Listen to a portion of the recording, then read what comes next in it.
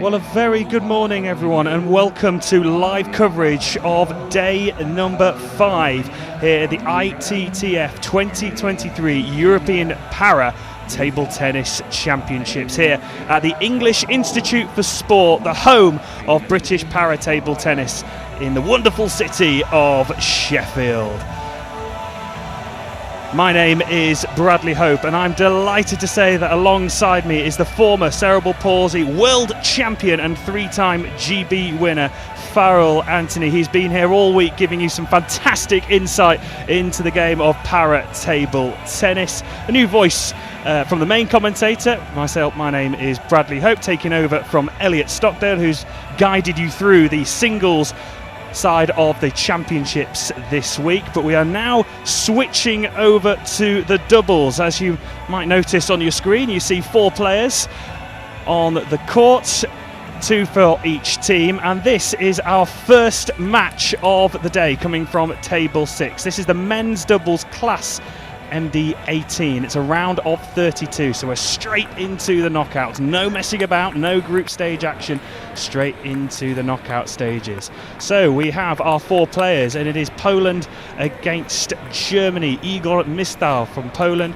and Maxim Trudicki also from Poland. And as for Germany, we have Jan Reining and Benedikt Müller. So, as I mentioned, this is the double side of the competition. We'll have our winners over the course of the 2 days. My name is Bradley Hope, and as I mentioned, I'm delighted to say that I'm joined by Farrell Anthony. Farrell, as we move on to the double side of the competition, how excited are you for these next 2 days? Oh, it's fantastic. The doubles is a new addition to the Paralympic programme. It's only been going a couple of years, I think. So. And as we go on, we'll explain the way that the combinations are made up in the categories, so that all the spectators and people who are online can watch and understand what's going on. So at the moment, it is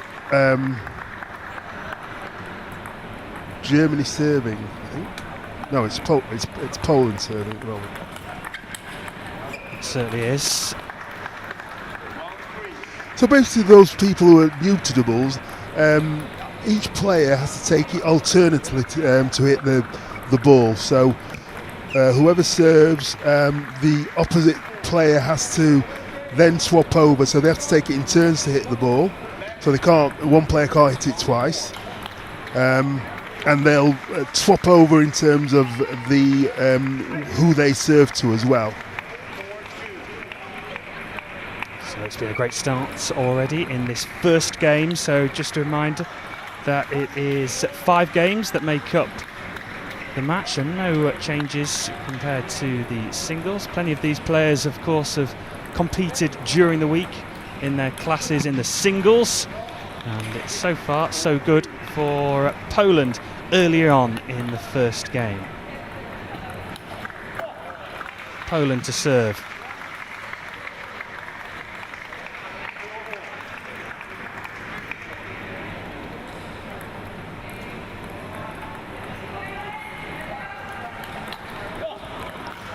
It's more to serve now.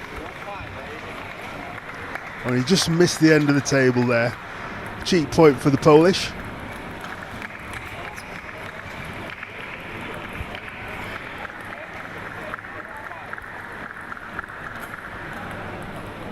And that was a let's serve.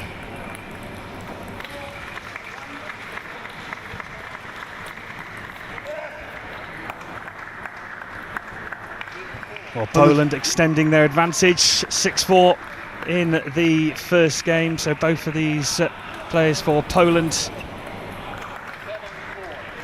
now take their advantage to 7-4 in the opening game. It's a quick match in table tennis. If it's the first time you're joining us this week, the games really do fly by. It's a fascinating concept with the doubles. You just feel like there isn't any room for 4 players around a table tennis court, but they find the room and they manoeuvre the ball and their bodies, of course, around the table so well.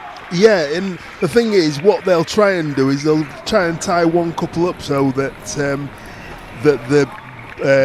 the player who's played the ball can't play the ball again. He has to play alternatively. So, you know, sometimes because it's going so quick, the movement has to be quick as well to get to the ball. Point back for Germany, 9-6 in the opening game. Poland to serve. Igor Mistal finished top of Group 3 in his singles classification, but lost in the quarterfinals earlier on in the week to Filip Radovic. We're trying to make up for that in the men's doubles. So just a reminder that we have men's doubles, women's doubles and mixed as well, all happening today, of course, in the standing and in the wheelchair as well. We'll have live coverage of table 1 from the wheelchair as a shot just is miscued by Jan Reining, the German. And that concludes game number 1, and so far so good for Poland in the opening game. Yeah, so they'll go back to their respective corners now for a minute.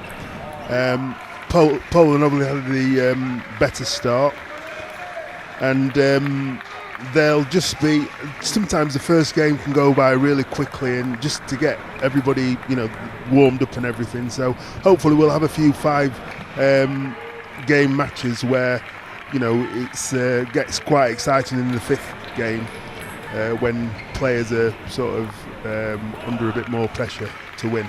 So as we've just got a moment here, Farrell, just if you can describe to our audience how the classifications work in the doubles, of course. So we've got the MD18 for the men's doubles. How does that add up and how does that work? Right, so in the 18s, basically you can have 2 players.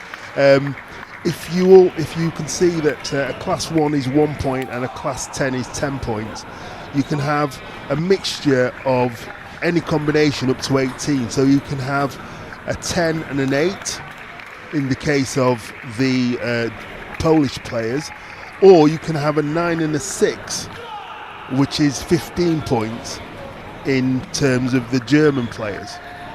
So, but you can't have 2 10s, for instance, because that's 20 points. So you can only have a maximum of 18 points. Thank you very much, Farrell. As we move on to our second game, Janicki will get us underway. And it's a... that's a great winner from the Polish.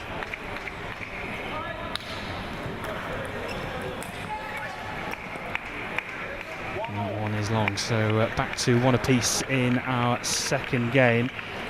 Maxim Janicki, 24-year-old Class 8 player for Poland. Facing up here. Oh, powerful effort. Put some force behind that one, did Igor Mistal? Yeah, he did. He came round on his favoured forehand side and played it back across to make it more difficult for the Germans to get the ball, and they obviously didn't.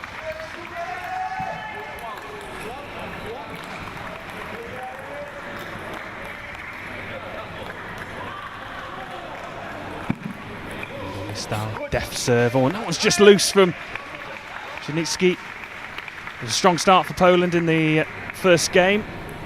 Second game just being hunted down by the Germans. They still lead by 3 points to 2. And now the back to all square. 3-3, and of course after the 6 points, just have a quick towel down. We were talking just before the start of today's player how some players utilise that break differently. Yes. So some players will take the full time to go to the to towel. Some players won't even go to the towel; they'll just stay at the table. And then some players will just use it as part of their routine and match play. Brilliant spin there from Mistal, very heavy spin.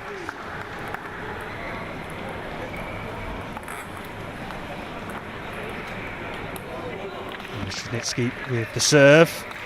Mistal, Czernicki again.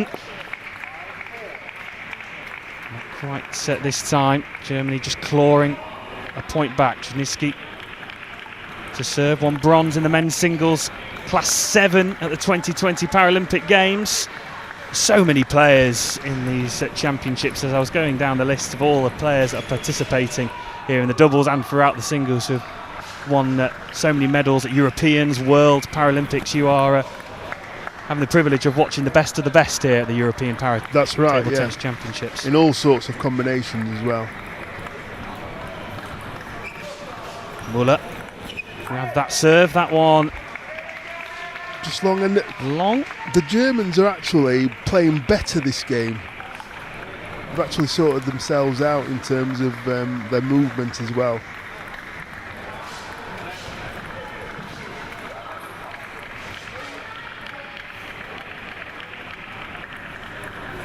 Mistal with the serve, good rally. Here is Mistal again. Oh, and that's a fantastic ball from the Germans. Brilliant.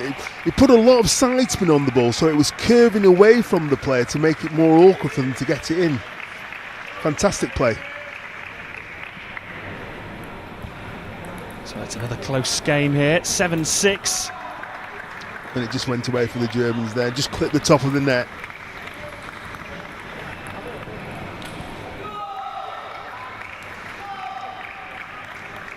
And lining for Germany.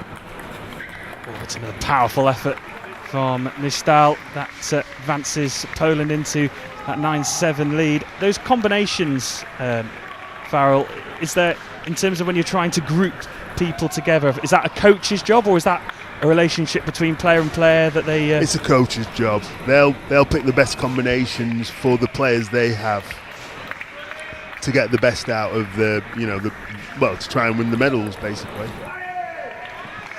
Sometimes you're going to be restricted by who you can choose because of the players you've got in each class. So, you might not have the, class 10s or class 9s, but you might have class 8s and class 7s, and you might have to do combination for the lower points.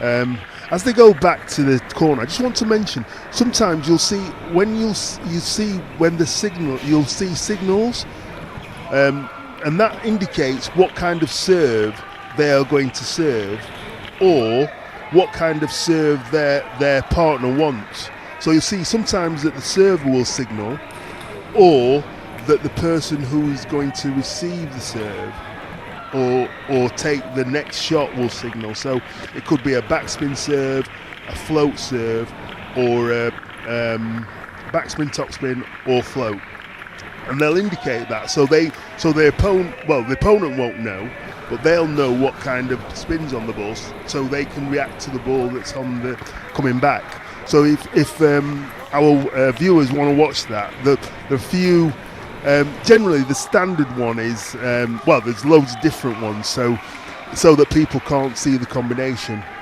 So if you just watch that in the next game, you'll see, if you watch I don't know what view you've got. If you've got the same view from us, you can see the Germans quite clearly, but you won't be able to see the Poles. But they'll be indicating what kind of serve it's going to be. I don't know who it's going to be serving. It's Muller who's going to serve. So just watch Muller or Ragnar and see what he does, and it'll give an indication just there. So into the third game, and it's just that little point. But it's just under the table, so they can't. So the Polish player can't see what kind of serve it's going to be. There's Muller again. Oh, that one's into the netting, and it's one apiece in the third game in a match that Poland are 2-0 up, and it's been a good start. They've woken up on the right side of bed this morning. Early starts, of course. Well, not as early as some of the days. 9 a.m. starts we've been having this week, so just an extra hour in bed for our players and for our commentators as well. Yeah. It was a great push there from the Germans. And a brilliant flick there down the line from Ragnar. Took the Poles by surprise. Lining with the serve. Good work from the Germans. They need to fight back in this third game. 2-0 down in the match. And Jan Reining, unranked coming into these championships, finished bottom of Group 5 in the Class 9 singles. So it's a great almost learning curve for players like Jan Reining, unranked coming into these championships. Yeah, because it's a big thing coming to a major championship, and it's if you're not very experienced, you're going to be, and you're just starting out. It can be very nerve-wracking representing your country for the first time.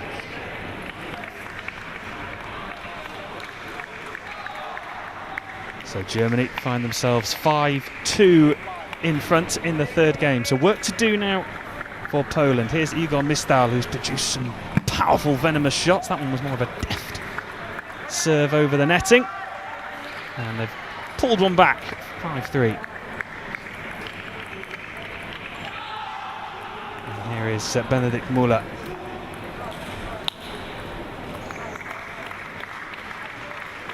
Finished bottom of his group in the Group 1 singles, so he'll be aiming to fight back here in the doubles, but work to do. And after that 5-2 advantage in this third game, Poland are just fighting back.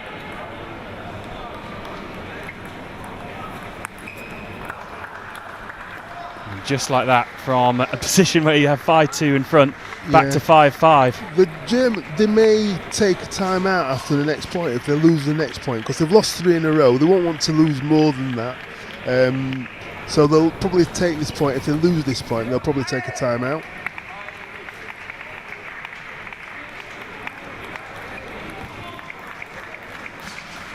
Kuniski now. That one is long, and it's back to 6-all. In fact, I should say 7-5. Yeah, so the Germans have pulled it back. They lost 3 points in a row, and then they've won 2 points in a row.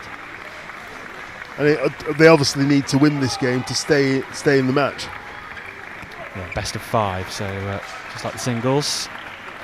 And there's Mitchell. I mean, the thing is with Mitchell, he's so mobile, and he's looking to get that strong forehand in every time.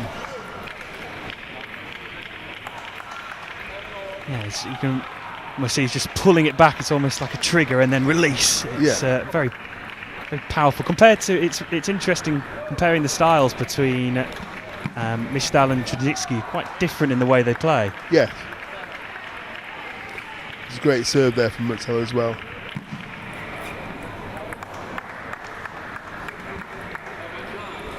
And when he came round the ball, he went underneath the ball to create side spin and backspin that Muller didn't read. And here is Muller, the German. That one is long, so Germany just staying within touching distance of Poland. Poland will know that they are 2 points away here. Crucial point and a big point for Germany. You can tell from the look on their faces they knew that was a huge moment in the game. That was brilliant from Ray. Down the line. In table tennis, it's always good to be able to play on the diagonal and down the line, just so that your opponents don't know where the ball's going. That was a fantastic, right on the line. No chance for the Poles just then. But we're back at 9-0. Janitsky now with the serve, and that one is long from Igor Mistal. So this is a big opportunity for Germany to get the score to 2-1. They need to take these chances. Janitsky now with the serve. Good shot by Mistal. Janitsky again. Oh, and it's a belter. Superb from Reining. And he put some side spin on that as well to make sure that they couldn't get the ball. It was such a great shot. Well, big shot for a big moment from Reining. And we are back to 2-1 in a game that really went one way then the next. Poland, I should say Germany were in a comfortable position, 5-2. Poland hit back, but Germany have taken this third game by 11 points to 9. And how much is, in table tennis, how much is momentum a big thing? Even though Poland obviously were 2-0 up, how much does that momentum shift now for Germany a big thing? Well, like all sports, momentum is crucial. And the Germans will be on top now. They'll be happy that they've got a game on the board and they're back in the match. Whereas the Poles will be thinking, well, we may have had a chance to win that, but we didn't. And Mitzal didn't play as well in that particular set. In the first two sets, he didn't miss, but in this particular, in the third game, the Germans put more pressure on him, and he actually made some unforced errors. So they'll be hoping for more of the same in the fourth game.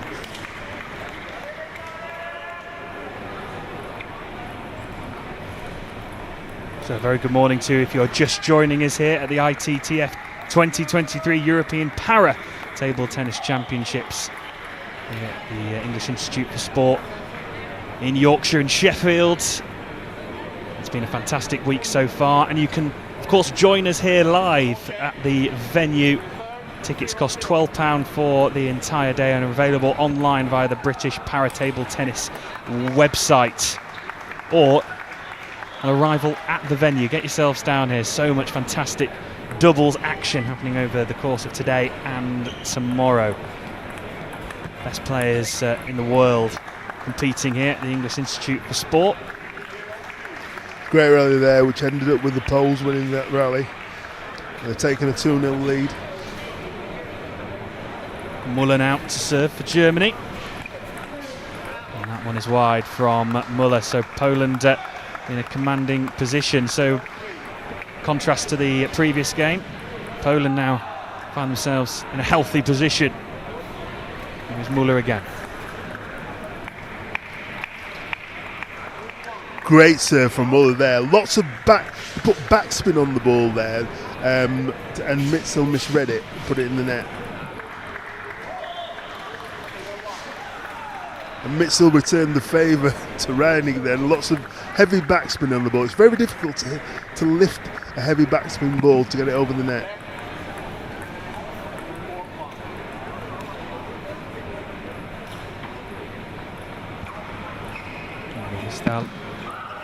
Again.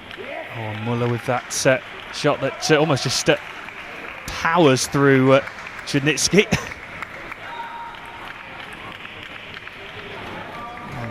Back to 4-3 now. It's only a point separating the two sides, and just both teams just toweling down. And it'll be Reining to serve.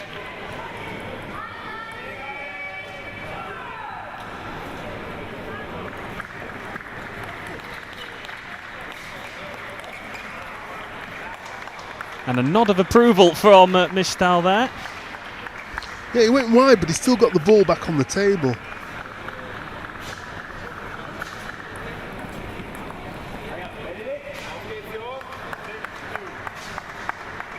And Muller just missing there. So the Poles have taken a commanding lead in this particular game. certainly have. Point back though for Germany. That one was long from Mistal. It's 6-3 to Poland, who is Janitsky. He just pushed that off the end.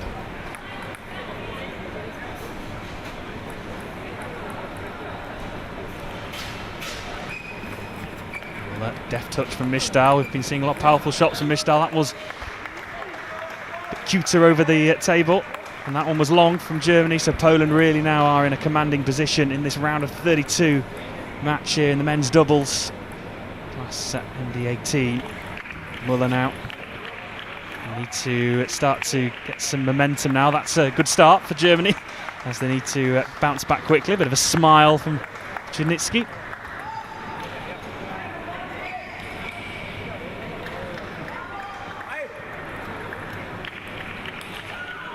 Of course, if Poland to win this game, they would win the match and be through to the round of 16.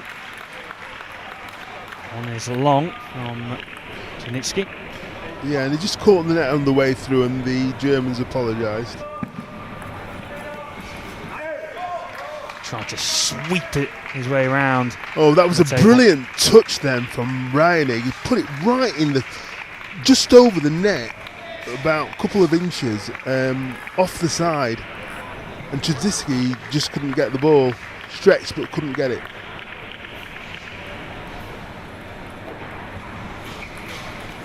Now Janitsky puts everything behind it. Here's Mistal again. Oh, and also another apology from Janitsky as it just tips the net. But Poland 9-6 in front in this game. Two more to seal their pathway into the round of 16. And that will help. They are now one away. Yeah, that forehand of Mitzel, very powerful. Janitsky now to serve, and that one is long, and that is the game. And Poland are safely through to the round of 16 here at the 2023 European Para Table Tennis Championships. They win by 3 games to 1, and despite dropping a game, it was a pretty convincing performance from the Polish this time. Yeah, you thought that the Germans might come into it, but they got a bad start in the 4th game, and it's always difficult to 11. When you get a bad start, you know, if you're like 3 or 4 points down, it's always difficult to claw that back. But the Poles overall played well. They certainly did, and they are through to the round of 16 by 3 games to 1 in our first match of day number 5. And we've only just got started here on the Friday here at the 2023 European Para Table Tennis Championships. Our next game will come from the men's doubles class MD14, and it'll be Germany taking on Spain. We'll be back with you in a few moments' time.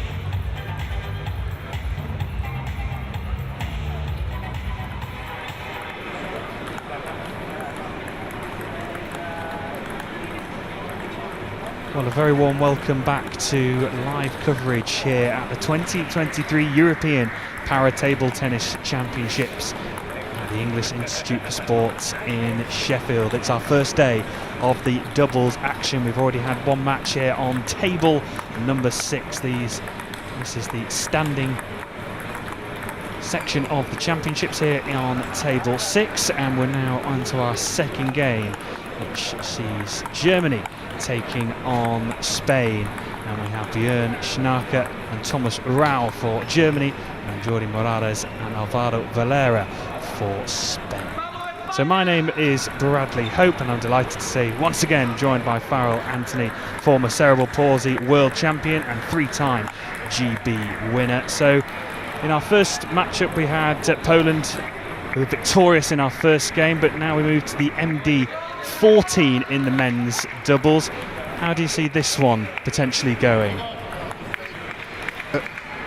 Yeah, the favourites will be the Spanish. We've got Morales and Valera, who have got a plethora of major titles between them. They've played as a team for such a long time, and they've won singles medals at majors and in the team as well. Rau and Schnarke are probably a bit less experienced, but it's always a classic in any sport when you've got the Germans versus the Spanish. Absolutely, and hopefully we are set up for another blockbuster of a match. Seeing these 4 players out around the table, plenty of medals and experience between them all. That's the first point to the Germans. So we are off and running. Schnarke and Rau in those red shirts right in front of your picture. They've played together previously. These two, Schnarke and Rau, won bronze in the men's teams, class 6 to 7 at the 2020 Tokyo Paralympics.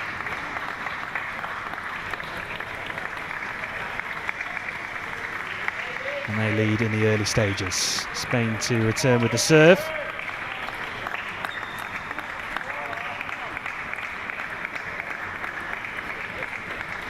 That was brilliant there from the Germans. What they did was they touched it short, so it bounced twice on the table. Oh, and he got lucky there.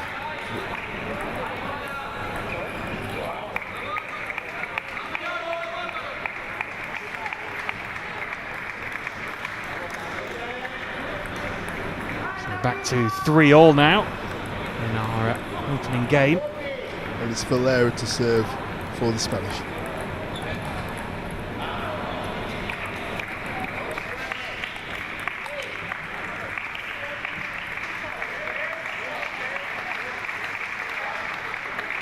I couldn't quite see whether that hit the table, to be fair.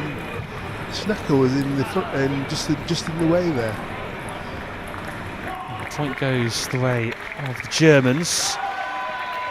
Rau tries to get his body to sweep that ball around. Just couldn't get enough on it to get it over the netting. We're back to 4-4. Rau now with that backhand serve. That one is played wide.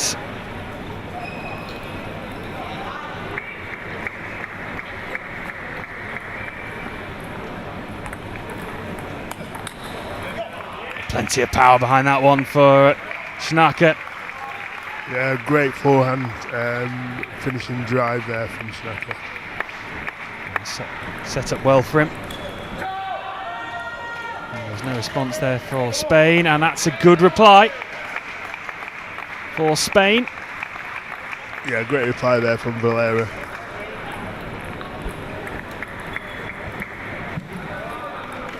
Morales to serve. That one is off the table, and back we go to 6 apiece.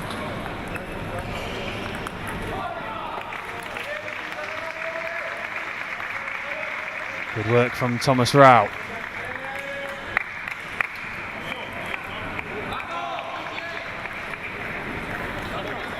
Well, he wasn't happy about that. He kicked the ball away, Rao. He couldn't get out of the way in time.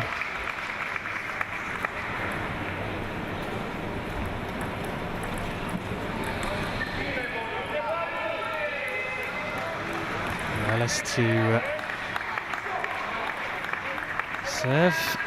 Schnacke with the shot on that one, just is long from Thomas Rao, and Spain lead 8-7.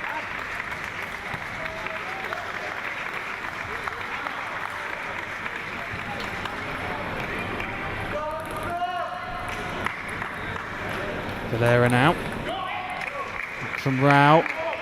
Schnacke, that one also is long, and Spain now just have a bit of breathing room in this opening game.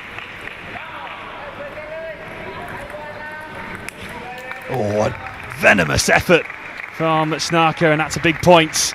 Powered it, almost slicing through the Spain duo. Big point for Germany. Rao with the serve. Oh, brilliant back-to-back points from Schnacke. That's fantastic play from the German. Yeah, one down the line and one cross-court.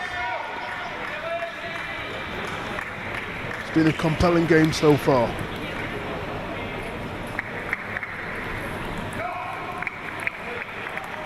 Morales with that initial serve. Deft touch from Schnacke. Rao goes for it. Oh, and is so frustrated of himself into the netting. Really does express his emotions, does Thomas Rao? Yeah, all the time. He's a very vocal player as well. Deft touch from Schnacke, and that one hits the body of Rao, and that concludes game number one in a topsy-turvy opening game of this match. As you mentioned, Farrell, that was a compelling opening game. It was, because at one point it looked as though the Germans might snatch it, but then the Spanish came back and won the game. And it's going to, because they don't move as well as maybe a class 10. The tactics that they'll employ would just have to be different. So you won't see a lot of massive big shots, but you'll see a lot of good deft touches around the table, using their touch rather than their power to win points. So they will use power, but generally it'll be a touch around the table which will win the points. Yeah, if you've joined us for the first game, there's a sort of clear difference compared to the likes of Igor Mistal, who was in that first game, compared to the players in this MD14 match. Yeah, because of the mobility. I mean, Mistal is a 10, and so he has two very good legs that work perfectly well. Whereas in this particular class, the mobility is less.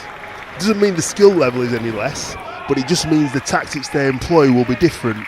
And so you'll see, like I said, a lot more deft touches rather than the big, powerful sort of forehands. Although, if the opportunity is there, these players will actually, can produce powerful shots like Rao or Schnacke. We've seen that already.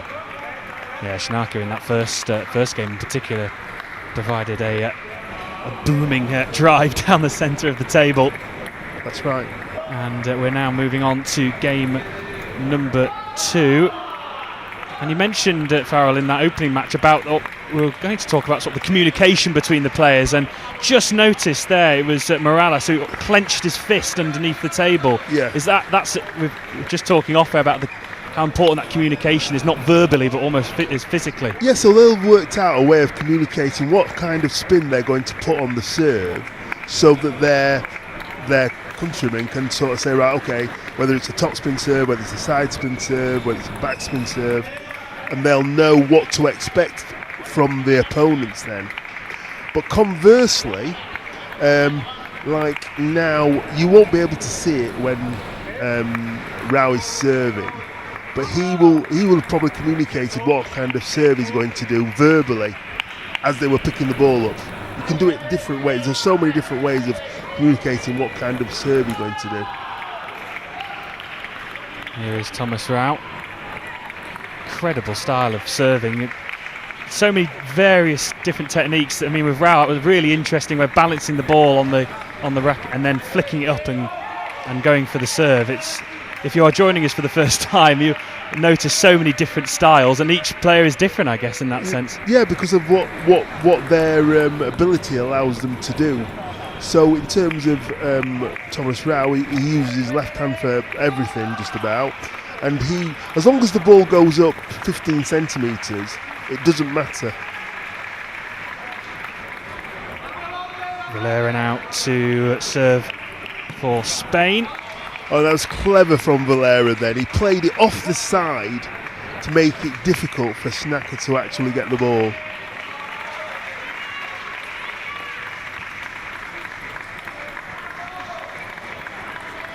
Big shot from Morales, and the return.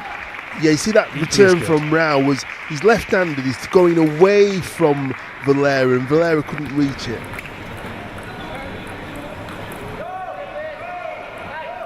Schnacker with the serve, big drive from Rao, but this one is long. And Spain lead by 4 points to 3 in the second game. Good return from Germany this time, 4-4. Morales to serve. Oh, and that one's a point for Germany. Big drive. Yeah, so he's using the table well, Schnacker. He's playing down the line, he's playing cross court as well, but he's putting it right on the back end of the table, making it difficult for the Spanish to return.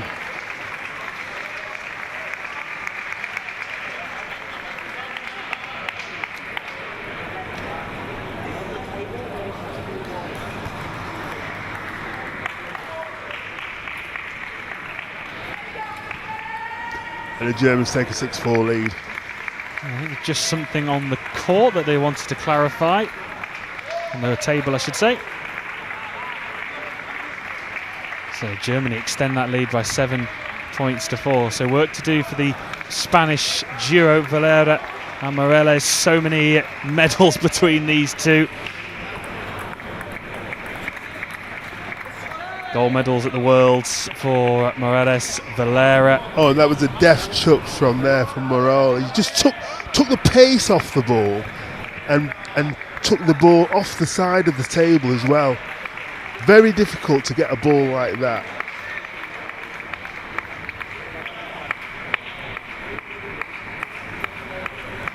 And so they've called a point back, so it's now 7-5. And they're deep in communication with each other as well.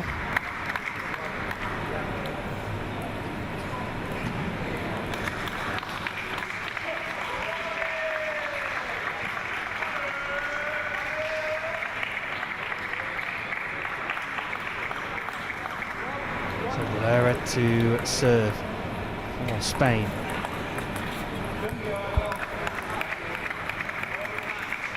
Brilliant from Schnacker again. He's the one who's making the Spanish really work for the points, and he's got bringing some heavy spins.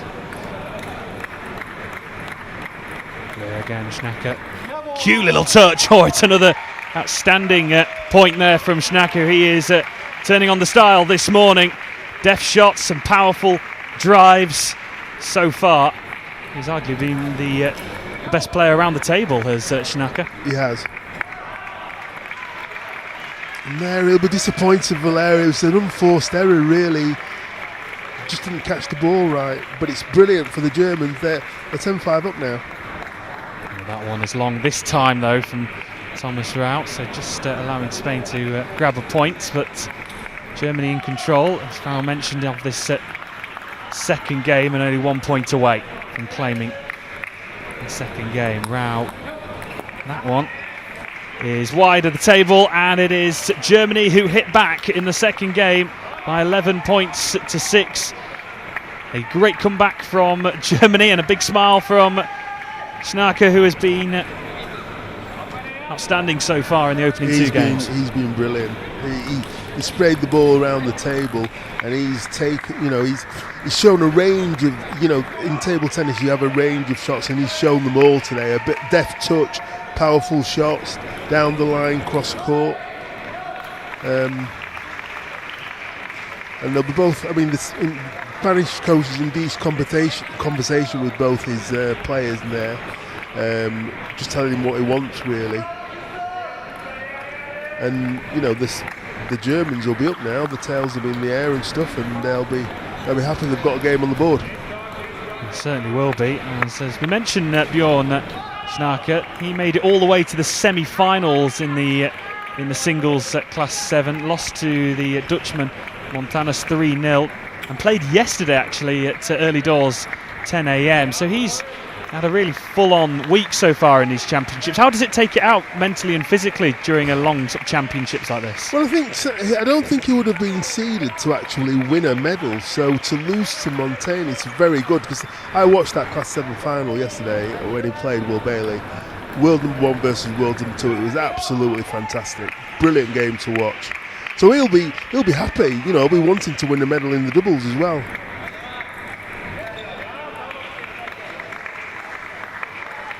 As we get our second game underway, Bjorn Schnarker with that powerful backhand drive.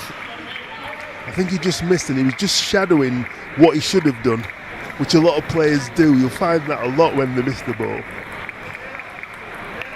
But there he put it on, straight down the middle.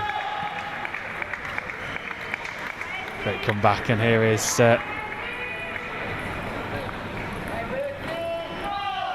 Spain to return with the serve.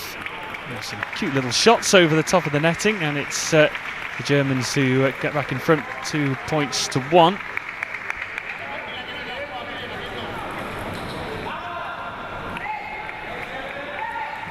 Morales now with that serve, and a powerful effort from Valera hits into the netting, and Spain, despite all the experience and all the medals attributed to both of these players, after going 1-0 up in terms of games, find themselves in a bit of a vulnerable position. Yes, and the Germans are playing really well. They're playing a really good game.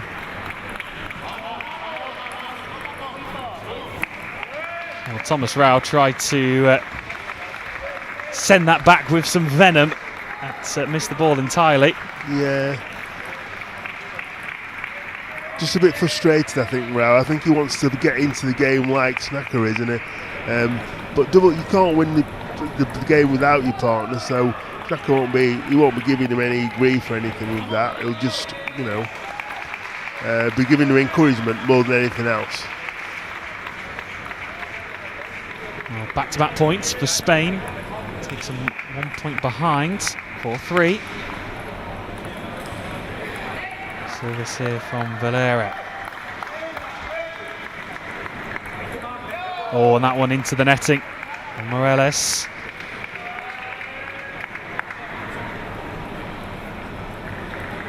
Thomas Rau to serve this time.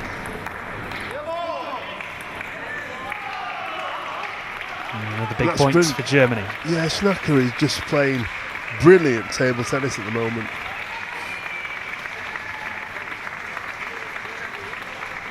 As you quite rightly mentioned, Farrell, it's almost that confidence from the singles championships that he's had is almost just transferring into the doubles game. He's that's right. On the crest of a wave at the moment. Yeah, he is. He's playing really well, seeing the ball really well.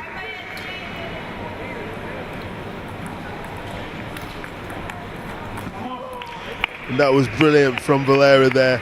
A good backhand strong onto the diagonal, which Rao missed.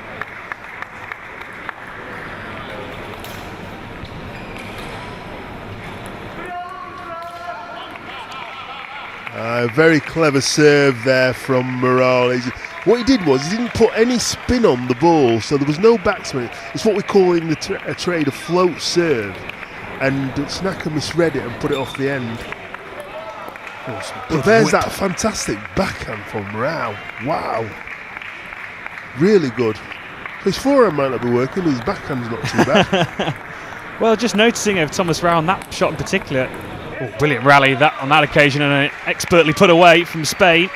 But just noticing with Thomas there at Farrow, it's not almost he's using his arm, but his wrists as well to yeah, it's the wrist that's deceptive. Well. Yeah, because the wrist is the fastest moving part of your arm, so you can get that. You can be really deceptive with it, and that's what he did really well there. Oh, and Schnarker just tried to power that over the netting. This game's hotting up now. It seems like both pairings are, they're starting to open up and play sort of some bigger shots now as well. Oh, and that one is wide of the table. Spain now have 8-8 after Germany were in a good position. Here's Thomas Rau, who will be wanting to try and get some points for his own in this game as well. Opened up with a brilliant shot earlier on, and it's another brilliant one from Thomas Rau. And that is 9-8. He's starting to get his rhythm now. Yeah, that was a brilliant forehand from him. Really wide with side spin as well.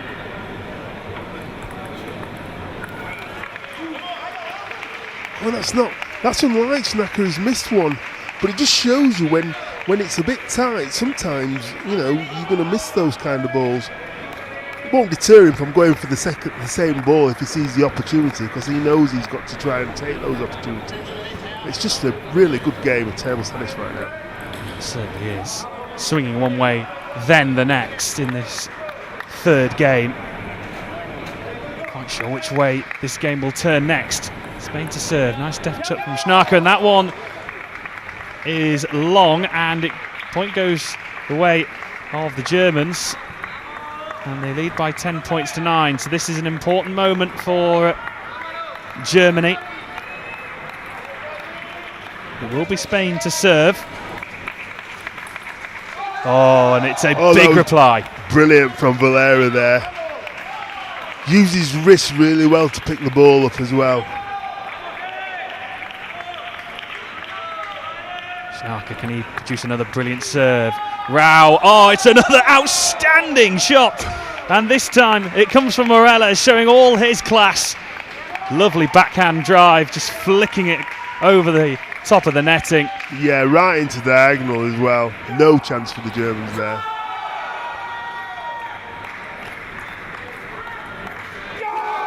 Oh, and that one is long, and that is the game. And Germany, well, from a position where they were only 1 point away, have lost this third game.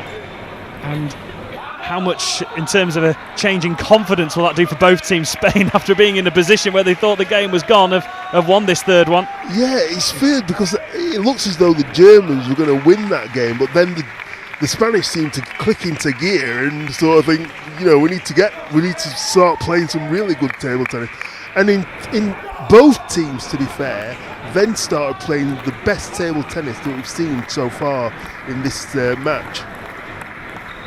Absolutely, there were some brilliant shots throughout. Certainly in that second part of the third game, absolutely fantastic. As the two teams just get some words of advice from their coaching staff and make their way back to the tables. Just a reminder that this is the men's doubles class MD14 round of 16. So again, straight into the knockouts. No messing about, no second chances. They've got to turn up and own the occasion and try and get through into the quarterfinals.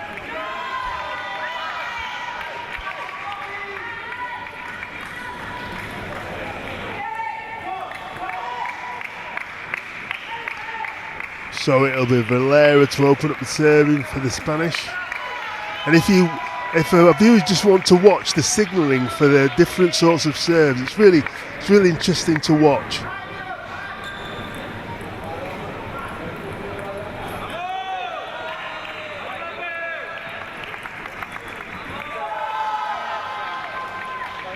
I don't know what happened there.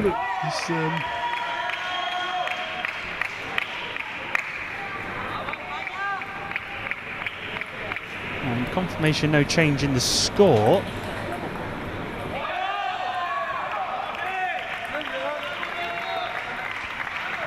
As that one is long from Morales, and that is the first point of the fourth game, and it goes the way of Germany.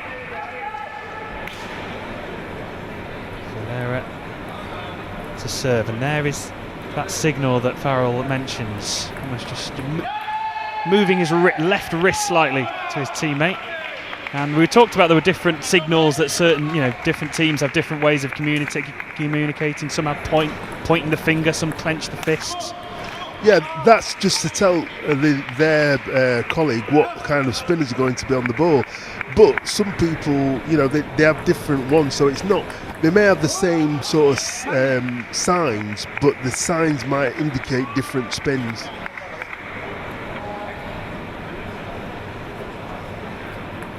Two in game number 4. Morales to serve here. Schnacker getting some good spin on that one. Here's Rao. Deft touch from Valera. Oh, Schnacker he couldn't understand why he missed the ball there. He just gestured at like he didn't know why he missed the ball.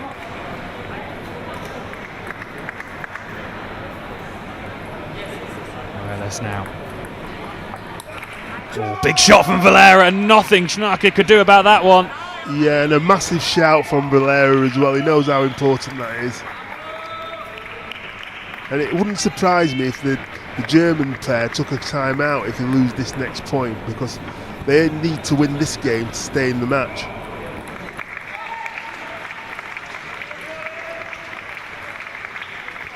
That's an important point for Germany.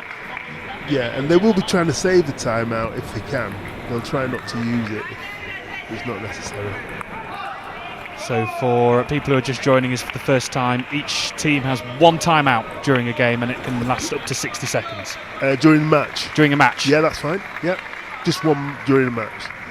And there's that indication of what sort of spin Valera is going to put on the ball for Morales. Cute little touch from Valera, and it's another big point for Spain. Morales with a yeah, they've called burst. the timeout. They've called the timeout. An important set moment for Germany. So in this 4th game, they lead by 6 points to 3 to Spain. After so much sort of promise from Germany in moments during this match, it's almost just that class from these two Spanish players. Even though they find themselves in difficult positions, they keep their nerve. Yeah, for the first 2 games, they were a bit, they weren't on the game too much, but now they've got into the game. And sometimes that takes, that's why it's called the best of 5. With those kind of things, some people build up and get better during the game. And now they're putting more pressure on the Germans. They're actually attacking the ball a bit more, the Spanish. In the first 2 games, it was more touchy, like a touchy game. But for now, they're putting, like the last point, Valera put a topspin on the ball, it popped up for Morales to put it away. So they're trying to sort of put more pressure on the Germans. Is that something that would come from the coaches, or is that just a player's almost instinct in terms of feeling out the game? Both. Valera now with the serve. And Morales just gesturing there. He's angry that he missed that ball. He said it in Spanish, but I couldn't understand what. I got the gist of what he was saying. And that comes that backhand sort of flick with the wrist from Thomas Rao that hits the table, and it's fascinating to watch these players out around the table because they show so much expression, so much emotion during the games. Yeah. Schnacker now with the serve. Oh, it hits the netting. Oh, he just got lucky then. Unfortunate for the Germans, but that's part of the game. But generally, players will acknowledge their good fortune when that happens. Morales again. Gold at the 2018 World Championships. That's brilliant from Valera. Straight down the line. Well, and Spain sailing into the distance here in this 4th game.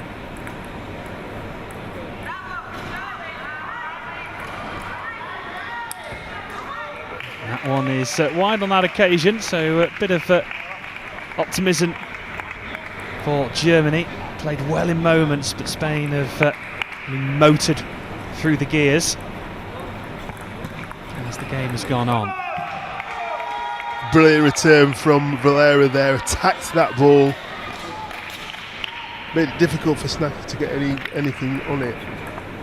On away, Spain. Progressing through to the quarterfinals. But Snacker's still in the game though. That brilliant backhand from Snacker. Just too much for too much for Morales on that occasion. And no more mistakes now for Germany.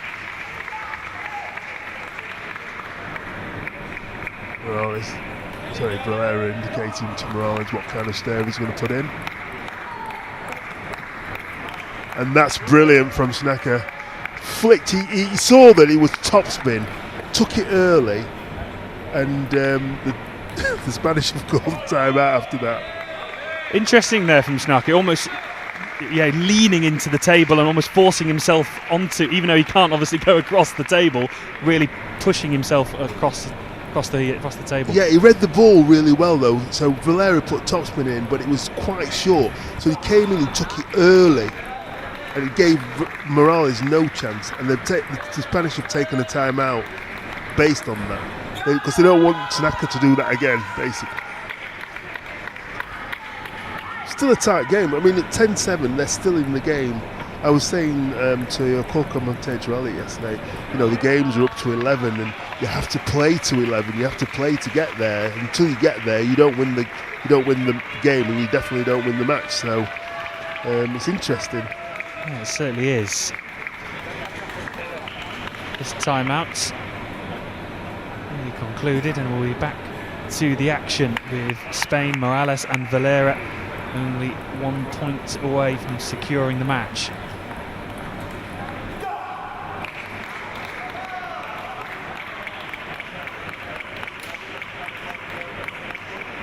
And here we go, Valera. To serve. Snacker eagerly waiting. Big shot from Snacker. Just kept alive. Snacker goes again, and that one is off the table, and it's a big shot from Snacker. That was brilliant from Snacker. That time he went down the line, so he still believes he can win this game. Brilliant from Snacker just then. Brilliant.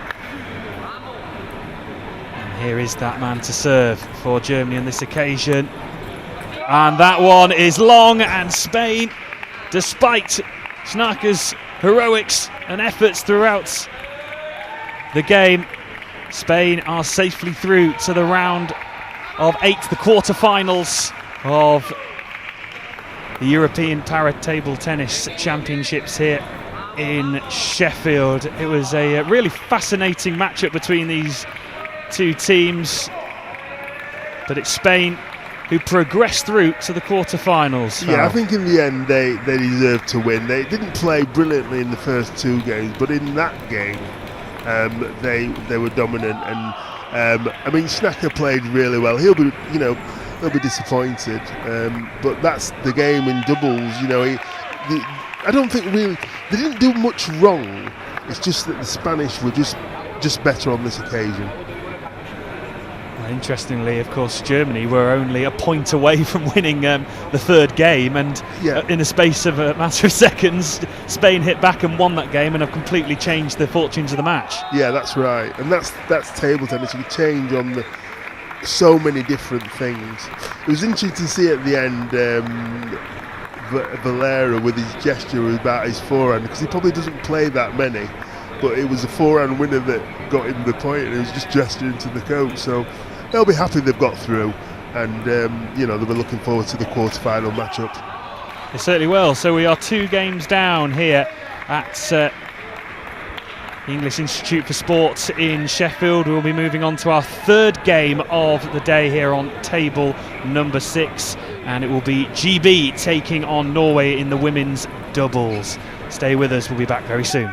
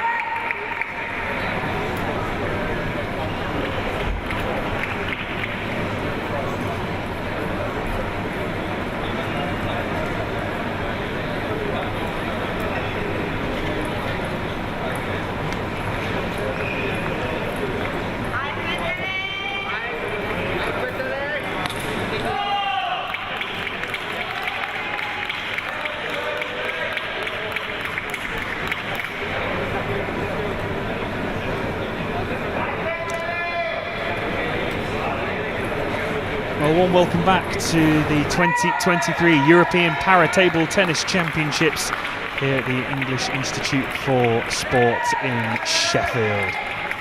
It's our third game of the day here on table number 6. And it is Great Britain taking on Norway. So for Great Britain we have Fliss Pickard and Grace Williams. As for Norway, we have Jenny Slettom and Nora Corneliussen.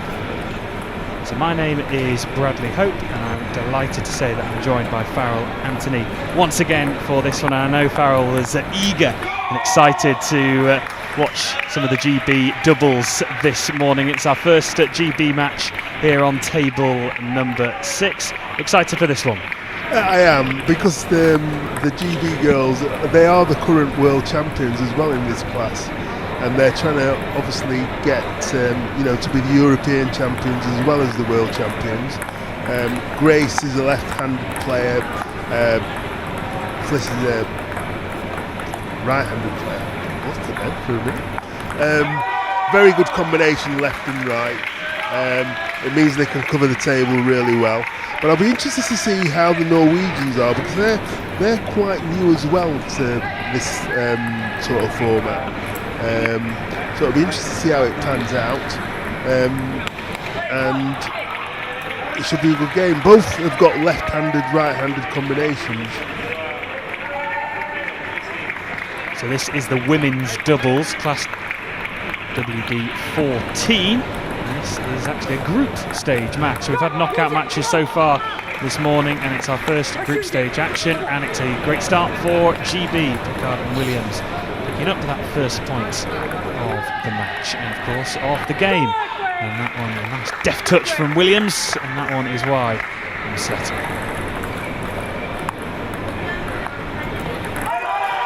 It's Grace Williams to serve. Oh, brilliant serve. Came round and put lots of side spin on, that's why it went off to the right on the table.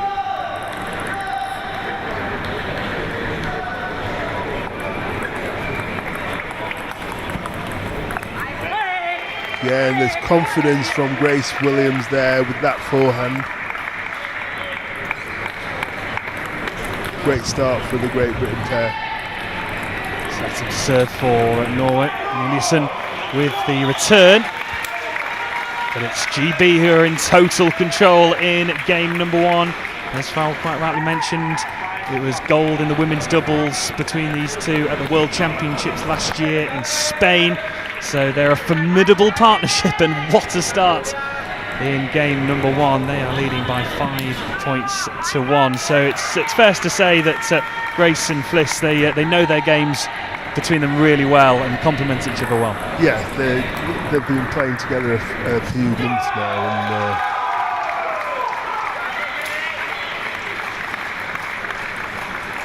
and there's Williams. Pickard now with the touch back. That one into the netting, so it's the second point for Norway. Fliss with the serve. Nice touch from Williams. Oh, and powered through Corneliussen. that was a brilliant forehand winner from Corneliussen then. Straight into the open court. Corneliussen now. Return serve, deft touch from Williams. Pickard fires back. It's another shot from Williams that there's another point picked up from Norway. This time was long. Yeah, she just missed. Right shot, but just didn't execute it, that's all. Brilliant touch from Williams there. Nice tie over the table.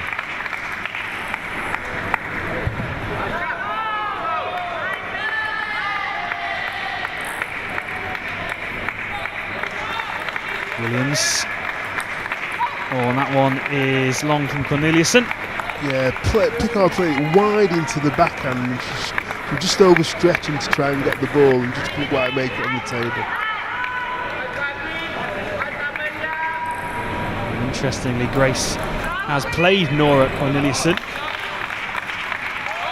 in previous tournaments, so we'll know the game Corneliussen and Williams well, but at the moment it's only 2 points separating the two teams. GB leading by 7 points to 5 in game number 1. Yeah, so the Norwegians have clawed it back after a slow start.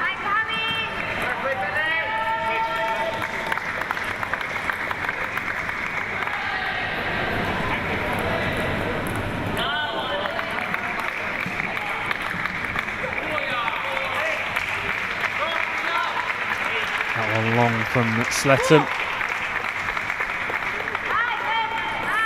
GB restore a 2-point advantage. Pickard to serve. Oh, good work from Fliss Pickard on that occasion. Yeah, forcing the error from the Norwegians then.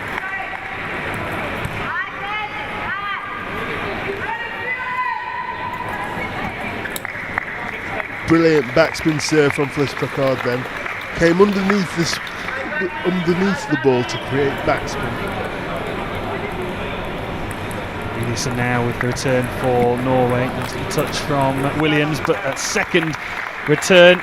That was a great return from the Norwegian. They tied the GB pair up in that corner.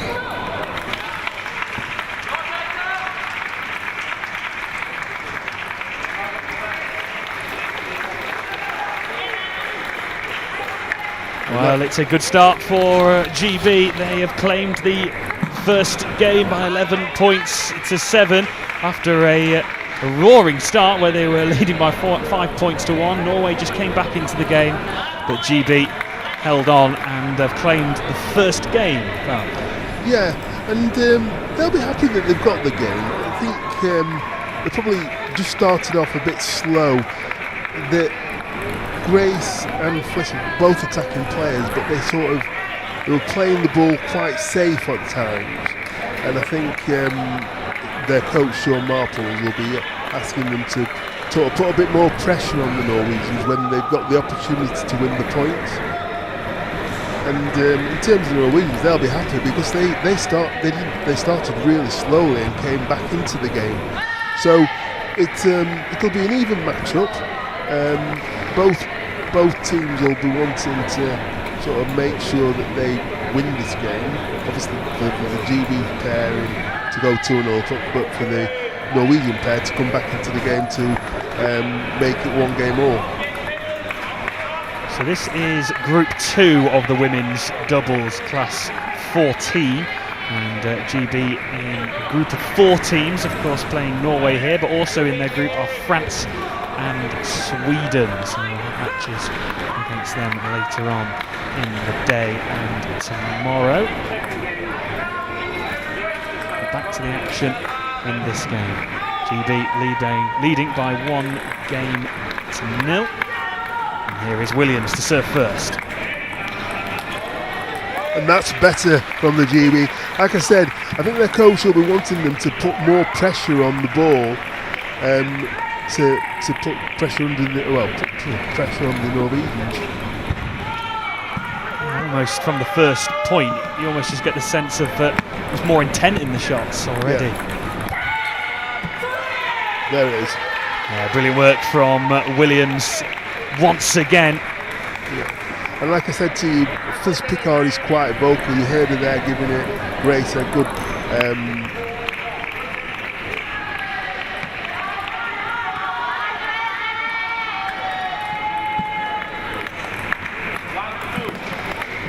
on that occasion didn't get it quite right, did Grace Williams, but the Norwegians kept the game alive. Yeah, they did. Well, Corneliussen now to return with the serve. Oh, Williams with power, brilliant return from Pickard. Williams again, but that time it was long. Yeah, and the Norwegians stayed in that rather beautifully then.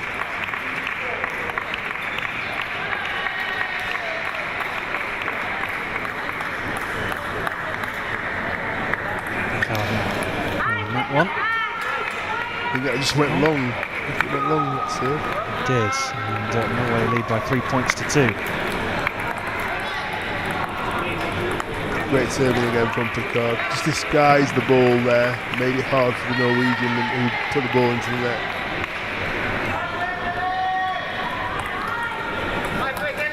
Oh, great work from Williams, set up so well from the serve from Picard, and it's back to 3-3. And we'll just take a quick break for the players. Yeah, they're allowed to towel down every 6 points. But that's better. That'll be more encouraging from the GB pair. They're attacking the ball and getting into position to make it harder for the Norwegians to win points. Williams expertly dispatching that shot to earn the point for GB.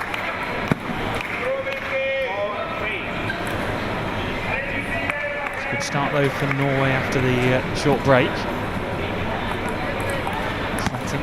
Now, Picard keeps the ball alive. Oh, and just couldn't get there. That was a very controlled spin from the Norwegians there. That's right. Like I said, this game is sometimes you need a good touch and sometimes you need some power. So you need guile as well. So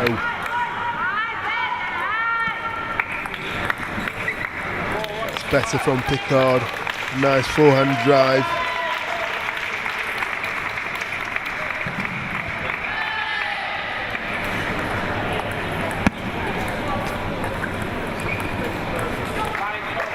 The Norwegians were just unlucky there. I could see what she's trying to do, play it really wide into the corner, but she just missed.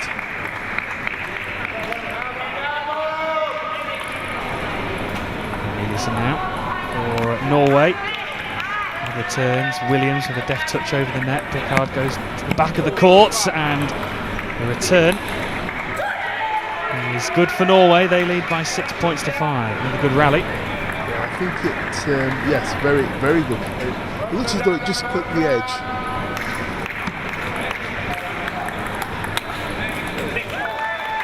Good work from Williams as that one is long. And GB fight back to get to 6-6. It's a really close game, this. Really good.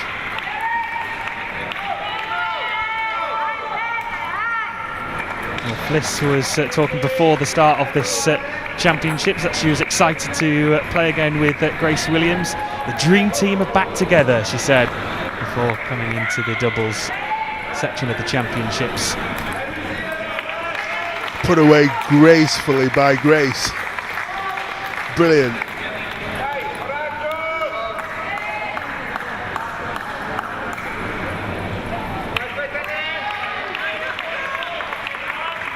Picard with the serve. Nice little touch from Williams. Picard sends it back over.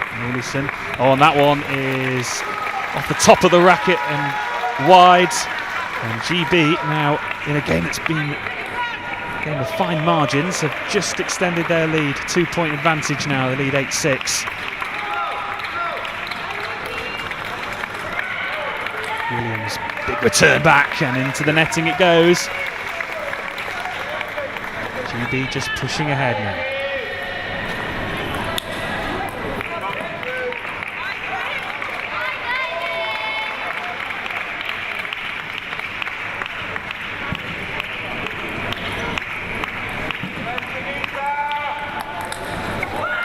Again, Grace Williams. That's what her coach will be wanting, for her to look to attack that ball with her great forehand. Just signalling to Fliss Picard there what she's going to do. And there's a backhand from Grace Williams and a fantastic end to the game. And they'll be happier with that game than the first game. They're both looking with attacking intent. And that's how they won the World Championships. They didn't win it by being passive. They won it by both being aggressive and looking for the openings to win points. Game that was at one point 6-6. GB just raised their game. Yeah, you mentioned there, Farrell, about Williams really sort of opening up and attacking the ball. Does it come with an element of risk attached to that, or? Well, yes, but the thing is, obviously, like a lot of players around the world, they practice these kind of things. So if the ball is there to put away, they've got to go for it. It's no good being safe, because you're not going to win points, and you're expecting, if somebody's playing safe, you're expecting the other team to miss, and that rarely happens at this level. You have to look for the opportunities, and as you go through the rounds, if they do get through this round, they'll be looking to sort of make sure that they beat their opponents by winning points, as opposed to sort of playing safe and maybe losing points. So Great Britain in a good position here, leading by 2-0. This is their first of 3 group games in the women's doubles. France and Sweden to play after this. And at the moment, GB, we wanted to try and seal this game. And they've got off to a good start in game number 3. And so the Norwegians will be trying to claw this back, and they'll not want a bad start in this particular game.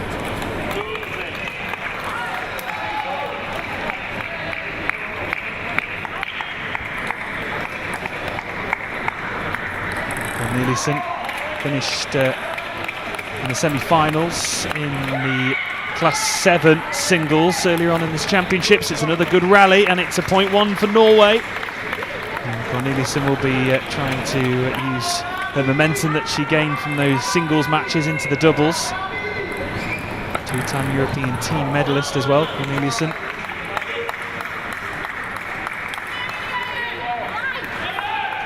Just putting a bit of pressure on the GB pair. That's 2 shots that Grace Williams has missed.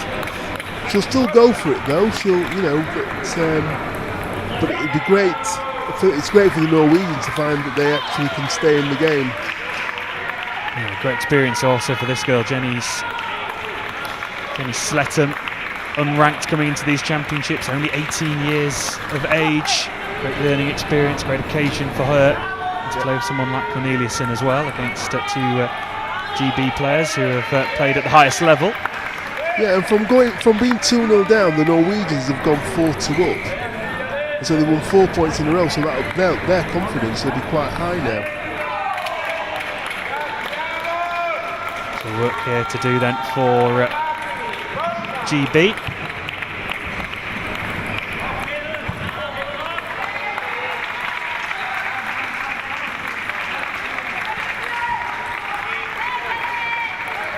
Good strong push from Williams there.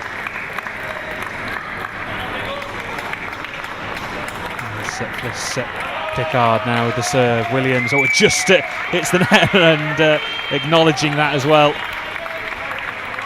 to Norway, but the luck goes in their way, and it's 4-all.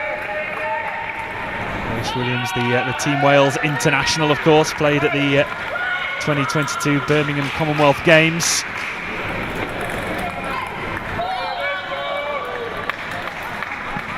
Cornelissen with that serve. Trying to force it to the back of the table, and it's worked for Norway on that occasion.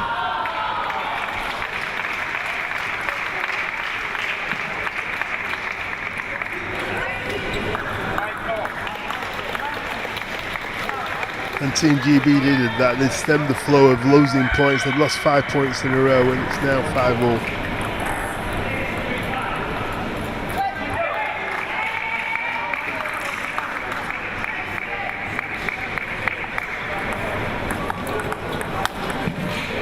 Brilliant work from Grace Williams, putting the pressure on Norway. We've seen that on multiple occasions so far throughout the match, and she's come up with the big points for GB. Yeah, that's good, very good. The serve applied from Pickard and Williams, although the Norwegians did well. She played the ball down the middle, made it very hard for Pickard to actually get the ball. But now it's 6-all, and it'll take a few seconds to take a towel break. We were here before in the second game, 6 apiece, and then from that point in our previous game, GB just motored ahead. Can they repeat that and go on to win the match? But here is Norway, they're wanting to extend this game, extend this match. Yeah, Norwegian will be indicating what kind of serve she's going to do.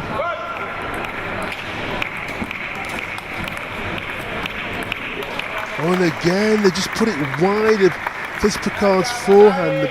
Very good play. Didn't play it with power, it was more precision.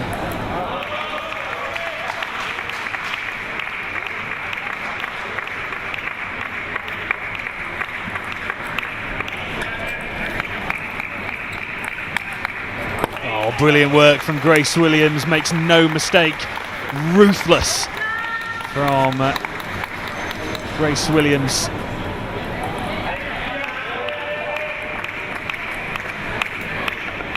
Picard, second serve here, and that one's into the netting, and GB are 2 points away now from winning their first game in the group. Sletten now responds, Corneliussen, Sletten again, oh that one is long, and GB once again motored after being in a 6-6 position, a point away, Picard and GB win the match and are through. They have their first victory in the group by 3-0. It's a solid start for GB in the women's doubles class 14. You feel that there'll be sterner tests to come, Farrell, but it's of course great to start with a victory. Absolutely, and they know they can play better, but you know, to get the first game under the belt and everything is really good. The coach will be pleased, they'll be pleased, and they'll just go back to the training hall now after a bit of a break and work on when they play next. I mean, like it's a group of 4, so the top 2 will go through the group. I think they'll be the number 1 seed in this group, Picard and Williams. So it will be interesting to see how they. So they're second seeds in the group. So I don't know if the next match will probably be against the number 1 seed. They will be playing, yes, so France in the first seed, and that will be later on today. That's right.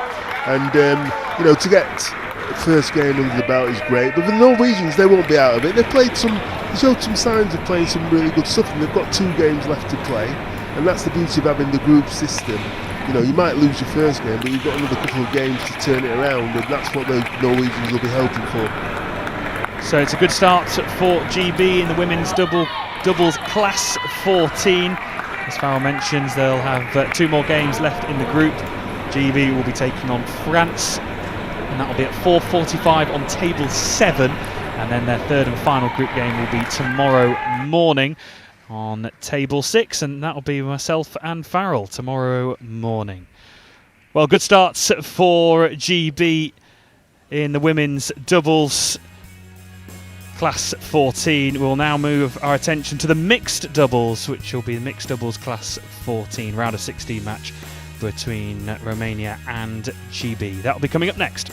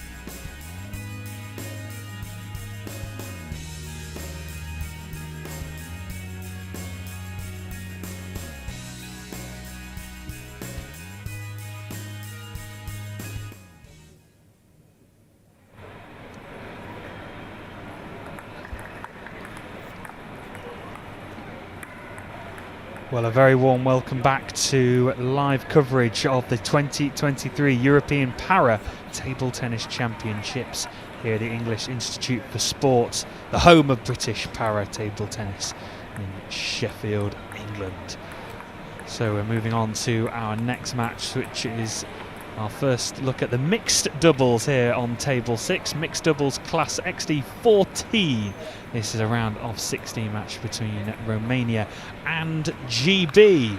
For Romania we have Julian Nicolai and Roxana Chiripan, and as for GB we have Billy Shilton and Fliss Pickard. So my name is Bradley Hope, and I'm just delighted to say once again joined by Farrell Anthony for this one. So this is our first look at the mixed doubles today. We should say now into the afternoon, 12:15 local time. What are the changes? What changes dynamically in the mixed doubles compared to men's and women's? Not much really. It's the same thing, but every player have got to take alternate shots still. In terms of the dynamic, you could have a Class 8 woman and a Class 6 man, but in this case, both men are the Class 8s and both women are the Class 6s, and that makes up the 14. But Shilton and Pickard are the current world bronze medalists. So, they'll be hoping to go at least one step further and try and get to the final. Absolutely, so there'll be plenty of determination here for Pickard and Shilton. And this Romanian duo, Jurapan and Nikolai. And they've taken an early lead. Oh, good shot from Jurapan, right into the body of Fliss Pickard.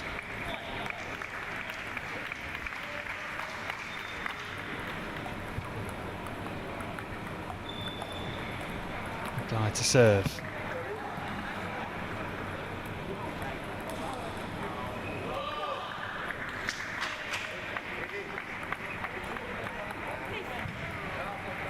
Oh, now that's a bit naughty.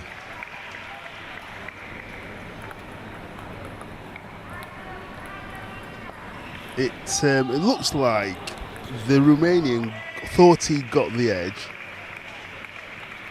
Shilton didn't agree, but I think the point has gone to the Romanians. Yeah, it's 2-4. Shilton, well, put everything behind that one. And has conceded the points. Another big points for GB. It is 5-3.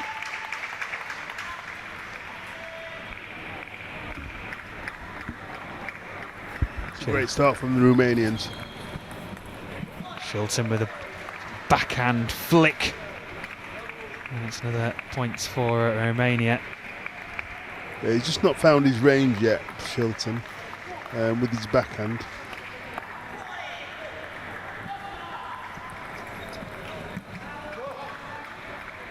So respectively, Nikolai and Jurapan finished bottom of their groups in their relevant classes in the singles. So they'll be wanting to try and redeem themselves in the mixed doubles. Shilton now. That one is long. And it's 7-4 to Romania. So some work to do here for GB. And of course, Fliss Pickard just coming off the back of a victory in the women's doubles with Grace Williams. Will it be a bit mental and physical tiredness just creeping in?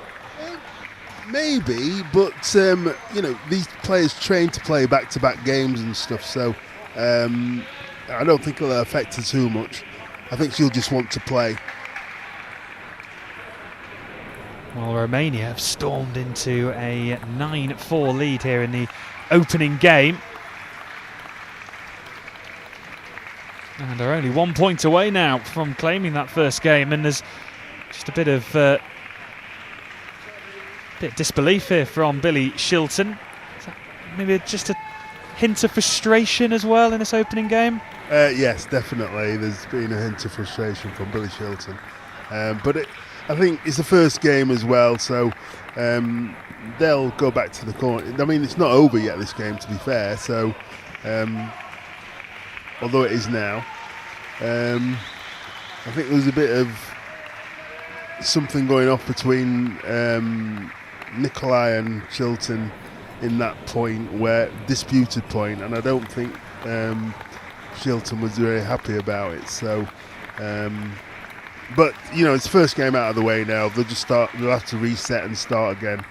That's what the coach will be telling them.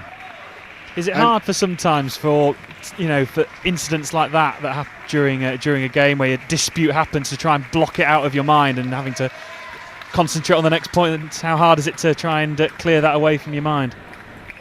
They say that's what you should do, but we're all human beings, and it doesn't always happen, unfortunately, even at this level. And the umpires are doing the best job they can, and if they don't see something, then sometimes I know they've got VAR in football. We don't have VAR in table tennis, so you can't just take a monitor and check, oh, did that touch the edge or not? We've got the advantage of a replay maybe now and again, but the umpires are seeing it in real time, so you just have to trust them. You know what I mean? But they'll set again, and they'll do the second game. And sometimes the way mixed doubles works is one combination can be one way, can be better than the other. So, like in this second game, it could go to the Britons because they've got a better combination of playing. It will be GB to get us underway. This Pickard will serve, and Shilton with a good start for GB, and it gets a good round of applause from the crowd here.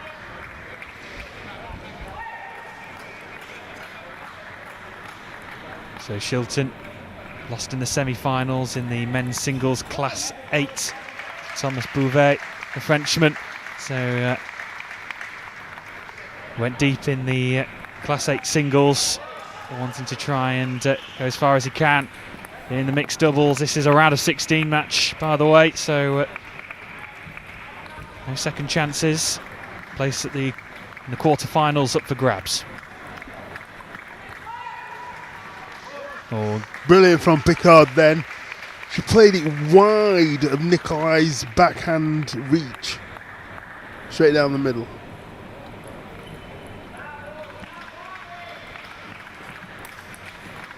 Oh, good work from Nikolai. Shilton just couldn't respond.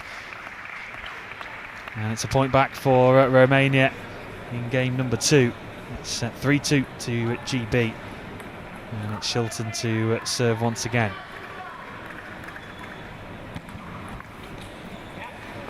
Brilliant serve from Billy Shilton there.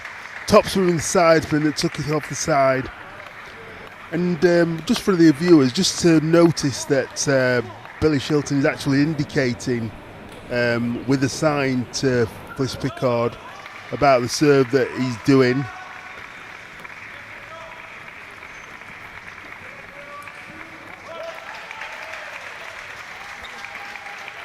And that's that trusty backhand that was working well for him as he progressed to the quarterfinals yesterday in the Class 8 singles. Jirapan now with the serve, Nikolai with the response, and with the point for Romania. Yeah, it was very clever then, Nikolai. He played it down the line as opposed to cross court, away from Billy Shilton. That one is also long from Shilton, so Romania just edging their way back in this second game. So work to do for GB. And there is that communication that Farrell talked about between Shilton and Pickard. Shilton with the shot and Shilton with the points. Yeah, he's back. He's been working on his backhand a lot, but of late it's just really, really solid. And there was the deft touch from Shilton, straight off the side of the table, as opposed to a rocket backhand that he'd played previously. Showing off his full repertoire of shots, Billy Shilton, and now GB are starting to push ahead in this second game. Bliss Pickard mentioned before coming into these championships that she was excited to play with Billy again, especially here at the European Championships on the biggest stage. They've grown up through the programme together, good friends, and they'll be wanting to try and get as far as they can.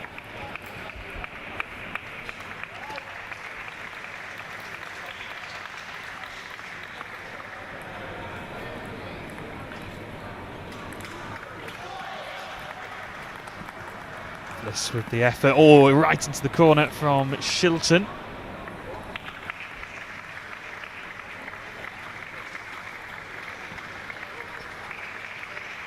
He's not really happy with the umpire for this Pickard. I'm sorry, no, Billy Shilton. He's giving her some stares, and it's quite interesting. That's the word I'm going to use, interesting.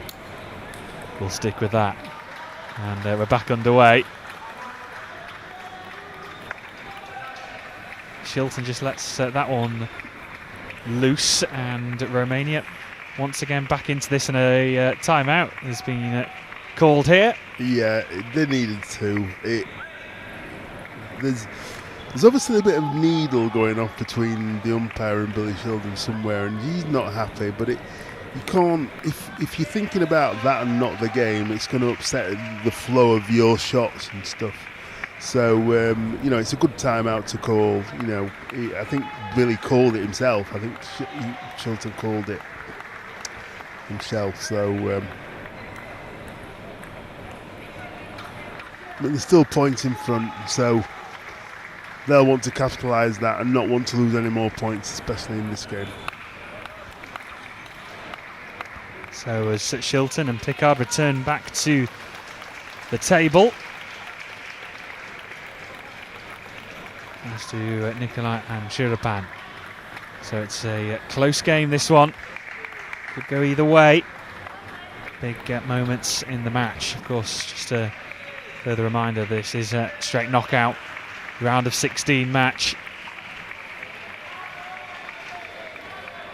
And it's a big point for Romania. Straight after the timeout, it's back to 8-8.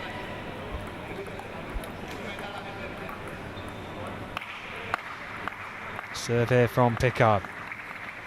And a big points for GB. Straight into the net from Nikolai. And they're 2 points away, GB. Another point will just give them some breathing space. Another timeout has been called. So two of the timeouts coming in quick succession. Well, yes, because I think the Romanians they want to try and win this game, and they don't want to lose it. And I think it's more of a tactical thing to unsettle the Brits. But once the timeouts have been called, they won't be able to use. There's no other timeouts then. It's interesting to see. I was talking about the server indicating what kind of serve they wanted to. They were going to serve. In that case, in this particular case, Billy Shilton, who was actually going to, he actually indicated to Fliss Pickard what kind of serve he wanted. Yeah, it's interesting because you were mentioning to me just off air about how, from my opinion, coming into it, I thought it would have been the server's sort of direction of how he was going to do it, but it's also could be the other player, the non-server, who also has a say in which way the serve should go. Yeah, that's right.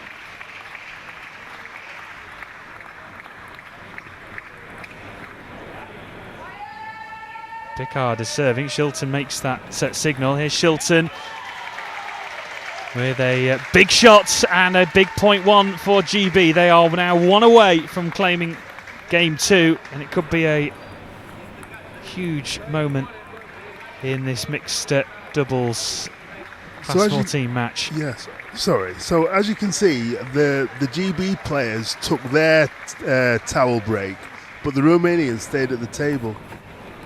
And that's brilliant touch from Shilton there. And that concludes game number two, and it's a game won by GB. It is one apiece in this mixed doubles class 14 round of 16 match, and in a game that's swung one way then the next. Important for GB to claim that second game. They just haven't quite found their rhythm despite claiming that second game.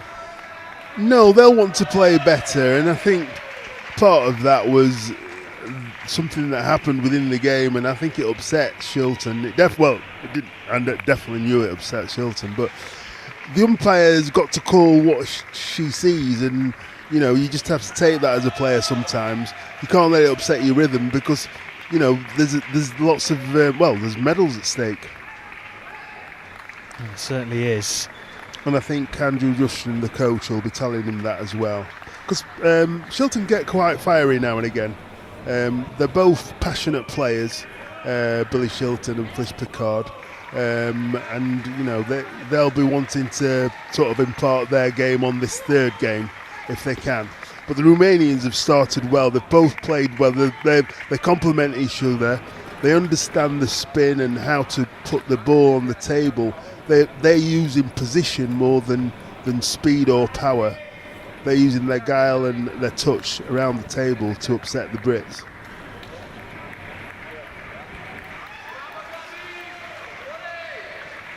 Chirapan, and that one is into the netting by Shilton. Romania with the first point of game number 3. Great return from Billy Shilton, then wide, made Nikolai stretch for the ball. So first service of this third game for GB. Shilton to serve and claims the points for GB. Shilton again. Oh, and that one's long. 2-2 then for Shilton. Yeah, he disguised that topspin well then, Shilton. And that's a lot better from the GB pairing. Good return from Chirapan on that occasion. Great return from Chirapan, right down the middle. Made it really hard for Shilton to get the ball.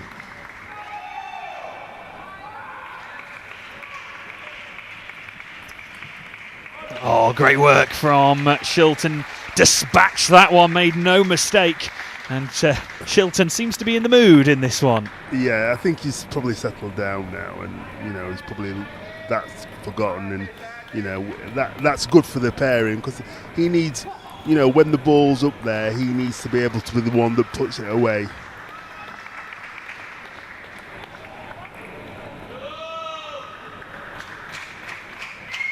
Picard now to serve. Oh, and Shilton again powers it through the defence of Nikolai and Chirapan. Made no mistake with that one. It's 5-2 now to GB in game number 3. Picard with the serve. Oh, but that one a bit long. Just got frustrated with himself after some brilliant shots so far in this game from Shilton. Yeah, very good.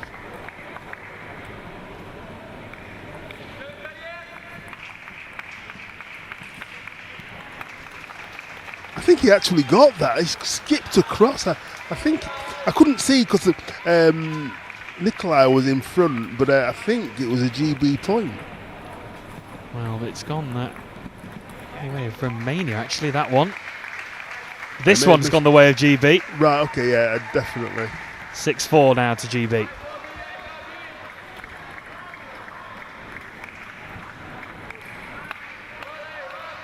Shilton.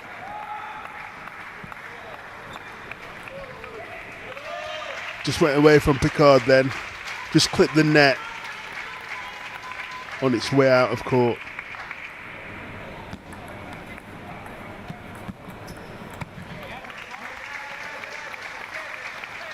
Well, that deft little nudge from Chirapan wasn't enough. And GB extend their lead to 2 points. 7-5 now to GB. Yeah, you could see what Chirapan was trying to do. She was just trying to touch it over the net, but she just misplaced it.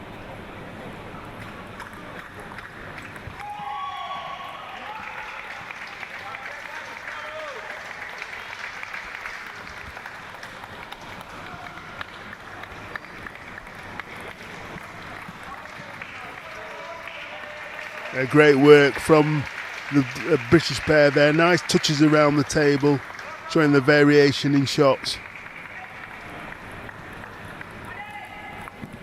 Picard, here goes Shilton again. We've seen that on multiple occasions throughout the course of this game. Yeah, and a big high five for that. Brilliant serve, brilliant follow-up from Shilton. Well, this GB duo starting to get into the groove now. Oh, nice little touch from Chirapan, but dealt with well by GB. And then a fantastic return from Nikolai.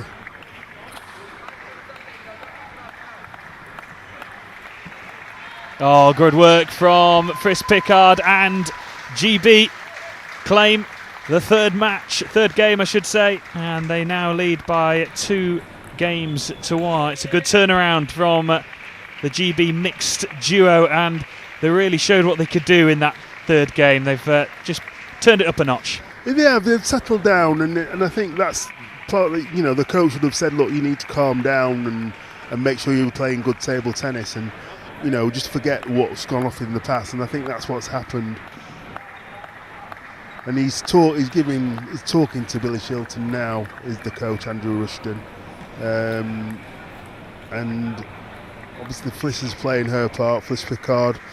But the Romanians aren't out of this. They've been playing some good stuff, and their game is based around positional stuff on the table. They haven't got the power in terms of, say, back of Billy Shilton, but what they do possess is good touch around the table, and that can just be as important, especially in a game like this.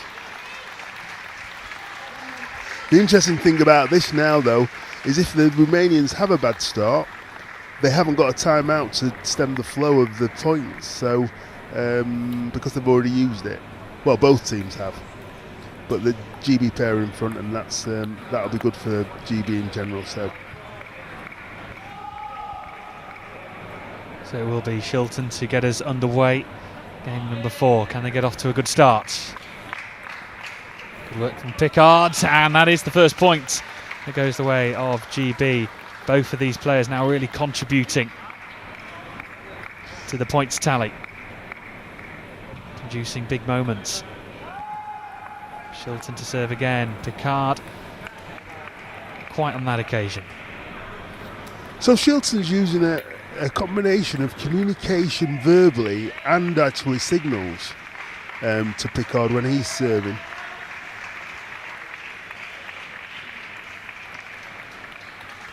And if you notice the Romanian, she's hiding what she's saying behind her back.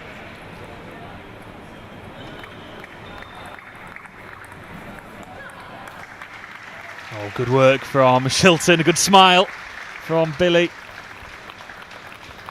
Happy with that one. And this will be Picard to serve. And there is that communication Farrell has talked about verbally, physically as well. Oh, and Shilton makes no mistake. Sat up well for him. He did, and he put it away well as well.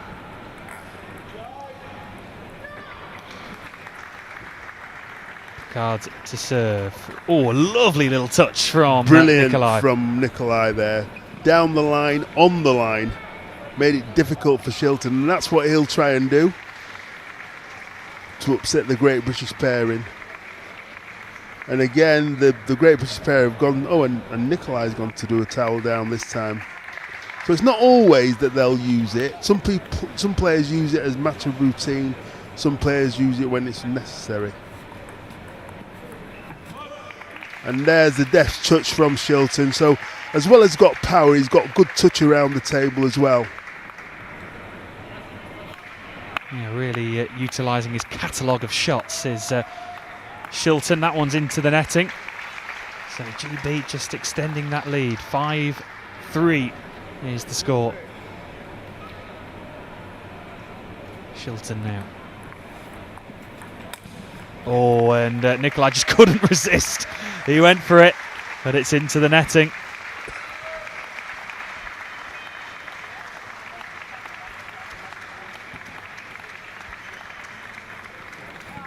Good work from Picard. That was a deft little touch from Chirapan, but Picard dealt with that one nicely. She did. She got across well.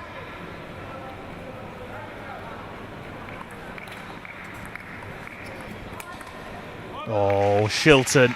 That's almost majestic from Billy Shilton. He's really in the groove of things now. Yes, he's settled down and he's playing like Billy Shilton can play.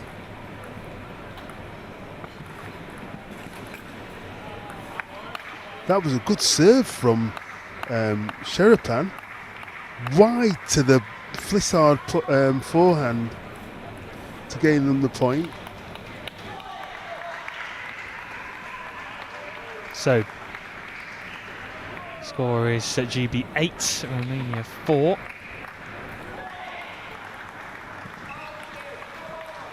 Oh, and just almost Feels like he got a bit carried away on that occasion, did Shilton? Yeah, and showed his frustration as well. Just showing what he should have done.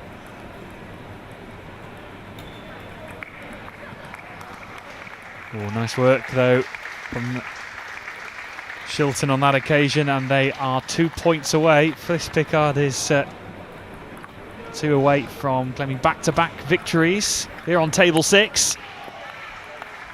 Quite though that time, nearly clipping the edge of the table, but not quite.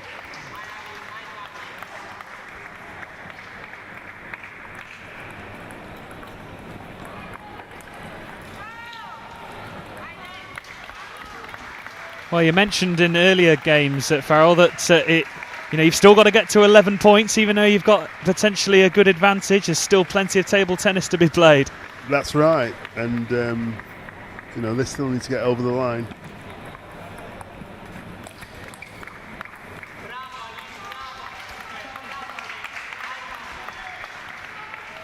Well, Romania are hitting back here from a comfortable position for GB, and just a few nervous glances from Pickard and Shilton. A point here, though, would settle them down. It actually goes the way of Romania, so it's 9-all, and from a position of strength, GB have just got to settle down. And as you mentioned earlier, Farrell, there's no timeouts as well for either team to reset themselves. No, they've just got to sort it out on the table now.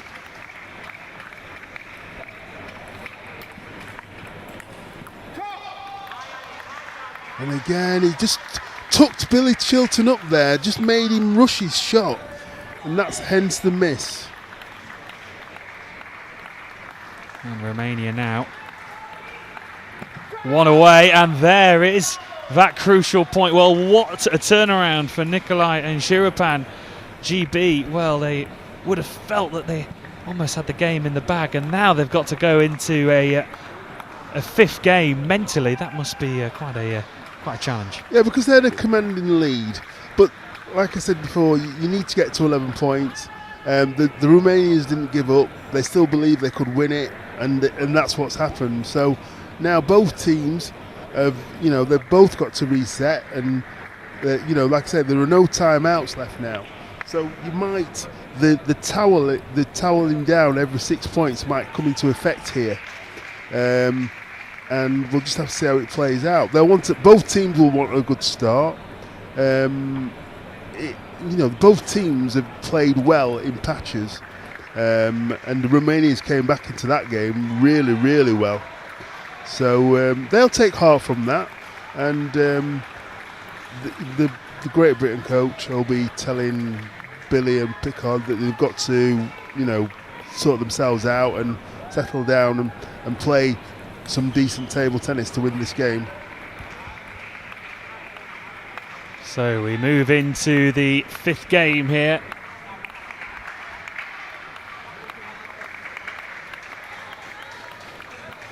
See the sweat on the back of Nikolai putting everything into this match. So here we go, game number 5. It will be Romania to get us underway.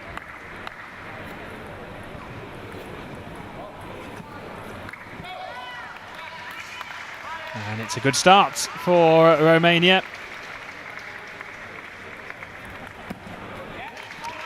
Brilliant from Shilton there.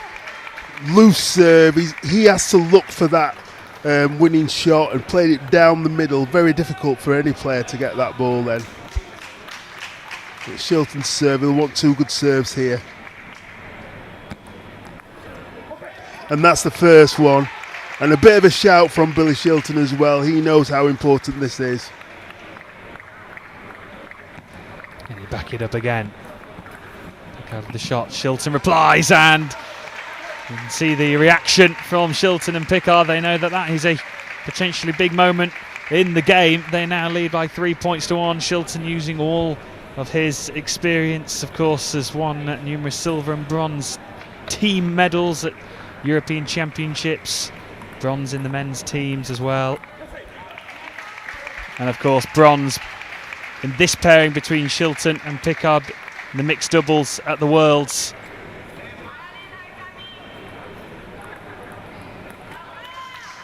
Oh, and he missed it.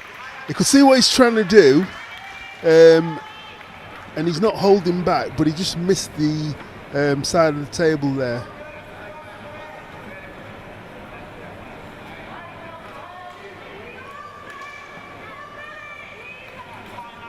I don't know if that's allowed, but she went back to the coach. Very bizarre.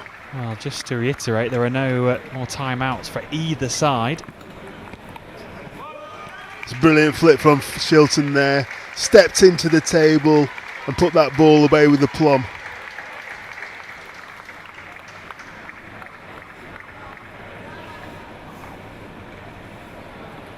So GB are in a good position here in game number 5. They lead by 5 points to 2. They were in a relatively similar position in the previous game, but they just couldn't grab hold of that advantage and win the game. Can they go on now to secure the victory? Pickard to serve.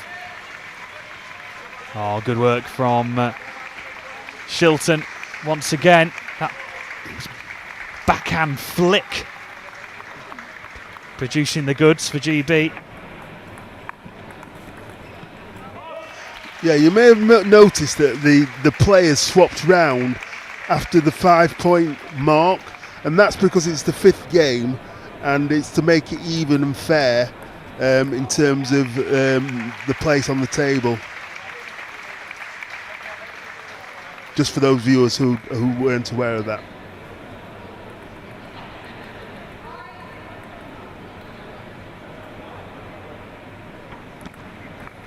Shilton, Pickard responds. All good work from Shilton. He just goes missed away it. Romania.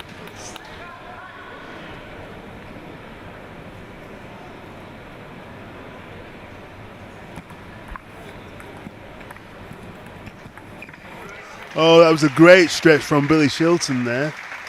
I hope he's not injured himself, because he stretched very much out of his comfort zone to win that point. Yeah, he certainly did. His body on the line for GB and in these mixed doubles. But they take a 9-3 lead.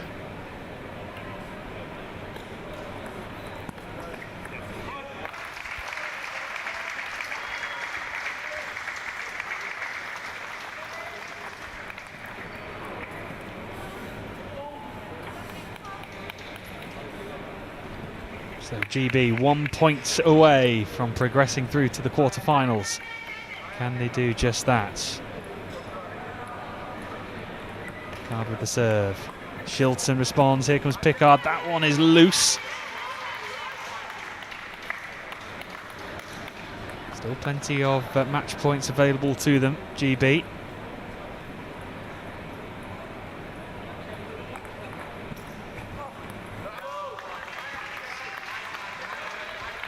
That was brilliant from Nikolai then.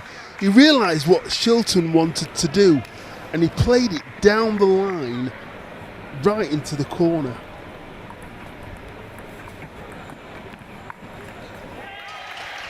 And there we go. Shilton and Pickard are safely through to the quarterfinals of the mixed doubles class 14. It was a real battle between Nikolai and Shirapan and Shilton and Pickard, but they are through, GB. It's 2 wins in 2 on the bounce then for Pickard in the women's doubles and now in the mixed doubles. Shilton, after losing out in the semi-finals in the Class 8 men's singles, will want to try and go one better in the mixed doubles with Pickard.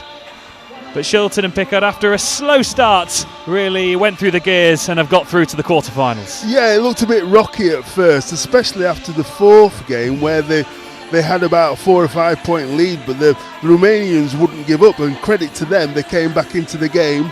But in the 5th game, they sorted everything out, and then I think they were deserved winners in the end. So we're now moved on to the mixed doubles class 17 now. It's a round of 16 match. It'll be between Spain and GB, and that'll be getting underway very shortly.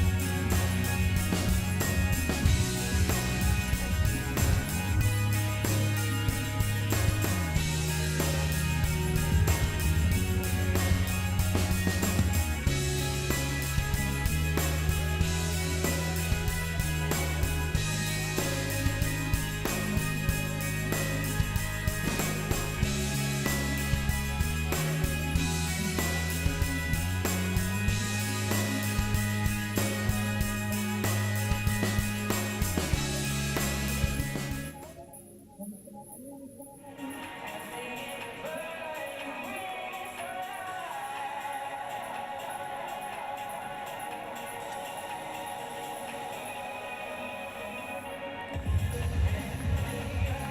welcome back to live coverage of the ITTF 2023 European Para Table Tennis Championships here at the English Institute for Sport, the home of British para table tennis in Sheffield, England. So we continue with the mixed doubles, but this time it's from Class 17. It's a round of 16 match between Spain and Great Britain. So for Spain, we have Juan Baptista Perez Gonzalez and we have Olaya Martinez. As for GB, we have Ashley Facey and Grace Williams. So my name is Bradley Hope and I'm once again joined by Farrell Anthony for this one. So Farrell, we're moving on to the Class 17 mixed double, Spain against Great Britain. We've already seen Grace Williams in action in the women's doubles. First look at Ashley Facey in the mixed doubles today. What do you expect from this matchup? I think it'll be quite an explosive match. Both our players, both the GB players, are left-handed, which is an awkward, can be an awkward combination. But both these players are very quick on their feet, so as you can see, they'll work it out so they can get their forehands in. Whereas the Spanish combination are left and right-handed.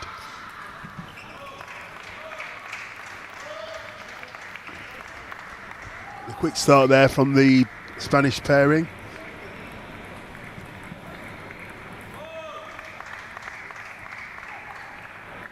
Yeah, they've raced into a 3-0 lead. Gonzalez with the effort that claims GB's first point, and Facey now will serve for GB. There's the youngster for Spain. Martinez, only 15 years of age. One experience for her. Ashley Facey now will serve. Williams with a deft touch. Big serve from Gonzalez straight into the net. And Spain are 5-1 up. It's a great start for Spain in game one. It is, and sometimes that can happen in a game. Especially Facey and Williams are a new combination, so although they've been practicing, I think this is their first competitive match together.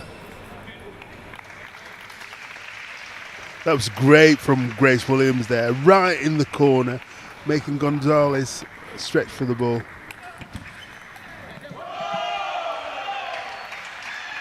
Well, a point one from Spain, and there was a lot of movement around the table. Look on the replay of that one, well worth another watch.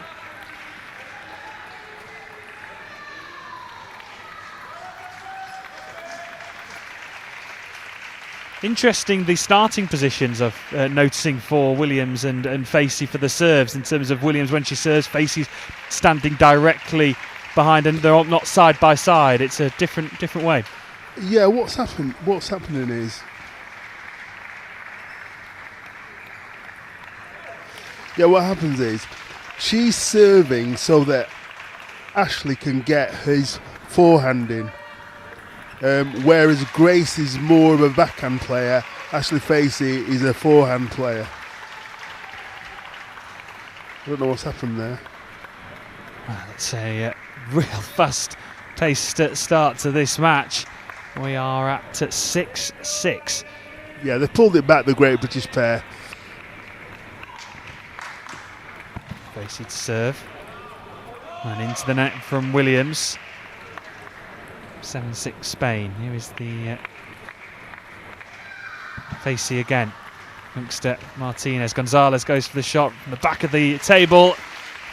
That one is loose, and we are at 7-7. Yeah, what Ashley, he just made sure he put the ball back on the table there. He went for precision rather than power.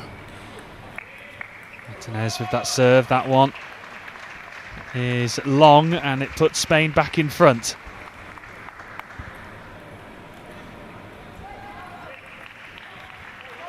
Oh, and that little touch from Grace Williams is wide of the table, and almost just surprised an expression after that. Yeah, very disguised serve there. So again, she's indicating what kind of serve it is. And that's brilliant from Ashley Facey. He was expecting that ball back, was prepared for it and played it down the line. Williams with the serve, little touch from Gonzalez. And Spain have put themselves in a position where they're one away from claiming the first game.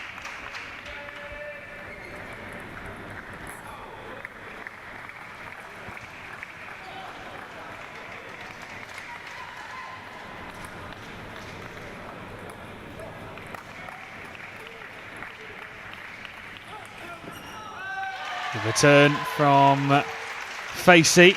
Brilliant from Ashley Facey Thompson.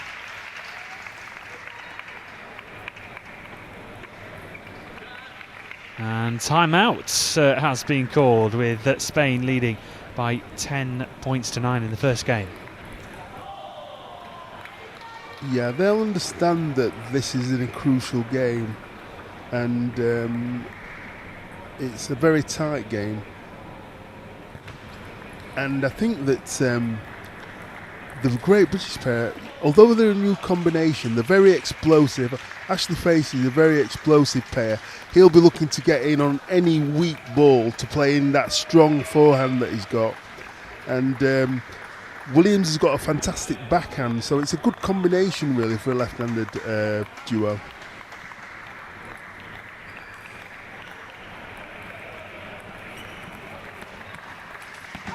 Oh, and Facey tried to get everything behind that one to keep this game alive, but Spain claim the opening game and they go 1-0 up in the match. Well, you said before this game started that it would be explosive. It's been everything and more in that opening game. It's been a fascinating match to watch. It's been played at a rapid pace as well. Yeah, so both the male players are very, very forehand oriented, very strong, and what they'll be looking to do is dominate the points with those forehands. And if the Spanish pair, she's only young, so she's quite inexperienced, but she'll probably grow in the game, and she'll take a lot of confidence from winning that first game. Yeah, she certainly will do. Elena Martinez lost both her group games in the Class 8 singles, and now partnered up with Juan Perez Gonzalez in this mixed double. Gonzalez with some plenty of experience behind him. And here is that serve from Gonzalez Perez. Oh, brilliant from Facey. Yeah, there's that explosive forehand. Got across really well.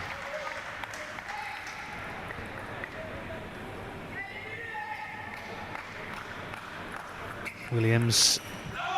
Martinez responds and gets a point on the board. It's 2-1 to Spain in game number 2. Oh, and there is that dynamism from Facey. Explosive shot once again. He just moves around the court. Certainly getting his steps in. Here is Martinez. And that one is long from Perez.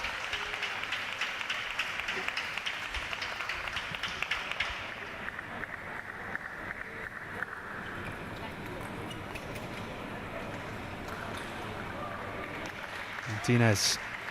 Oh, flick from Facey. Straight down the line. Fantastic combination. So he's gone cross court with his forehand, and then he's gone down the line with his backhand. And that's what he'll be looking to do. Any loose ball, he'll looking to capitalise and win the point. Facey now Supply from Williams. Facey goes again. Perez keeps it alive, but concedes the points, and GB now lead by 5 points to 2.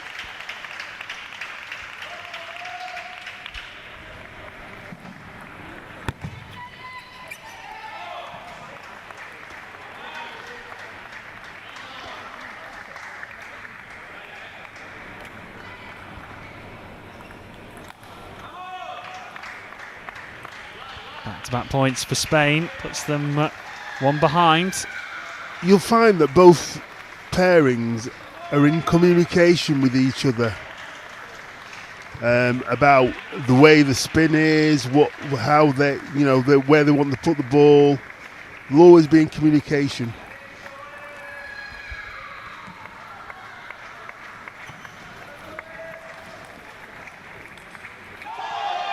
Oh, and that one is long by Ashley Facey after a good rally. That one is wide of the mark, and Spain now are 6-5 in front. Williams now kept alive really nicely from Martinez. That was a wonderful shot, and now they have that 2 point advantage. 15-year-old really showing what she has in her repertoire. And there needs to be a quick response from the GB pair. They'll want to make sure they don't go further behind in this game.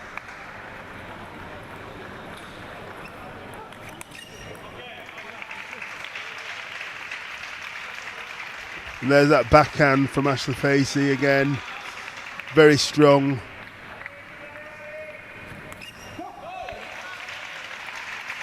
And it's a good response from GB. Back to 7-7. Yeah. So Ashley Facey just showing the range of shots. So he's got a powerful forehand, but then a nice deft backhand as well. And here is that man Facey. And GB have turned this game on its head after being 7-5 down. They find themselves 8-7 up. How crucial could that be? Facey. Oh, it's points for Spain on that occasion, so it's just stopped that flow of points for GB. It was 3 on the spin previous to that point 1 from Spain. Here is Perez, and that one also hits the net. This game just been played at a rapid pace, points being scored every few seconds. Perez now. Martinez, good return from Facey. Oh, what a return that was from Perez, and GB just couldn't return that one. Superb from the Spanish just then. Ashley Facey toppling with a forehand loop, and it was re-looped with interest from Gonzalez.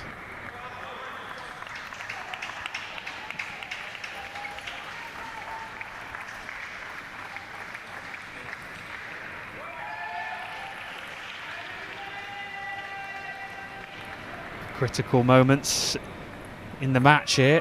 And of course in this game, that one goes the way of GB. From Grace Williams, who put lots of underspin on the ball there.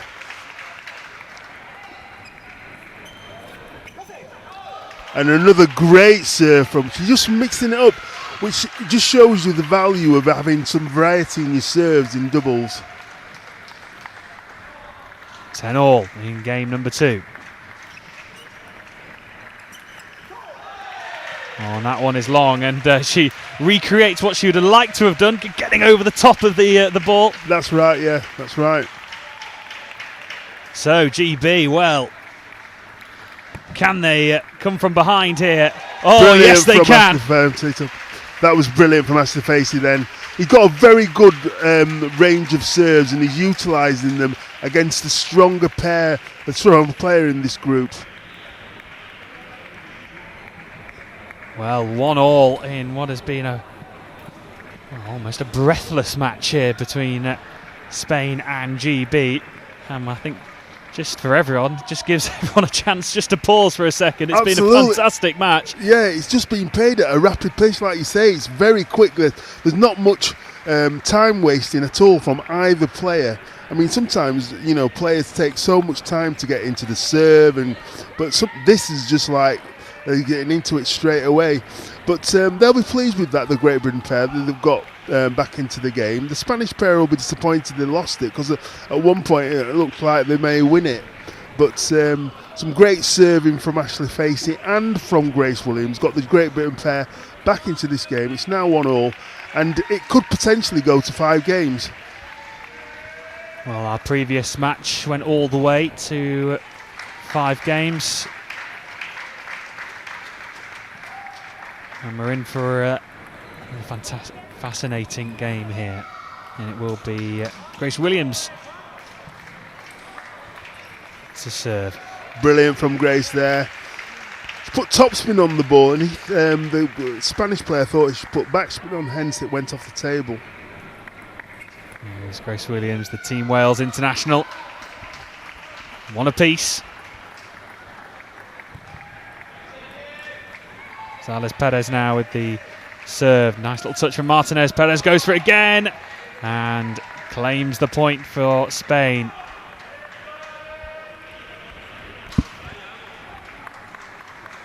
And having to retrieve the ball as well.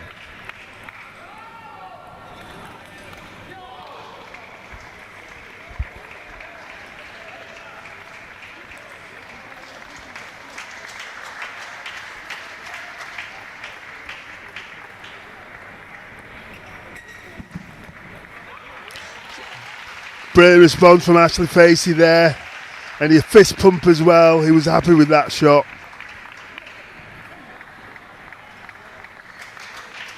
Facey now to serve up. Oh, and it's another good response for GB. They find themselves 3-2 up. Good word between Williams and Facey. Here's Facey again. Oh, Martinez into the netting. What he did then was he came round the ball and underneath the ball to create backspin and side spin, and it fooled the 15-year-old. It's quite incredible when you mention there at Farrell Martinez, the 15-year-old playing here at the European Para Table Tennis Championships. What a week and what a moment this is for her. Oh, now Ashley Facey thought that was a let. He indicated, but the umpire says no.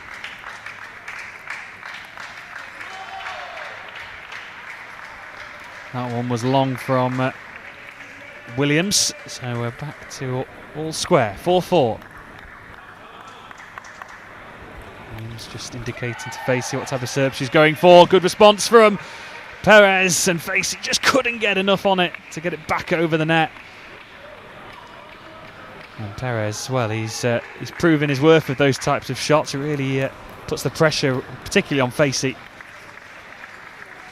Oh, great work though from Ashley Facey. Whatever Perez can do. That was such a great shot. It was off balance as he played that shot. He still managed to get it right in the corner.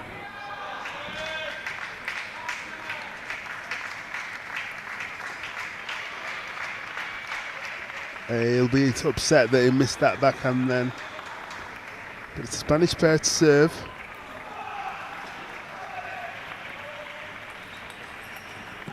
Oh, brilliant work from Martinez and for Spain. And Gonzalez Perez just fist pumps Martinez to say good work. Yeah, that's great maturity from the 15-year-old. She's not in awe of this game at all. Playing a part completely. Yeah, she certainly doesn't feel fazed by the occasion. And that's a great... What he did then really well was he curved the ball away from the right-hander.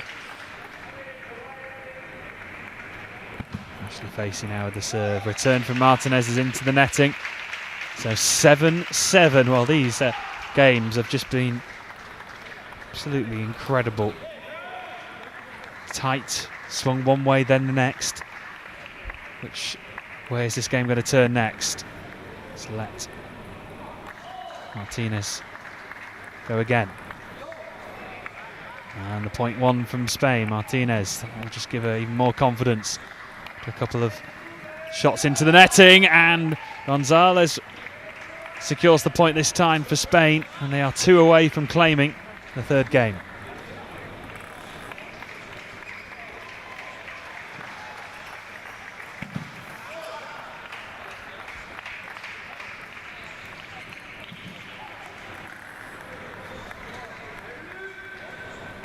Williams to serve for GB.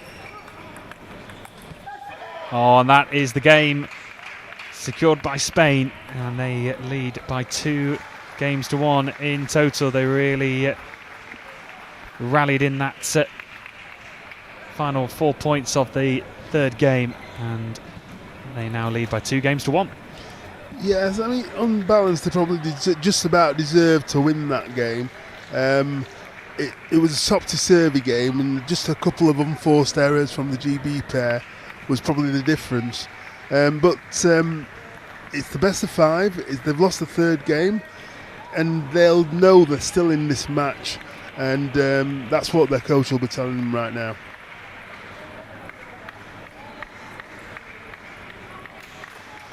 So just a reminder for anybody watching as well that there are tickets available to purchase online via the British Para Table Tennis website, or you can alternatively just arrive here at the venue at the English Institute for Sport in Sheffield. Tickets are priced at £12 and you can watch some brilliant table tennis. So many courts happening as I look out across the hall here. So many courts in action.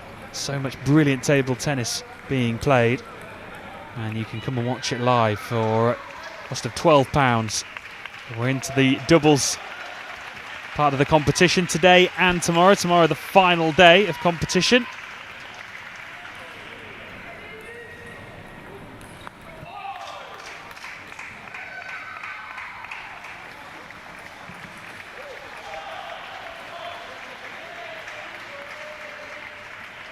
I was gesturing about something. I don't know what that is. Well, the point has gone to GB. It must be a service fault. That's all I can think of. Service fault.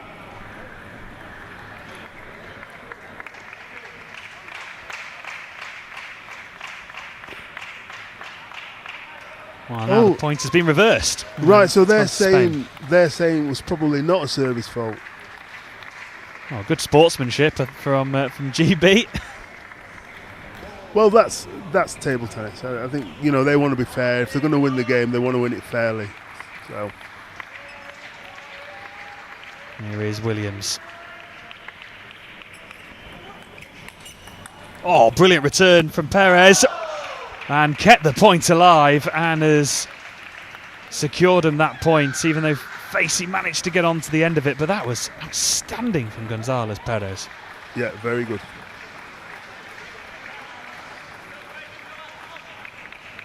And they've called the timeout. I think it was necessary because they can still win this game, but they've just had a bad start, that's all.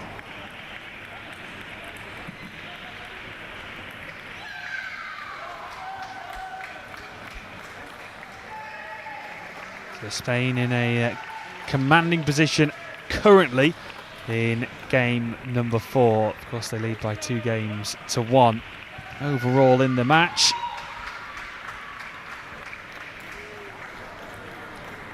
I mean, these games can turn around very quickly, as we've seen over the course of the last 3 days. So the fact that they've called the timeout just to stem the flow is a good thing. What they'll want is a positive outcome for the next couple of serves, at least.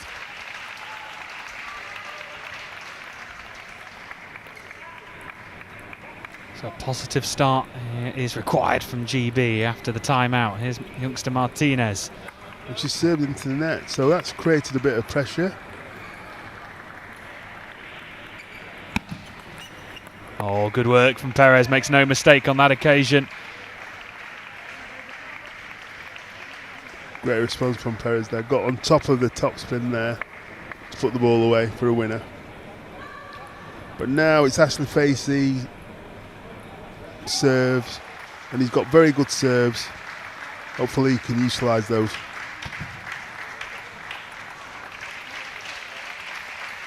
And it's an important point for GB. Now can they just build up a little bit of momentum here? Can they start to rally?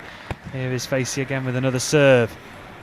Oh, and just an apology of a hands up from Perez. They now got away with that one. And it's 6-2 now to Spain. Here is Perez. Oh, just clips the edge of the it was table. brilliant. I didn't even think that was going to come back onwards, but it nearly clipped the net and went back on the table. It was a powerful effort from Facey that Perez had to respond with, and that one is long, and all of a sudden this game is just getting away from GB.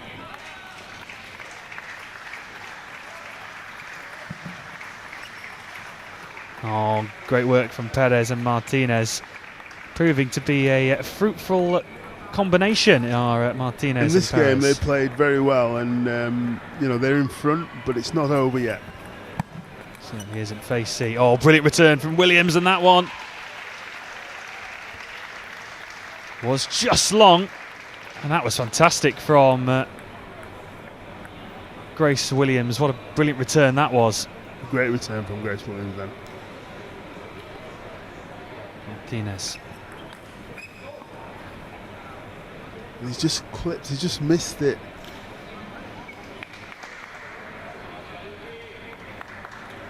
Spain 1 point away from progressing through to the quarter-finals.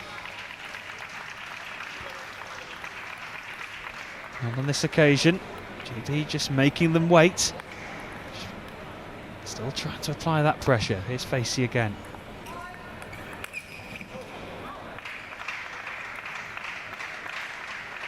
And that is their passage through to the quarterfinals secured for Spain. Well, what a moment that is for the youngster, the 15-year-old Olea Martinez, and her partner Gonzalez. Here we are through to the quarterfinals of the mixed doubles class 17. Juan Bautista Perez Gonzalez and Olea Martinez. Well, brilliant combination, and they are through to the mixed doubles class 17 quarterfinals. Yeah, I think the GB pair will be disappointed, but the Spanish player played really well, and on balance probably deserved just to win. It's like I said, the Facey and Williams are a new combination. To come into Europeans and try and do well, they'll just have to keep working on that combination, and hopefully, by the time if they do manage to qualify, because they'll need to qualify for Paris, they'll play a few more competitions and hopefully they'll improve. But it's great for the 15-year-old. It's nice for the sport as well to see youngsters doing well. So it's great that the Spanish have managed to get through, but disappointing that the GB pair didn't get through. And for the crowd, they got well supported, but we've got some more pairings with the GB team at the moment, so hopefully we can get through a few rounds. Absolutely. Well, we're going to take an extended break here. Our next match will be at 3:15. It will be the men's doubles class 18 round of 16. It'll be Poland against GB, and that will be coming up at 3:15. But for now, just an extended break, and we'll see you back here on table 6 at the 2023 European Para Table Tennis Championships at 3:15.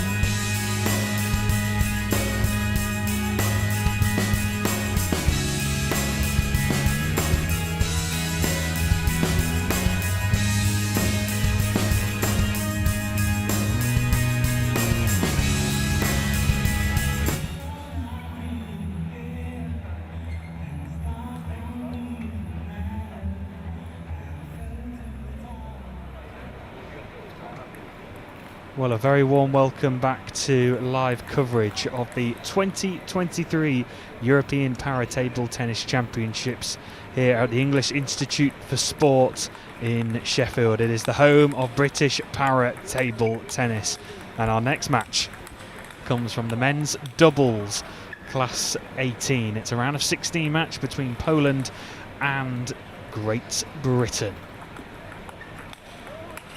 So for Poland we have Igor Mistal and Maxim Trudicki. We saw them in action in our first game of the day. And for Great Britain we have Will Bailey and Ashley Facey. So it's another really intriguing match. Of course, it is a knockout match. One of these two will advance through to the quarter-finals. My name is Bradley Hope, and I'm delighted to say that I'm joined by Farrell Anthony for this one. Farrell, how do you see this one going? Well, it'll be an intriguing matchup because Bailey and Facey have not played before together in an international. But they've got a good combination. They're left and right-handed. But the Poles impressed this morning, so it should be a tricky matchup. Well, Will Bailey coming into this men's doubles off the back of a gold in the Class 7 singles. He's had a brilliant week so far here in Sheffield and will be aiming to try and add another medal to his collection. Here is Ashley Facey with that little tip over the net. Oh, and Facey down the centre. That's a brilliant shot from Ashley Facey. And that's he's got some explosive power as Facey, and he showed it there. And they advance into a 3-1 lead, and that's 4, and they are moving around the table elegantly, and Bailey has secured another point for GB.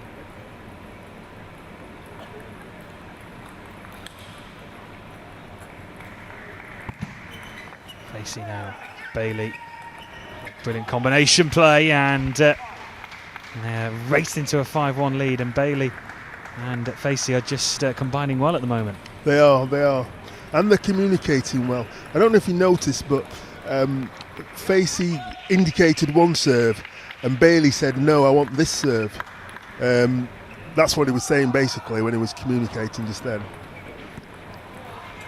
So this Polish duo, Igor Mistal and Maxim Trudicki, saw them in action earlier on in the day against the German pair of Jan Reining and Benedikt Müller. Brilliant return from Bailey there. Really fast and long into the Mitzel forehand.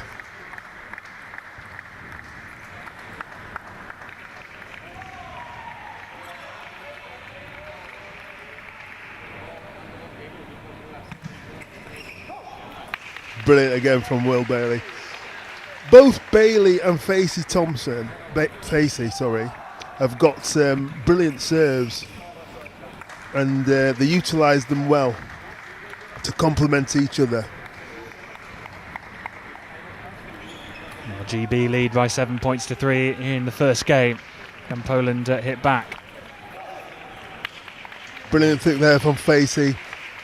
Wide to the 260 forehand, and it was brilliant. They're playing well, the British pair. Here is Igor Mistal now for Poland. Facey, oh, brilliant response. And he's looking, the thing is, he's so quick, Facey. He's looking to get in, and he'll get in strong, and that was proof of the pudding just then. Flown out of the trap so far in the first game. And they are 2 points away from claiming the first game in no time. Ashley Facey, you've seen him in action here on day 5. Oh, just gets that one wrong on occasion.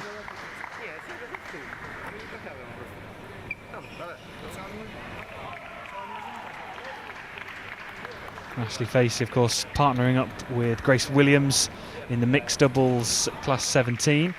They lost out to the Spanish duo Perez and Martinez, so Ashley Facey will be desperate to try and claim a victory in the men's doubles.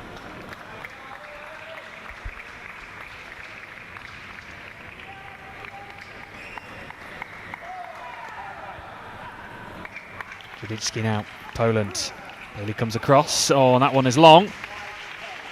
And GB 1 away from claiming the first game.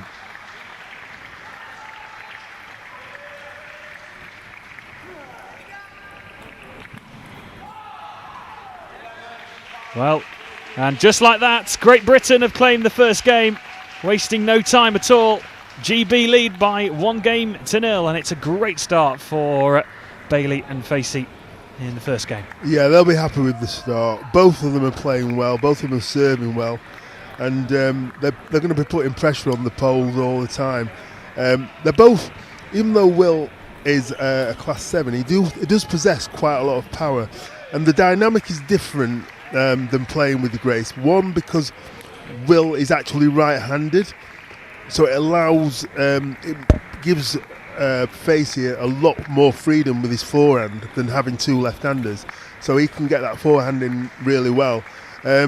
Conversely, the Poles, they started slowly, but they won't be complacent, the Great Britain pair, and because they know that these things can change on a sixpence, so they'll want to keep the pressure on, whilst the Poles will want to sort of try and impart their game on the Brits as well.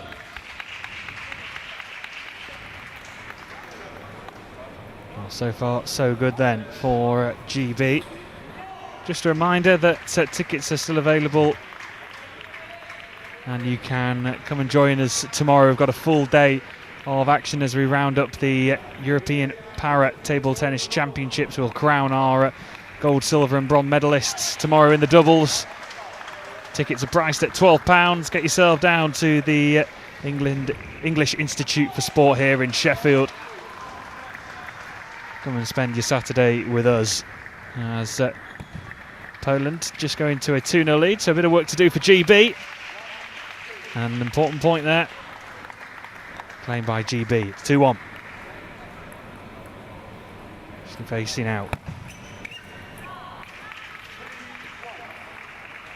Just drifted that serve. You can see what he was trying to do, but the execution was wrong.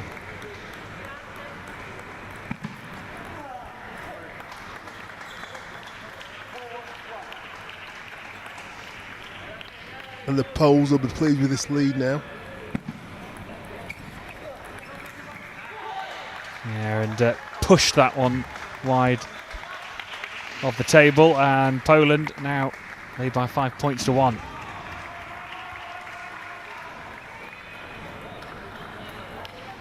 Bailey to serve.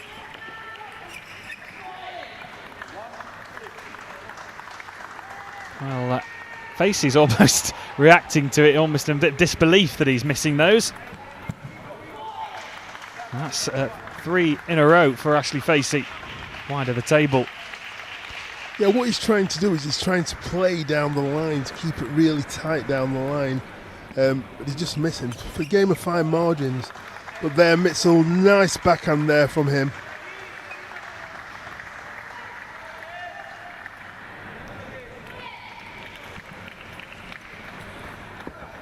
Rudicki and Mittal are motoring through the moment, so the point gained back for GB.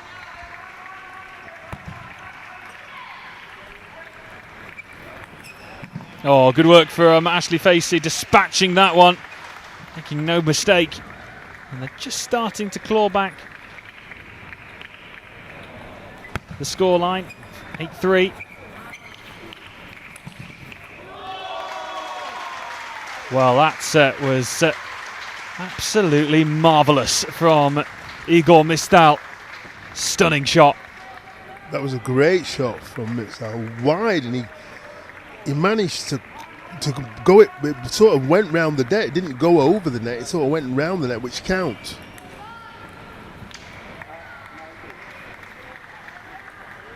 Poland 2 points away from claiming the second game.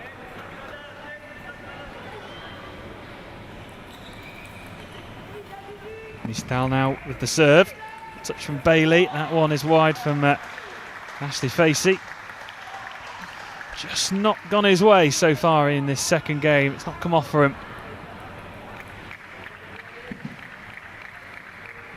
And that one is wrapped up in no time for Poland. And in a blink of an eye, it is 1-1. Yeah, this is the thing about doubles. It can change when the pairings change over to face different receivers or different servers, and that's the case in this particular game. The Brits took the first game quite comfortably. The Poles have taken this game quite comfortably. So they'll obviously now they need to start again the Great British pairing, and their coach Matt Kenny is just explaining a few things there, giving instruction to one player what he wants them to do, and giving instruction to the other player. And I'm assuming the Poles will be doing exactly the same thing. Well, 2 comfortable wins for both of these teams in the 2 games so far. Which way will this game turn next?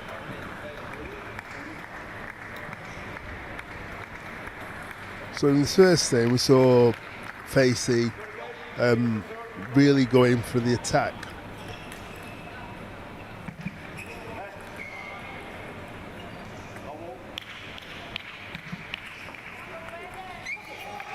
And he's done the same thing. It's a good start in game 3 for GB. Great backhand from Facey there. And that was, Will Bailey came round the ball and underneath to create backspin that time, creating the error from Mitzel. Facey just delicately plays it over the top of the courts, but it's a good return. Just to reduce the deficit to 1 early on in game 3. That was a great return from Mitzel then.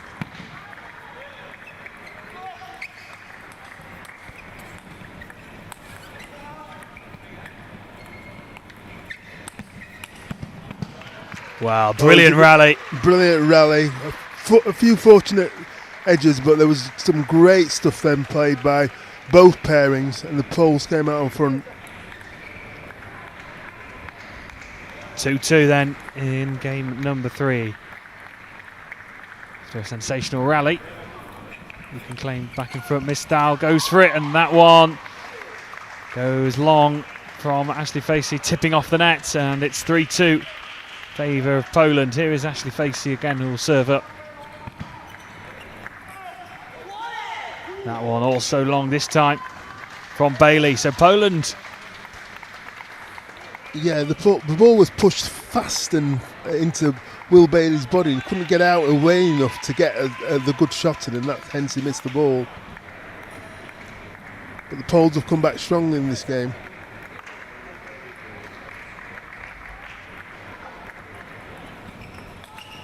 Oh, no mistake from Igor Mistal. Saw the space and executed it well. And they've now gone into a 5-2 lead. Ditsky now with the serve. Mistal again replies and forces Ashley Facey back. And they now lead by 6 points to 2. Good third game so far for Poland.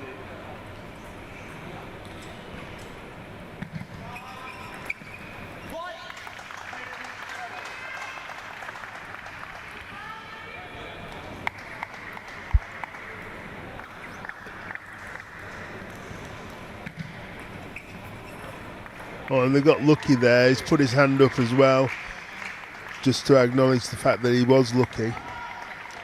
But the Poles they've started off well. They've started the third game as they finished the second really strongly. Picked up from where they left off. Good work from Janitsky. Igor Mistal now with the reply, and that's a point back for GB. Still plenty of work to do in game number 3.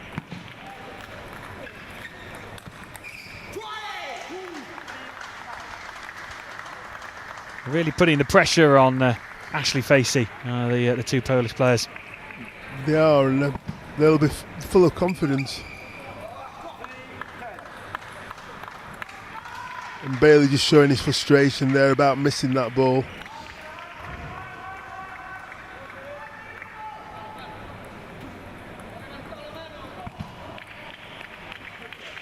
Well, that's one back for GB.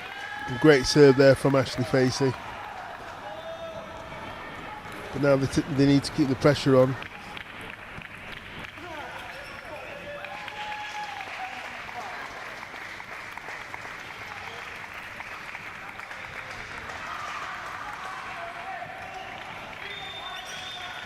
Oh, brilliant work from Igor Mistal. No mistake from him, and Poland now lead by 2-1. So ever since that first game they fell behind, they have been the team in control and have been dominant in the previous 2 games. They have, and the Great British pairing will have to sort that out if they want to get back into this game. It quite easily can happen. They just need to get a great start in this 4th game. It's very difficult because Mitchell has got as much power as Ashley Facey, and they're both in the first game that they played this morning. Mitchell wasn't that good, but this afternoon he's hardly missed any of those big shots. He's been playing down the line and down the diagonal, and he's causing a few problems. As you can see the score on your screen, we've had some close games already this morning and early afternoon, but the 3 games have been anything but close, really. 11-5, 11-3, 11-5. So can Poland finish the job off? Can GB work their way back into this game and take it to 5 games? Will Bailey just asking the crowd to give them some more noise, give them some more energy. Of course, on day 5 of these championships.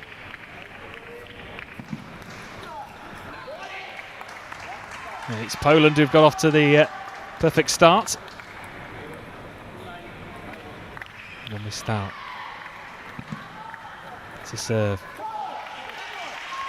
Brilliant from Bailey there. Moved round from his forehand to play with his backhand.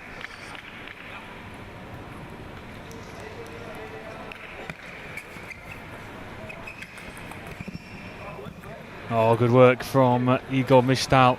As you were mentioning, Farrell, he's just not missing out on those opportunities. He's really taking them. Yeah, and he's doing it with power as well and precision. Will Bailey's okay though. He just fell as he tried to play that ball.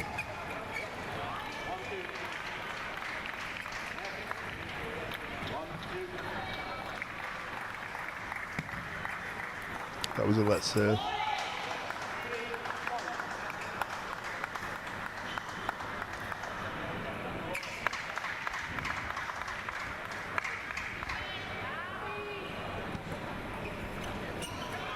Ski now with that initial serve.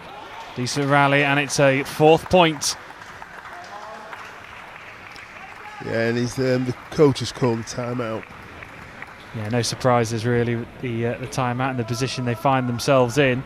It's just not clicked for them after the opening game. Yeah, the first game. They played really well in the first game, but the Poles sorted it out, and it's them who've got the ascendancy at the moment. And the coach is there, Matt Kenny, just giving them some guidance and advice on how to get back into this game. This can sometimes be a 3-way conversation as well, because obviously the players are out there, they know what's going off. So although the coach, Matt Kenny, will be giving them some guidance, they'll be listening intently and having some input as well.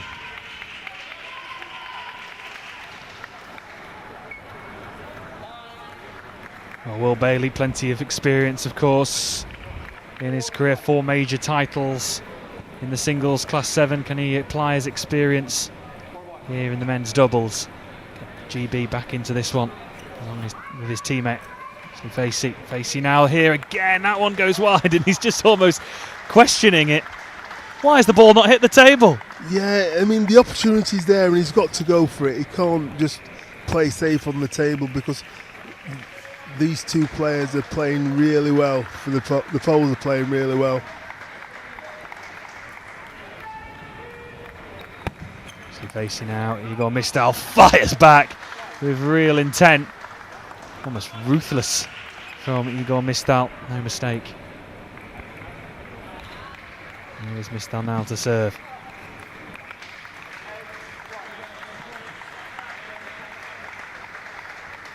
Well, Poland and this men's duo, ever since that first game, have dominated proceedings, and they are flying towards victory now. They are really on a roll. Can Will Bailey just sum up One final bit of brilliance. Doesn't seem likely.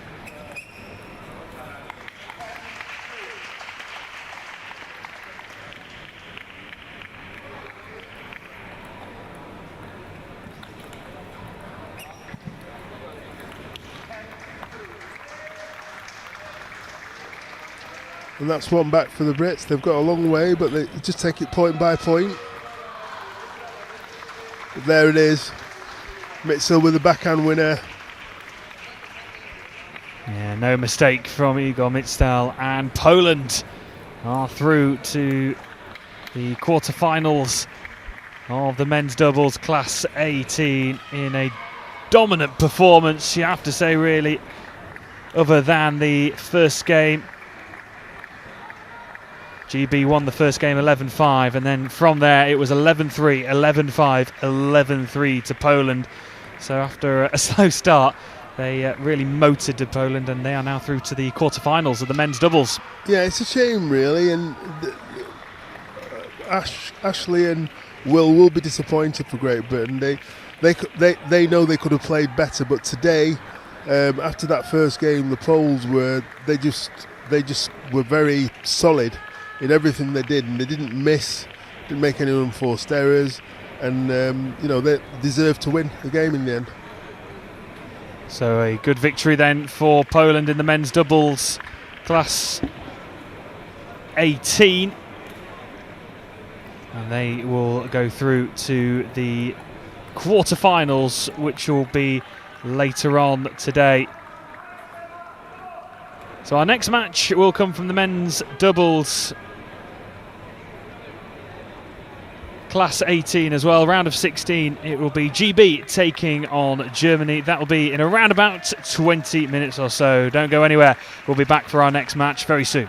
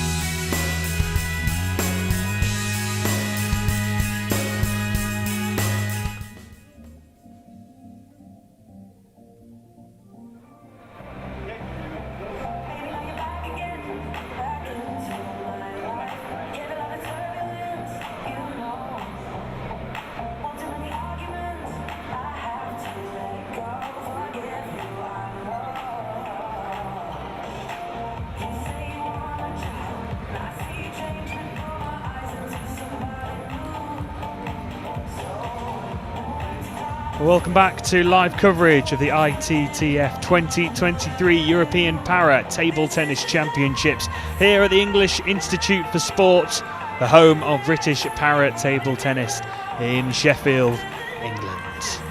So we are on to our next match. It's the men's doubles class 18 round of 16 match. It's an old rivalry between GB and Germany. Plenty of sporting battles throughout the years across multiple sports, and this is the next crunch match between GB and Great Britain. For GB, we have Ross Wilson and Joshua Stacey. As for Germany, we have Maya Wagner and Henrik Meyer. So my name is Bradley Hope, and I'm delighted to say joining me for this one is Farrell Anthony. Farrell, it's another GB match in the men's doubles class 18.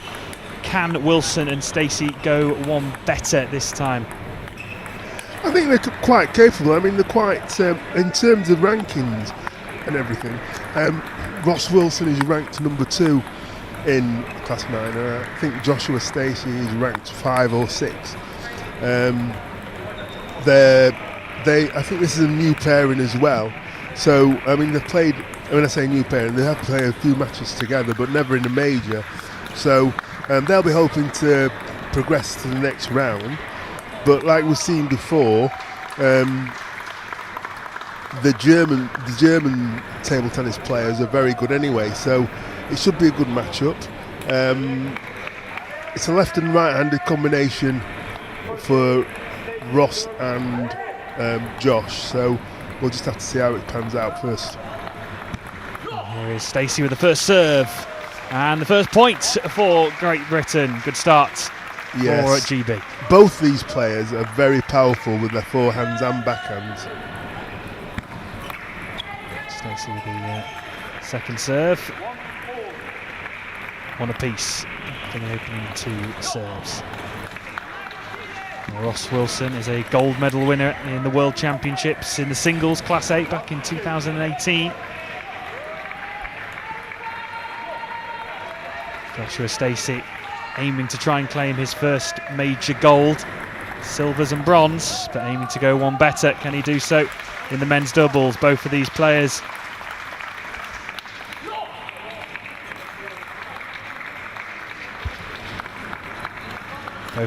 lost in the quarter-final stage of their respective singles, Class 9. Brilliant winner from Josh Stacey there, down the line.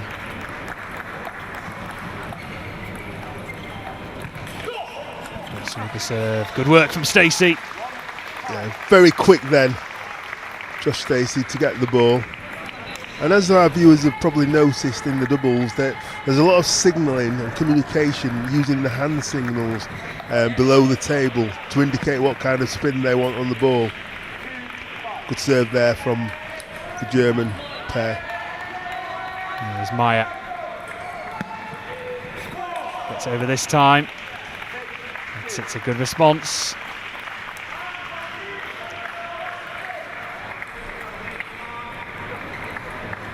There's that signal pointing directly to the floor. That one goes long from Ross Wilson.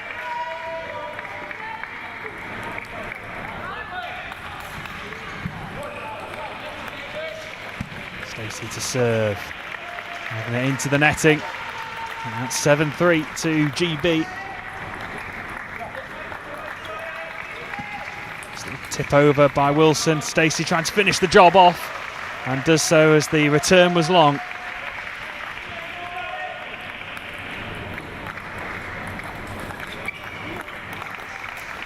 Nice work from Ross Wilson. Almost hardly any arm movement, almost just a flick of the wrist to get it over. Yeah, they'll have a range of ways of actually getting the ball across with power and spin and precision.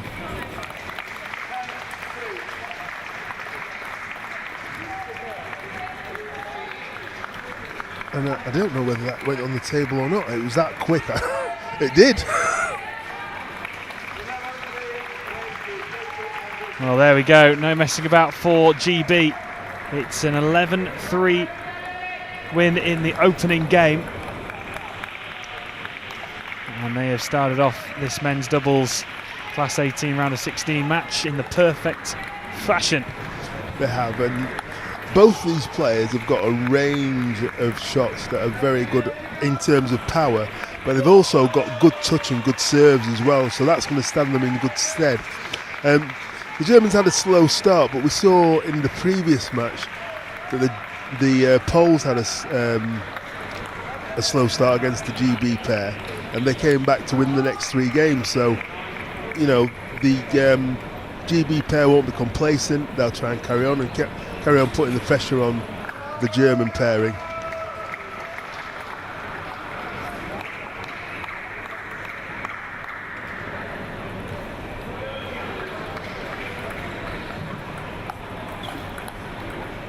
Moving on to game number 2. It's Wagner to serve, I do believe. They're taking Wagner to serve to Stacey.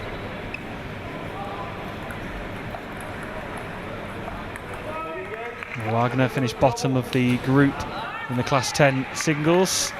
And it's an interesting serving style. That's point away. He threw the ball up, but he threw it backwards and upwards. Yeah.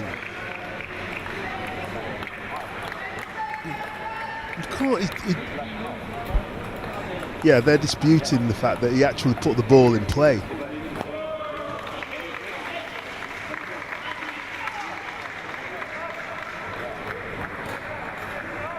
He should lose the point. He can't have that point. It's just not. He threw the ball up. Wow.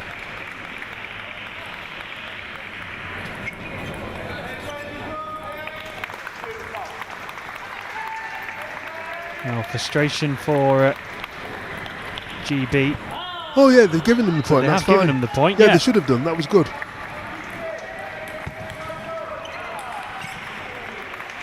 And that's that strong backhand from Ross Wilson there. And despite their frustrations, they did get the point, and they now lead by 3 points to 0 in game 2. And now lead by 4 as well, so they're really motoring. Maya.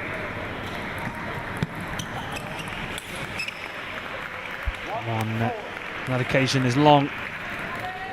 And Stacey. There's Maya with the serve.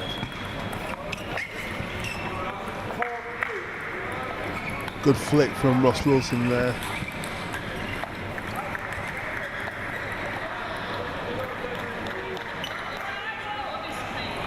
So after the first 6 points of game number 2, it's Great Britain who lead 4-2.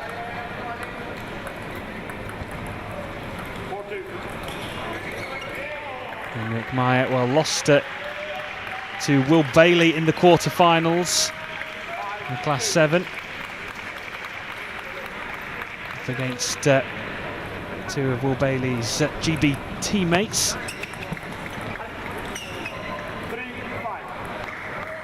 And German pairing just starting to get themselves back into this one. Oh, ruthless from Wagner, making no mistake. Very, very good finish from Wagner there.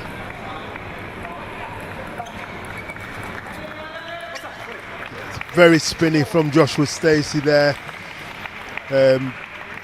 Meyer couldn't handle the spin then. Stacey to serve for GB and claims another point. Yeah, great fast serve. Meyer wasn't expecting that at all. And make it 2-2, Stacey. Oh, brilliant this time from Ross Wilson. Made Wagner really work for it. But Ross Wilson pushes GB into an 8-4 lead.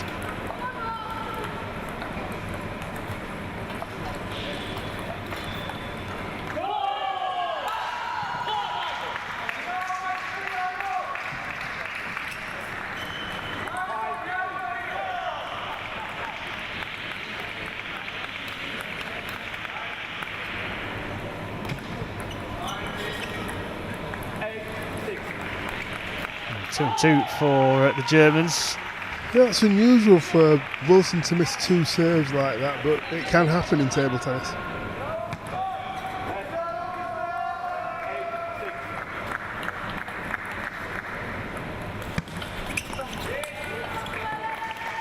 Good work from Joshua Stacey this time. Yeah, moved round onto the forehand side and played his forehand winner.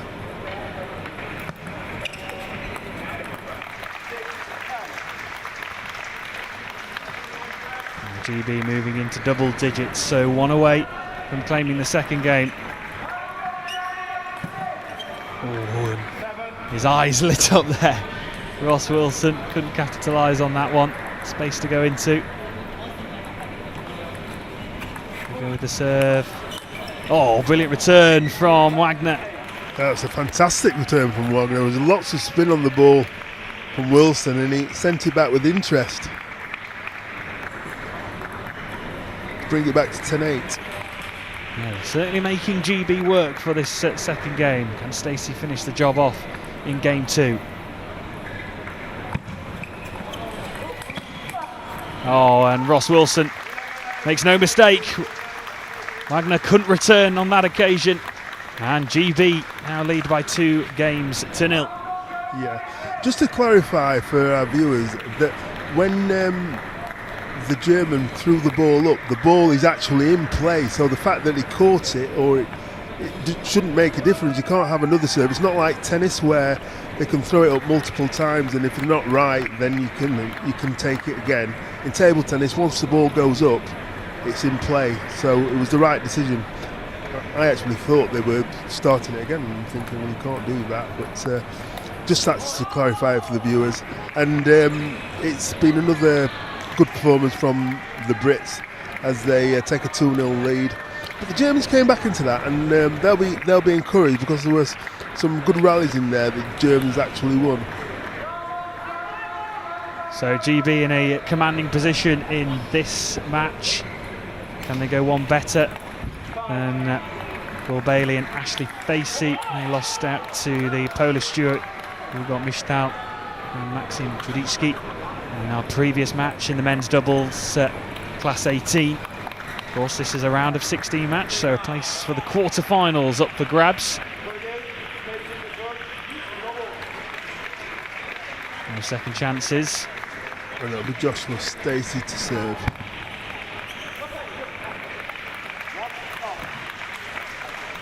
And first point goes the way of GB. Now you might just see that little point to the floor. We're talking today about the different types of serves, indicating to your partner how you're going to serve it. And it's 1-1. Wagner.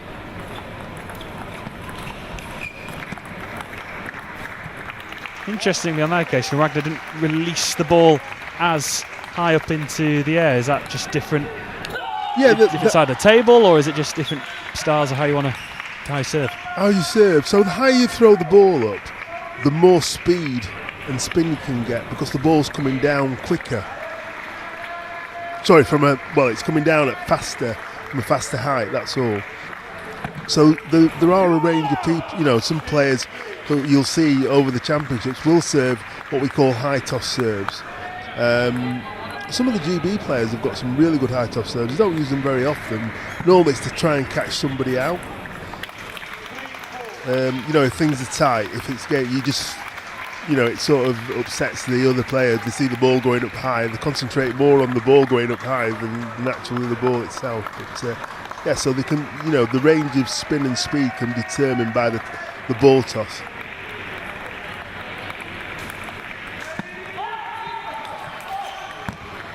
Oh, good work from GB.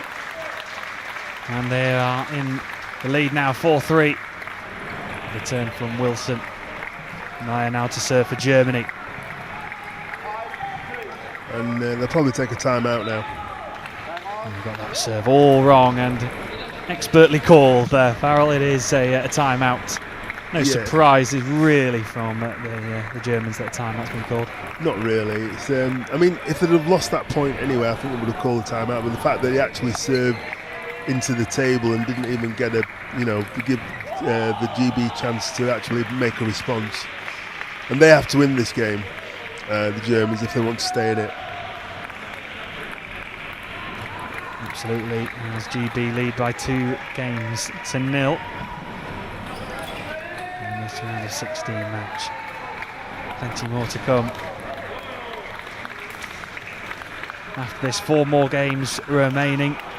We're on table 6 at the 2023 European Para Table Tennis Championships. Work to be done though here for GB, and they get through to the quarterfinals. Stacey to serve.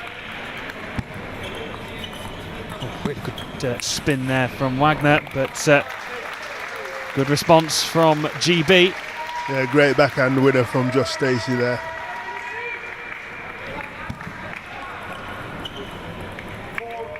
It's from Germany.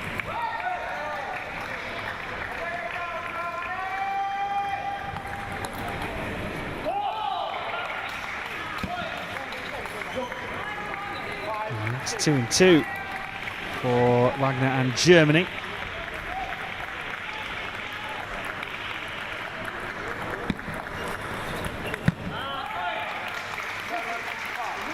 That one is long by Meyer, and GB regain that 2-point advantage.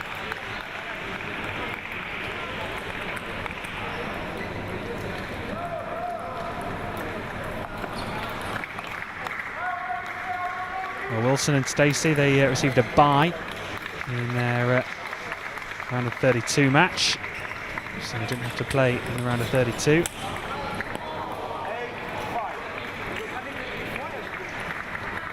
I don't know what happened there.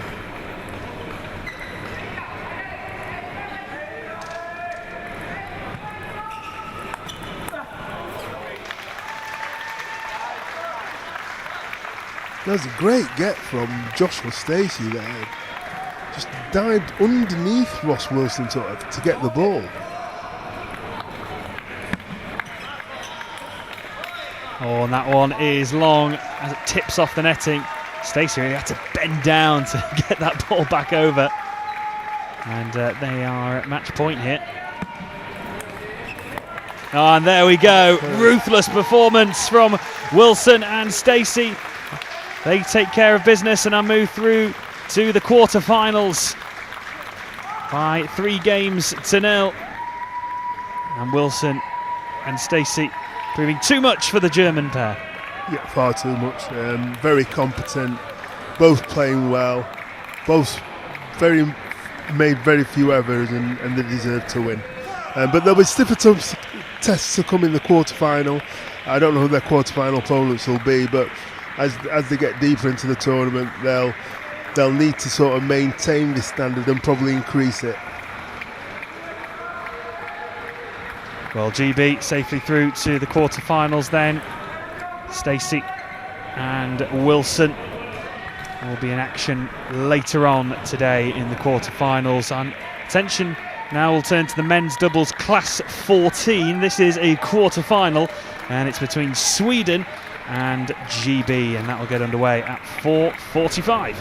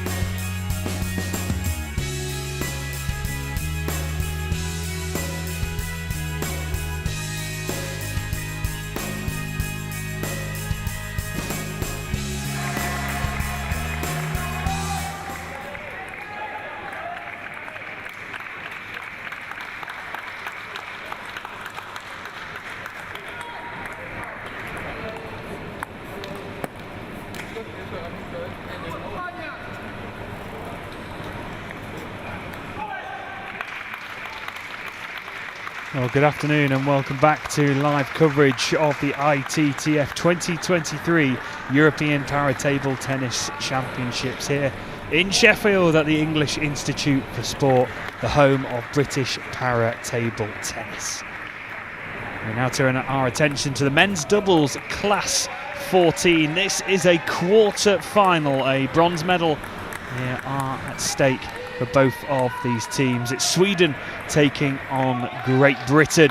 For Sweden we have Jonas Hansen and Sam Gustafsson. As for GB we have Martin Perry and Aaron McCribbin. So my name is Bradley Hope and I'm delighted to say that I'm joined by Farrell Anthony, former cerebral palsy world champion and three-time GB winner for this one. And we are underway in game number one. What do you expect from this matchup then, Farrell? I think it could be quite an intriguing matchup. McKibben and Perry have been playing together they've played together a few times now, but they're always intriguing matches between Sweden and Great Britain anyway. But the Swedes have had the best start so far.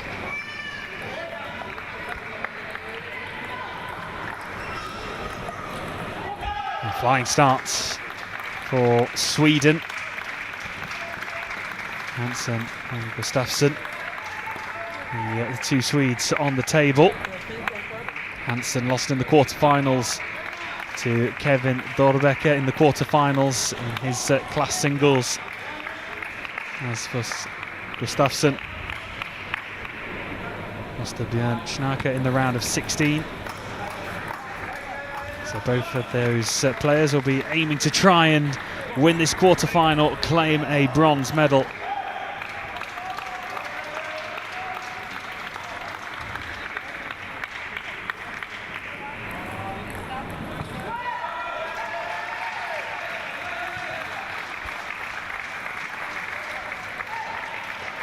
Yeah, the referee just pointing out a service technicality with the Swedes.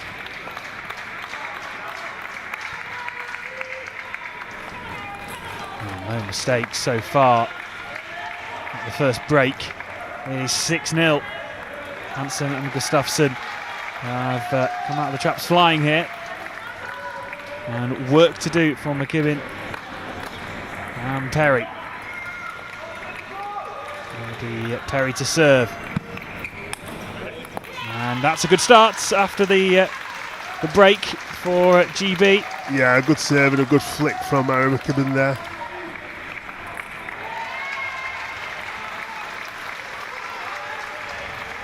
There's Perry.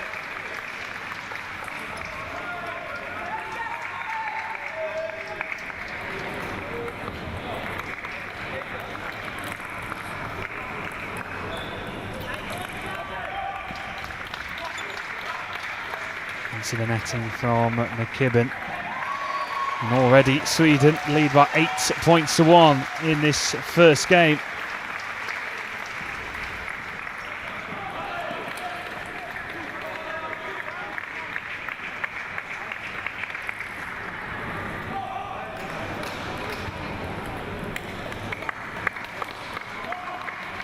Even to serve for GB. And that's a point back for Great Britain. A point needed.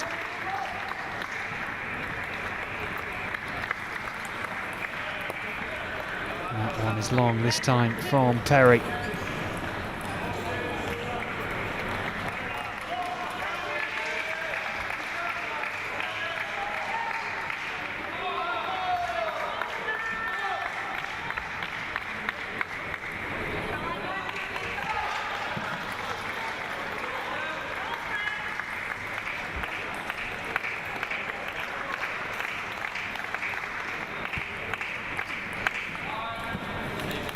Good work again from Perry, just stalling this Sweden charge to victory in game one.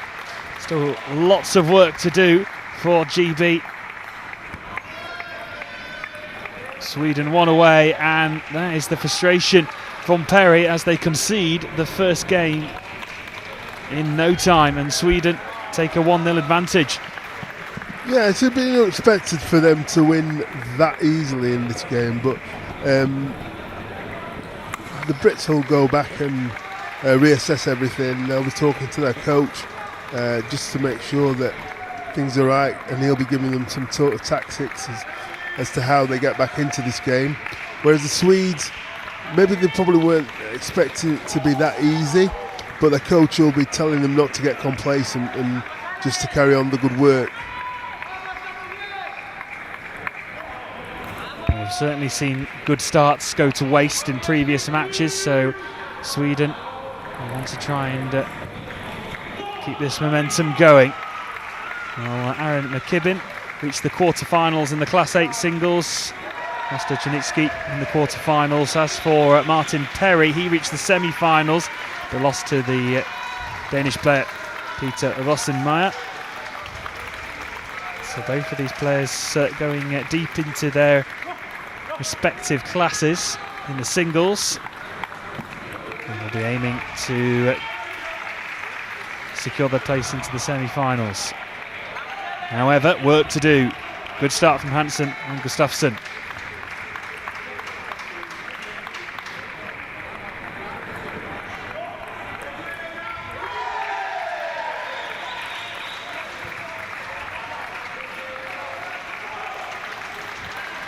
There's Perry.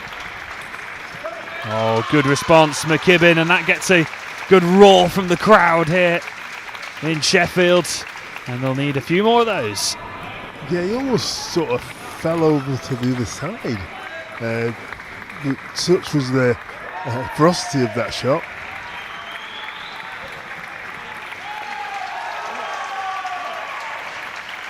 Well, this is the response that GB would have wanted. Certainly the coach would have asked for at the end of game one. Gustafsson to serve for Sweden.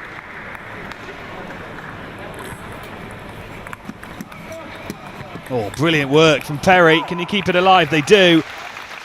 Well, that was an outstanding shot from Perry. And yeah, they lead 3-0. Brilliant from Perry there.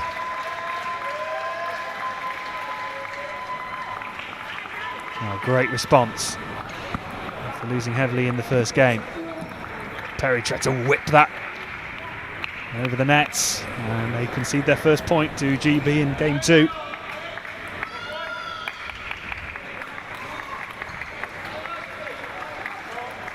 It's a better start from the GB pairing.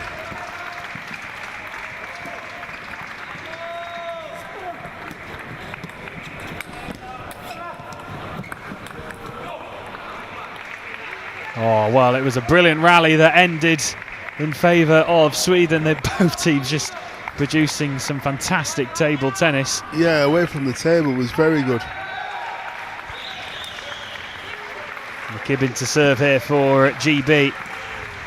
Oh, and Perry put everything behind that, but hits the net, and from a position of being 3-0 up, they find themselves at 3-3, but that is the game of para-table tennis.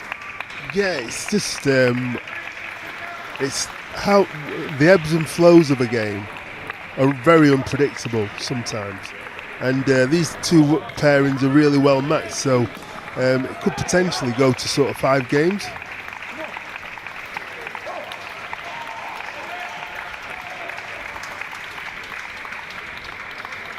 So it is GB who retake the lead. And some of that serve, and it's another point in favour of GB. So after just being pegged back, they find themselves in a 5-3 lead of GB. Perry.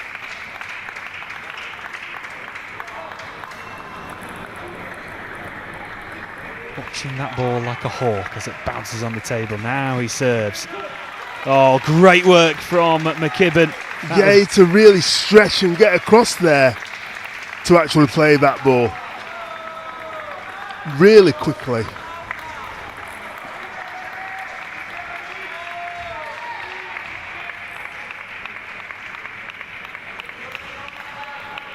That one is was long on that occasion from Perry. So it's a point pull back for Sweden.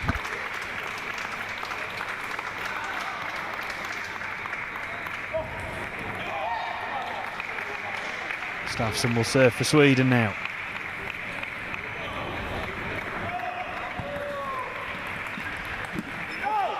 Oh, outstanding from Perry. What a brilliant reply.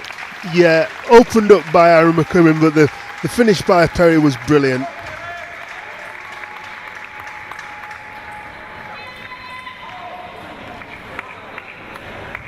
Gustafsson now, his second serve. Yeah, lots of heavy tops in there from Martin Perry. And the Greater British pair are back in this game. They're dominating this second game.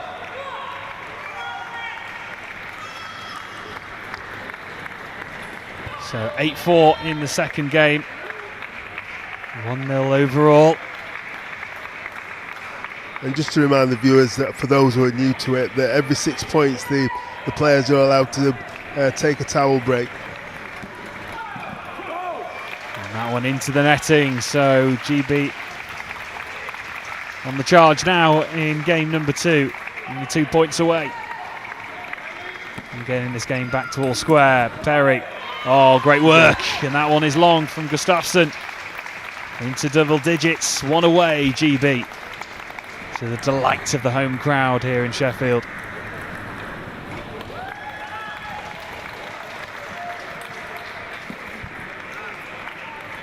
Great block there from the Swedes. Miles away from the bat of Perry. Right in the opposite corner. Very, very good.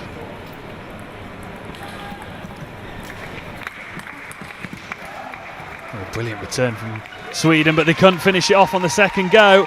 And GB have got this game to all square, 1-1. And it's a brilliant reply from Great Britain. Yes, and I thought it may be a tight game, and it's proving to be that as well. But the Brits played a lot better that game, put a lot more pressure on the Swedes, who made a few unforced errors. But, you know, still a long way to go in this game. And it'll be interesting to see how that pans out over the next sort of 5-6 minutes.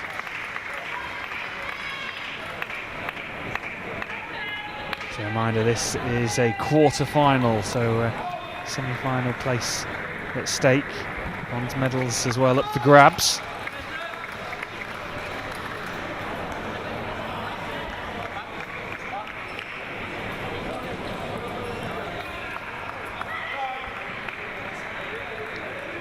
So Matt Kenny, the coach, is giving them the final instructions.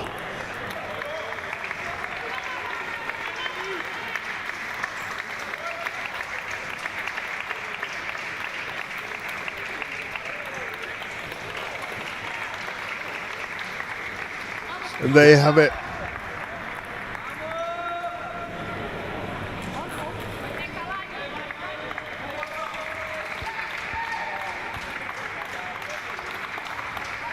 Start of the third game.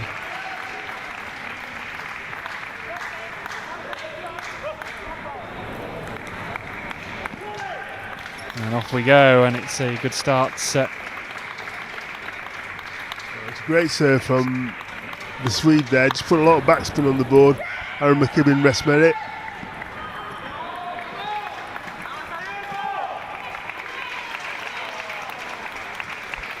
But that's a great response from GB. Martin Perry spinning it up heavy, and the Swedes missing the table.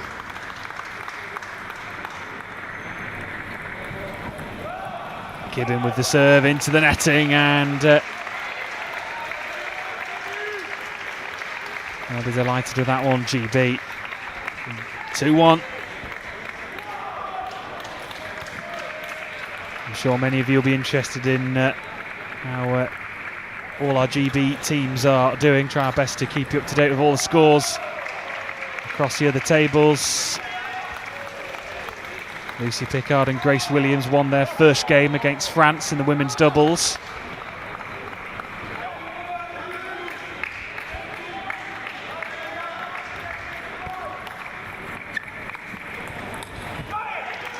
Brilliant from Aaron McKinnon there. A good re-loop from the original loop from the Swedish pair.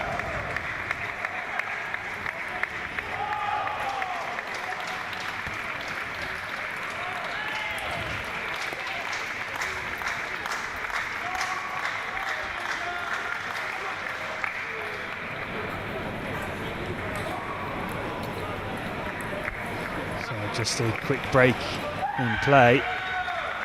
If you have been at the venue this week, you'll know how warm it is here at the English Institute of Sport. So plenty of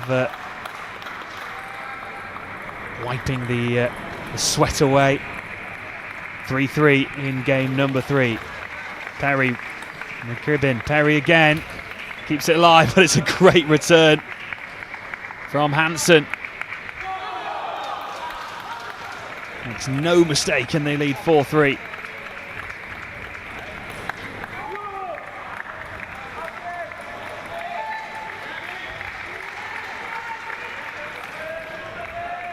So let's serve there.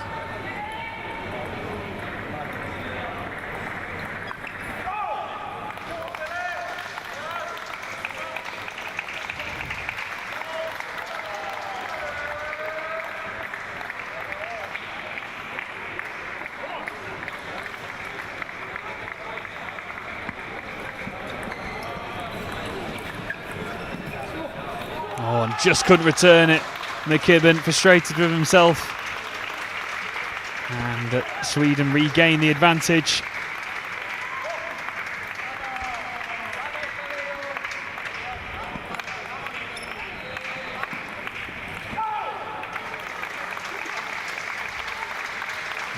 Brilliant from Martin Perry, then stepped across to get the forehand topspin in. It was too strong for Gustafsson.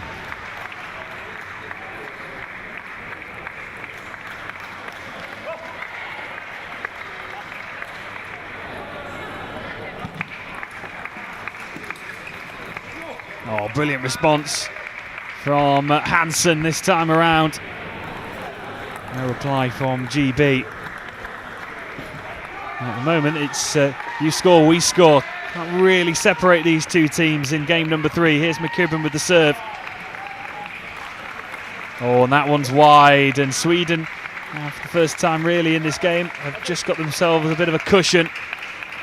Yeah, and McKibben just showing a bit of frustration that he actually missed that shot then. I mean, he was going for the line and he just missed it.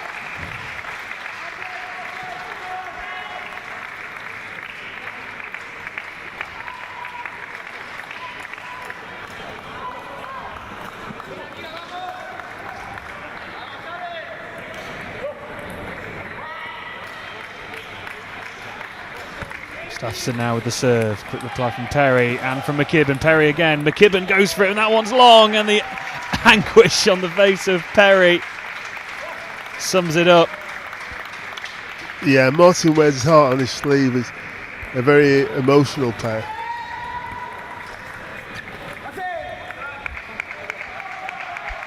That one also long, this time from Perry. And Sweden are 2 points away from claiming the third game. How decisive could this few moments be in the context of the match?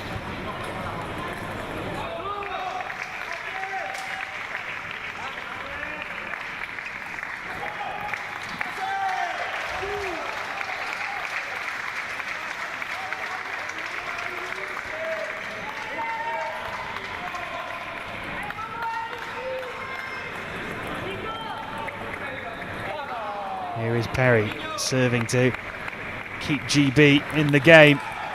Oh, excellent response from McKibben. Absolutely brilliant. Took the ball so early, didn't give the Swedes any chance of getting that ball back at all. A few more of those will do for Great Britain. Oh, but McKibben this time hits the netting, and that is game 3 secured for Sweden. They lead 2-1.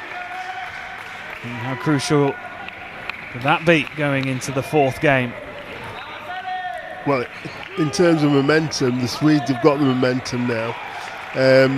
I think the Great Britain pairing will still be comfortable. They can get back in this game, but they'll have to have a good start to do it. I think the Swedes are playing well. Great Britain have made a few unforced errors which they'll want to cut out, but I think if they can do that, you know, they'll get to the 5th game.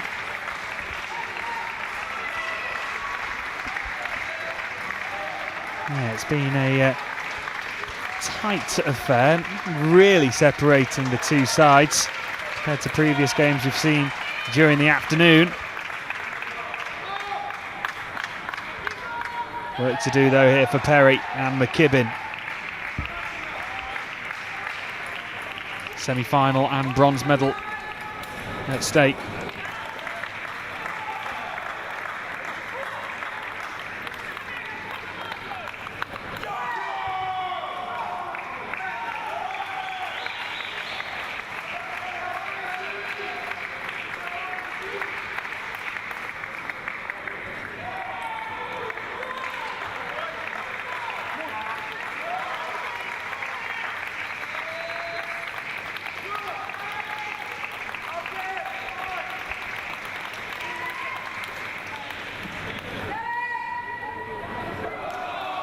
So we're nearly ready to get underway.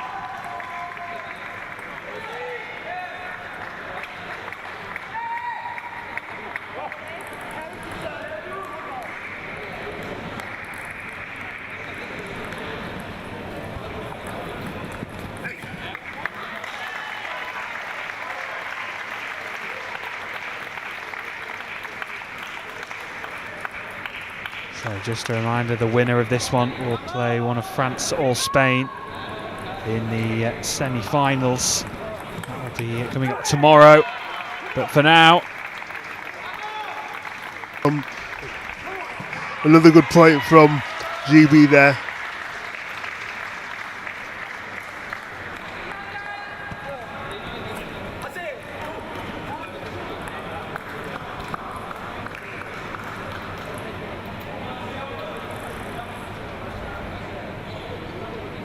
Gustafsson there to serve for Sweden. Delicate play from the two teams, and it's GB who extend their lead. That one hitting the net. Yeah, great touch play from both teams. Just showing you the value of being able to touch balls quite delicately over the net. That one is long. It seems like Martin Perry started to find his range now with the top spins, and Gustafsson just couldn't handle the spin then. Gibbon to serve. And again, just brilliant disguise from Aaron Kibben. Came under the ball to create backspin, and it fooled Hansen in, and he put the ball into the net.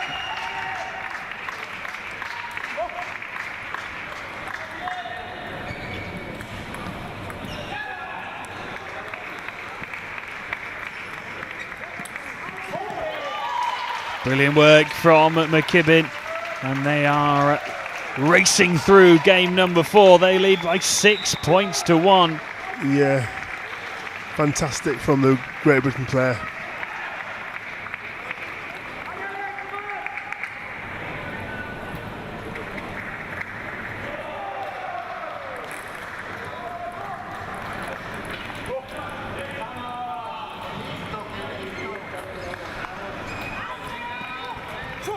Perry with the serve, and it's another one for Great Britain, and the frustration on Gustafsson's face really tells the story in this game.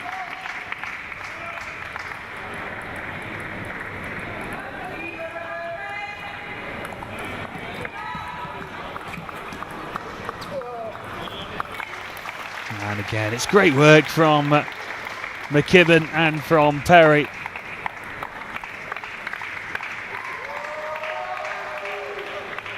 No answer from Sweden so far in game number 4. This one is long, so it just gives them a little bit of a lifeline. Here's Sweden. Plenty of work left though to do in this one if they're going to salvage anything from game 4.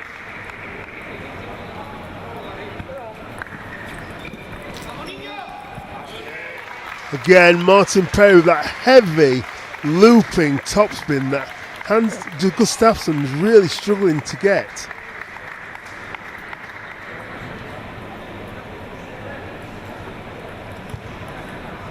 So break in play in game number 4.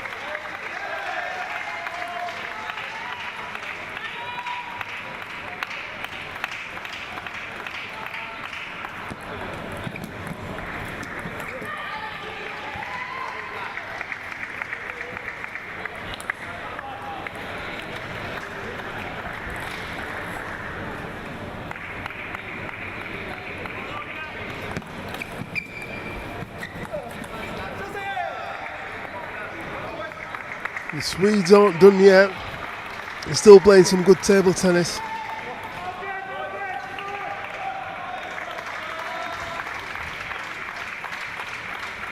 Some work to do though, still for Sweden.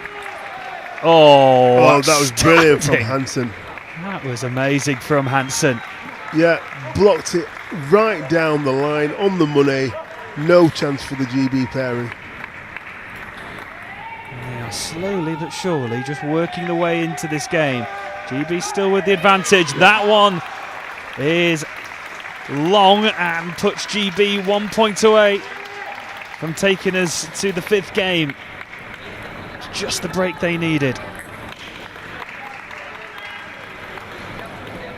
And a lot of talk about momentum in these games today. That could be a momentum changer, certainly in this 4th game. Can Perry finish the job off for GB?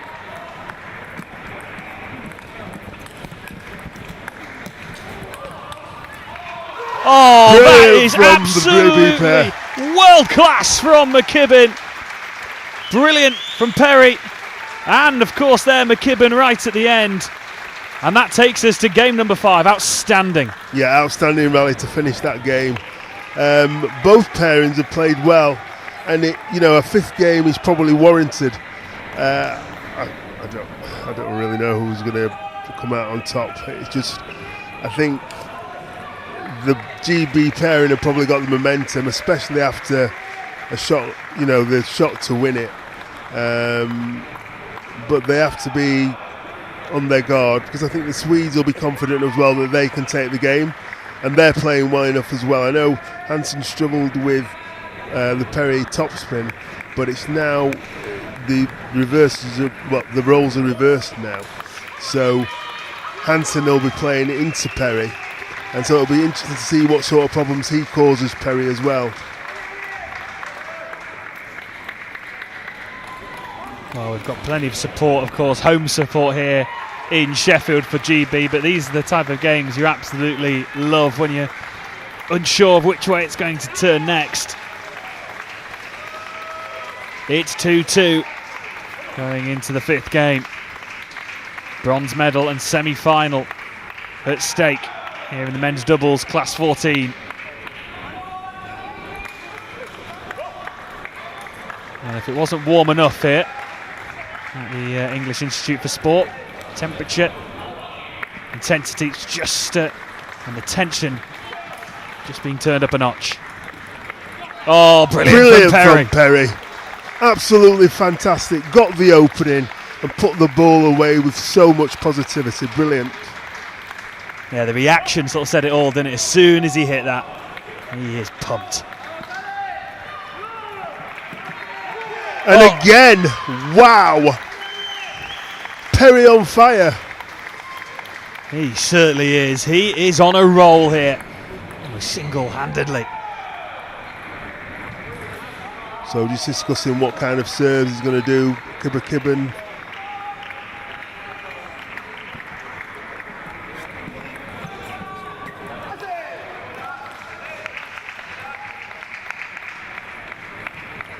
Great touch from Hansen to get that ball, that heavy spin back from Perry. Kibben to serve. That one's long from McKibben.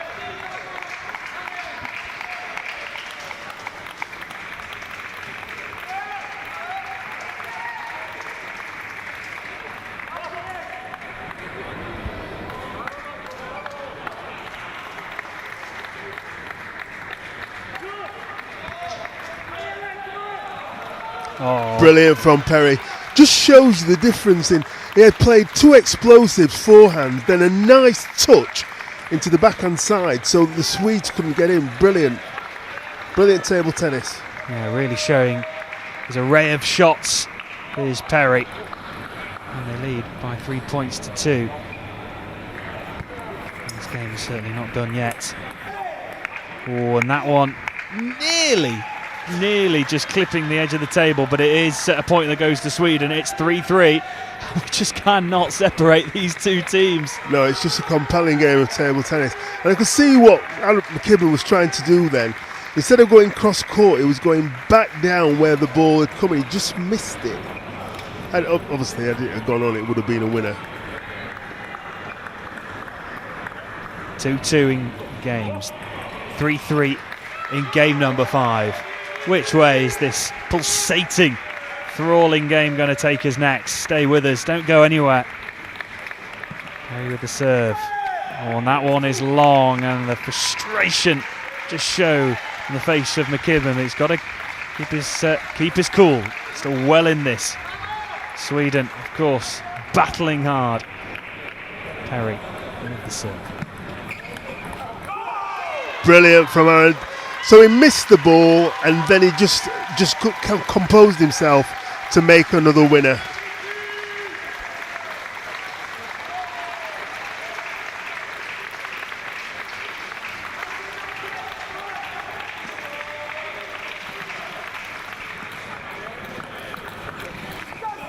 Oh, and just couldn't get there, and Perry just takes a tumble into the advertising boardings. Hope he's okay. Just showing that they are giving absolutely everything to the cause. Perry seems to be okay to continue.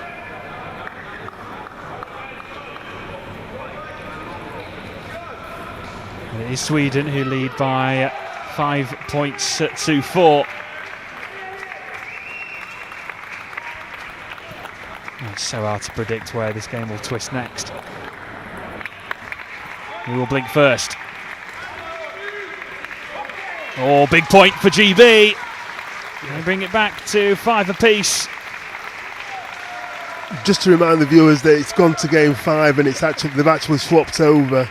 First team to 5 has to go to the other side of the table.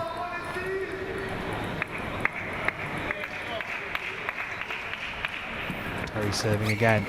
McKibben. Oh, brilliant power long there from Aaron McKibben. It was on one leg there as he played that ball as well, and still managed to balance and play a very strong forehand topspin. And the Swedes have called a timeout. A chance almost for both sides. It was almost Sweden just doing it for both teams, just to give them a chance to regroup, sort out the tactics, give some words of advice. Perry and McKibben lead 6-5 in game number 5 in what has been a fantastic match. Arguably the game of the day we've seen on table 6. Yeah, it's been fantastic. Some brilliant shots. The array of shots, the type of shots, the spin, the speed, the guile, everything. There's been everything in this game. And the Brits are out on top at the moment. The Swedes wanted to sort of just quell that momentum. So what they've done is just called the timeout, which is they're allowed to. It's they're allowed a minute. But the Brits they don't want to. They've gone back to the table straight away. They're not bothered about how much time. They just want to get back on. They believe that they've got the momentum to win this game now. That's really good.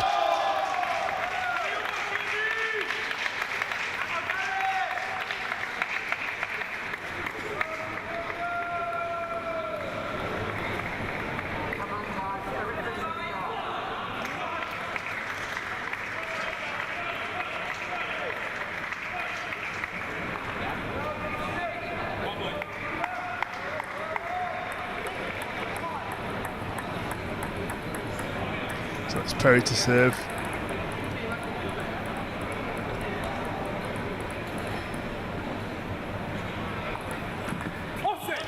Brilliant from Perry. I think he actually saw Gustafsson move and change the serve at the last minute to put topspin on it. Because I think Gustafsson wanted to play it back to where Perry was, but there was that much spin on the ball that it went off the table and went away. Brilliant from the Great British pair. And they lead 7-5 in this fifth and crucial match. Gustafsson now to serve. That one is long on this occasion. So Sweden certainly not out of this one. No, just McKibben just stretching for that ball there.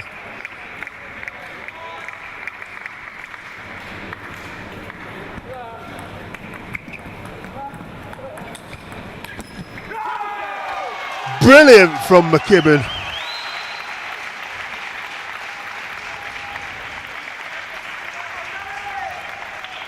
Well, it restores their 2-point advantage. Great Britain, they are closing in.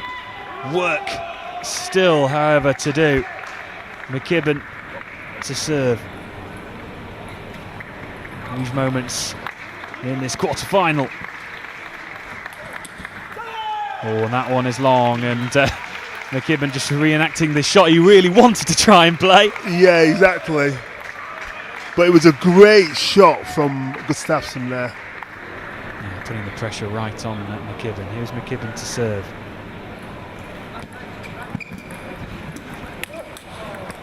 Oh, brilliant return. Brilliant again from McKibben, and he puts his fist up in the air in delight there. Brilliant reactions. And it had to be. It was so crucial, his response. It was lightning quick reactions from McKibben. They are 2 away, GB. What a battle it's been between these two countries, these 4 players around the table. Oh, and then once again, McKibben has all the answers. They are 1 away now, GB, from securing the semi-final place. Yeah, brilliant winner from Martin Perry there. They both played well in this 5th set.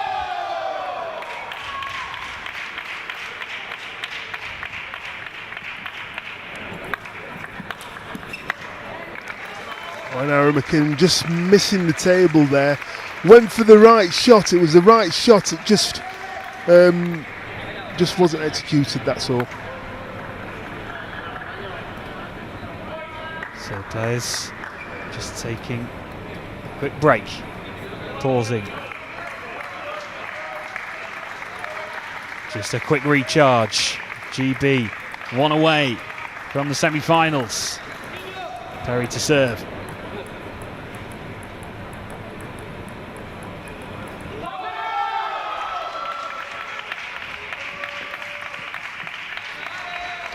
Oh, and he just missed the ball there. Aaron McKibben, very, very tight. And the GB team have called the timeout. They certainly have, as the 2 teams go to their respective areas.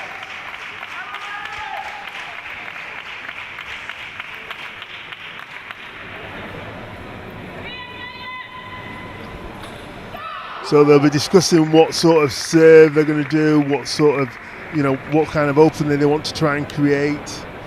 The thing is, when they've decided, they just have to execute it and not change their mind. So, whatever serve they're going to do, just do that serve. Don't change it midway. Don't try and change anything, because that's when you can make faults and stuff. So they'll just, what the coach will be asking, ask Kenny, he'll be saying, whatever you do, just make sure you make that decision. Don't change it. Whatever you decide to do, make sure you go ahead with it. And the Swedes will be trying to work out what kind of return they're going to play. So it's quite intriguing. It's the Brits have the advantage at the moment, and they have the serve as well. So they're going to be able to control what sort of spin is put on the ball. Perry's in charge of this right now.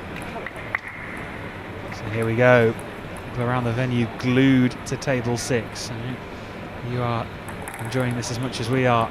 Tension is high. It is palpable here at the English Institute of Sport. Here is Perry to serve. McKibben. And wins it! Brilliant from GB. They are through to the semi-finals of the men's doubles, Class 14. in what was a fantastic match between GB and Sweden. They win 11-9 in Game 5. What a fantastic performance from Perry and McKibben. And they are through to the semi-finals. Yeah, it was a great response. The serve was good. The spin just put a bit of pressure on how the Swedes returned it. He returned it into the net. It was a great finish to the game. And you can see how happy Perry and McKibben were. I mean, beaming smiles, acknowledging the crowd support as well, which has been fantastic for the Great Britain team as a whole all week. They've had some great responses and a great response, and so now they need to regroup for their semi-final. They'll go away and work on a few things, and then come back tomorrow, I do believe, for the semi-final match. Brilliant. Well, outstanding from Perry and McKibben for Great Britain in the men's doubles class 14. They are through to the semi-finals. So everyone, just catch your breath. Just take a couple of minutes, as we'll be back very shortly for the mixed doubles class 14. It's another quarter-final. It's Ukraine against GB, and that will be coming up next.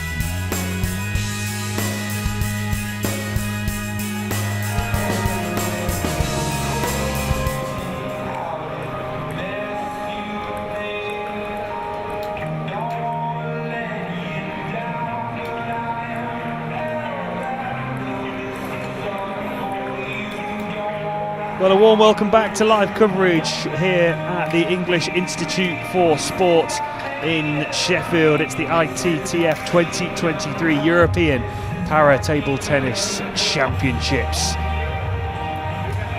We're now into our next match. It's in the mixed doubles class 14. It's a quarter-final between Ukraine and England. GB, I should say. So for Ukraine, we have Marian Bartoshenko and Victor Duduk. And for GB, we have Billy Shilton and Fliss Pickard. My name is Bradley Hope and I'm joined by Farrell Anthony for this one as the two teams just go through their warm-ups. You said to me just before we came on air, Farrell, that this could be a very fascinating match. It will be, because both teams have got a left-handed, right-handed combination, but both teams are very competent at playing the game and putting the ball on the table. So, we could have a lot of long rallies. Shilton and Duduk will be looking to get in with their strong shots. They've got very powerful topspin, both backhand and forehand. Here we go, Tovchenko to serve first. And it's the first point on the board for Ukraine. Yeah, great serve there from Tovchenko, and popped up for Duduk to play the ball. Although, but Shilton nearly got that ball back. Strong starts for Ukraine. It's mixed doubles class 14. So the Ukrainian pairing, they received a bye in the round of 16. As for Shilton and Pickard, they of course played earlier in the day here on table 6, beating the Romanian pairing of Nikolai and Jereban.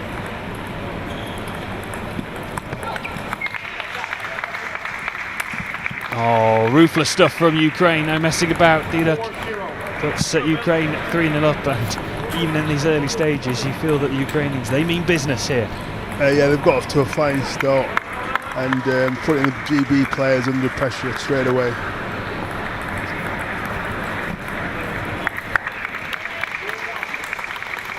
Nice touch there from Shilton.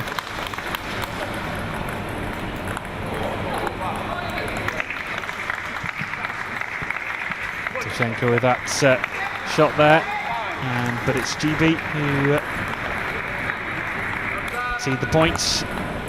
5-1, the first 6 points down in game number 1, and GB just needing to reset here already in game 1.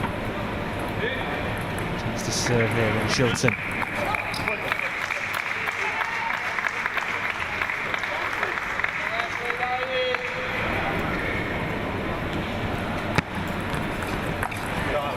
Well, GB, they overcame Romania early on in the day by 3-2, but it was a game that saw Billy Shilton just get a tad frustrated. We actually just saw him after the game, just to quickly speak about it, just talked a little bit about his frustrations in the match, and from his perspective we'll just have to try and park that to one side for this quarter-final. Yeah.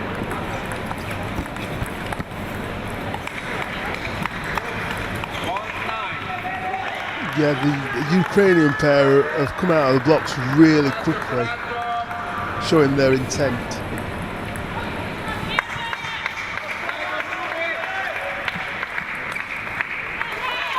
Great response there from Shilton.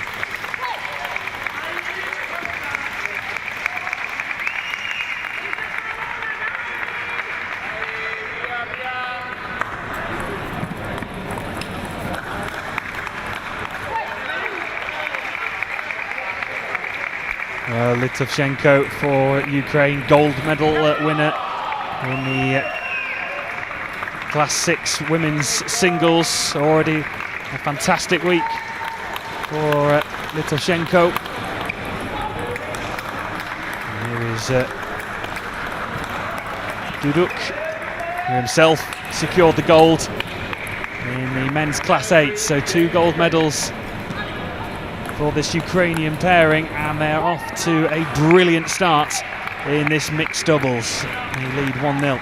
Yeah, they didn't give the Great Britain pair any time to settle. As you say, they're both respective gold medal winners in their classes.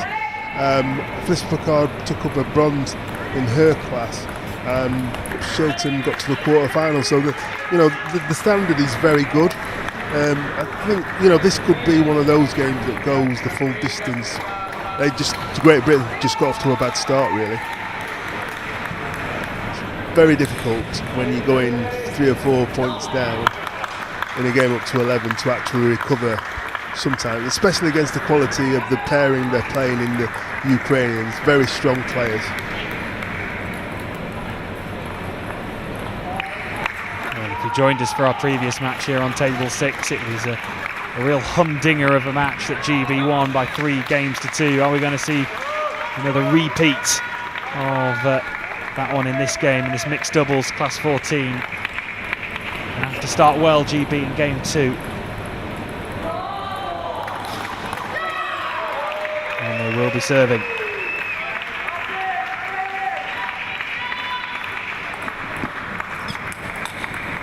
Oh, it's an outstanding reply. That was incredible from Dudek. That was a brilliant shot from Shilton, but Dudek put the ball back with such precision. This Picard just missing the table there.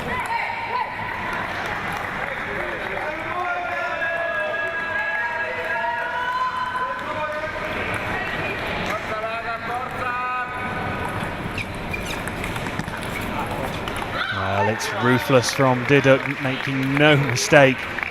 It's light work at the moment for this Ukrainian pair. And that's a point on the board.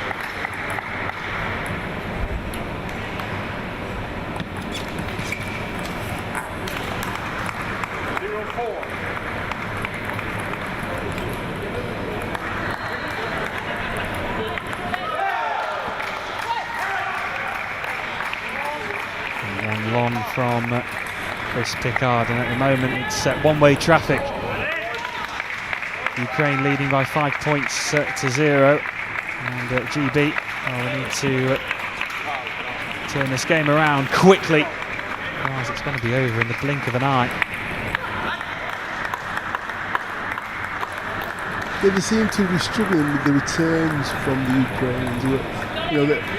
Obviously they've had a strong start and they want to just continue with that.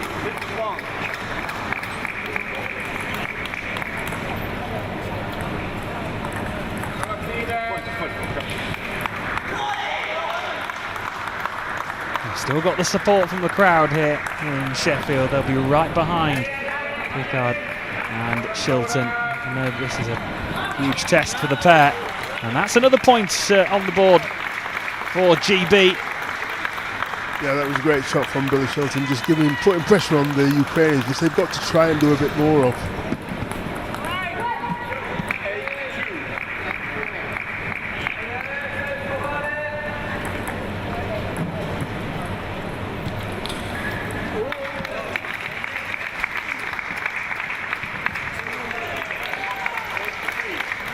That one is long this time by Litovchenko.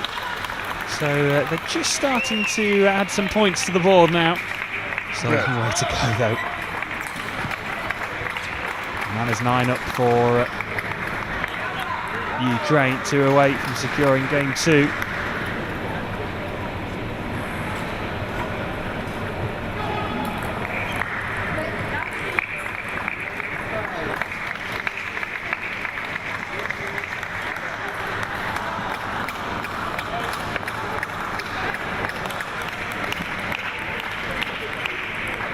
Oh, very clever touch there from Dudek. Off the side, out of reach of Picard. It's a gold medal class from Dudek and also from Litovchenko. And they have taken the second game by 11 points to 3. They are not hanging around long. They are 2 games up against Picard and Shilton. And at this rate, they will be through to the semi-finals in no time. Yes, they've very consistent in the first two games. They've made very few errors, and the Great Britain player didn't put that much pressure on them either, making a few unforced errors. But that can turn around. It's the best of 5 games, and their coach will be just giving them words of encouragement, say, you can do this. They may have to take a few more risks though to win the points now, because if they lose this game, they're out of the competition. So you might see them make a few more high-risk shots in this particular game, just to try and put some pressure on the Ukrainians again. So the winner of this one will play either Poland or Sweden.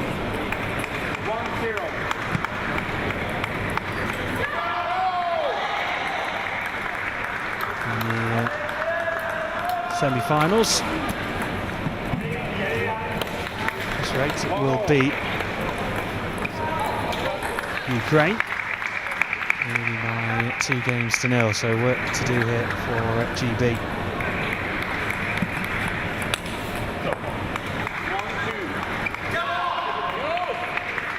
And there, Chilton just going back to try and put some pressure on that ball.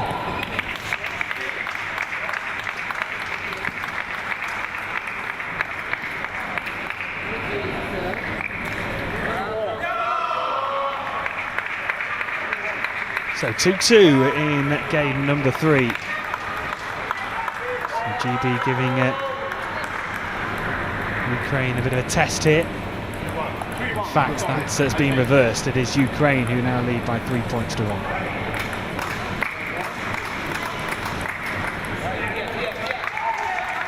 Duduk now with the serve.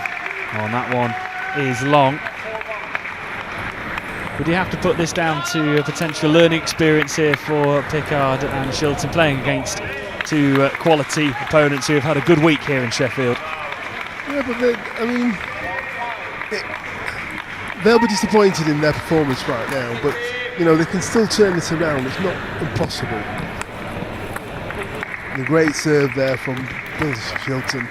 They'll still believe they can turn it around, and whilst they can still believe, and they've just got to keep going and just keep trying to win point by point.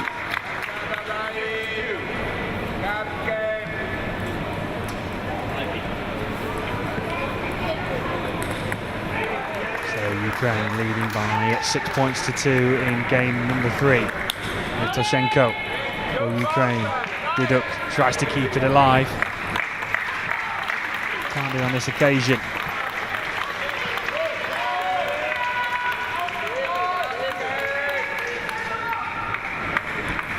Toshenko with the serve. Good response. And it's a valuable point for GB. That's the type of table tennis that is required. It is 6-4.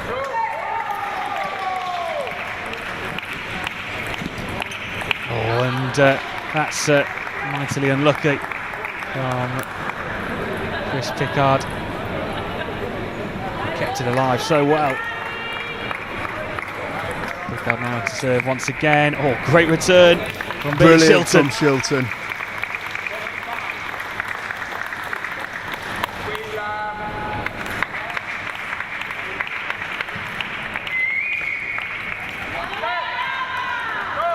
So what Pickard will be trying to do here is trying to keep the ball as tight as possible, so that Little Chevcon can't get in with her strong forehand.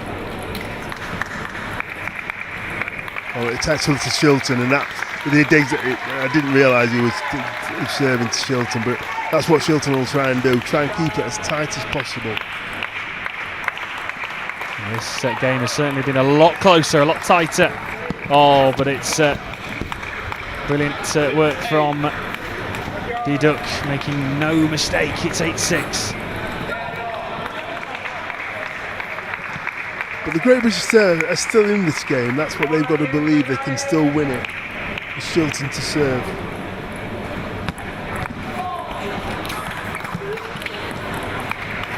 But the quality of Duduk, he's hardly missed anything when the ball's been high today. Clinical Diduk. Tavchenko there, that effort, and that one is wild off the bat of Billy Shilton. And Ukraine are 1 point away from confirming their place in the semi-finals. And it's a gold apiece for Diduk and Tavchenko in their singles championships this week. Can they add more medals to the cabinets? And that is that for Ukraine. What a ruthless, clinical performance that was from Diduk and Tavchenko. They have beaten Shilton and Picard by 3-0. And that was some performance from the Ukrainian pair. Yeah, they were solid all the way through the game. They played really well. Diduk hardly missed, and Tavchenko played her part as well. It's very difficult because the pressure mounts as the points are mounting up against an opponent, whether it be Great Britain or anybody else.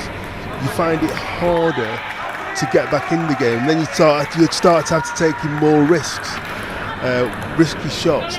But because of the high risk, there's more likelihood that you're going to miss the table or misplace a serve. It's just very difficult, and the Great Britain pair were disappointed about their performance. They would have wanted to put in a better performance than that. I'm not saying they would have won, but they are much better than what they performed today. But all credit to the Ukrainians because they played fantastic today. An outstanding performance from Ukraine. And we now move on to our penultimate match of the day. It will be from the mixed doubles class 17. It's a quarter-final between Hungary and France. Don't go anywhere. 2 fabulous matches still to come here at the 2023 European Para-Table Tennis Championships.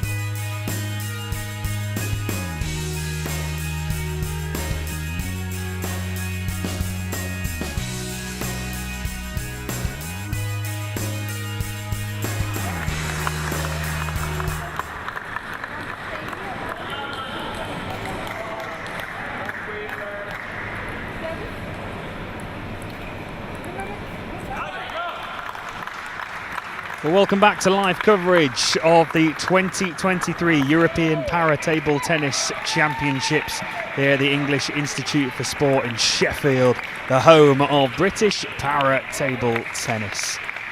It's our penultimate game of the day. It's the mixed doubles class 17 quarter-final between Hungary and France.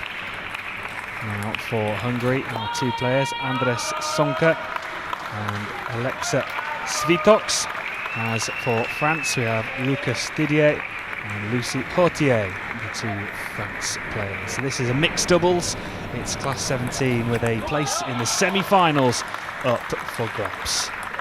So my name is Bradley Hope, and I'm delighted to say that I'm joined by Farrell Anthony for this one. So no GB teams involved in this one, which is a first for a while. It was on table 6. It's going to be another intriguing matchup with the two French players very young in age, 20 and 22, against the experience of this Hungarian pair. Yes, it's. I don't know much about both pairings, but I do. Well, I know a bit about Zonka because he's actually won a few major medals. I had the privilege of playing him a few years ago. Very strong, very mobile, very quick, very light on his feet, very good player. But the French have always produced very good players anyway. And Svitoks, I think she got a medal in her particular class. I don't know which colour now, I can't remember. But she's a very strong player. We had her match on this table during the singles.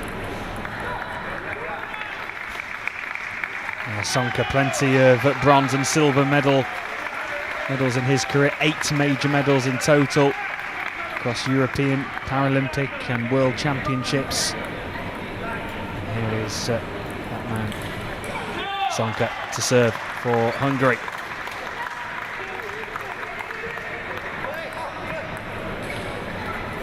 Such a young partnership here for France. Lucas Didier, 20 years of age.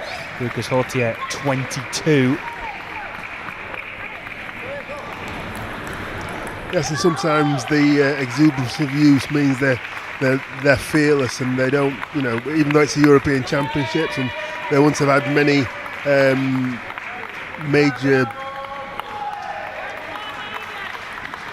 I've lost it there for a minute.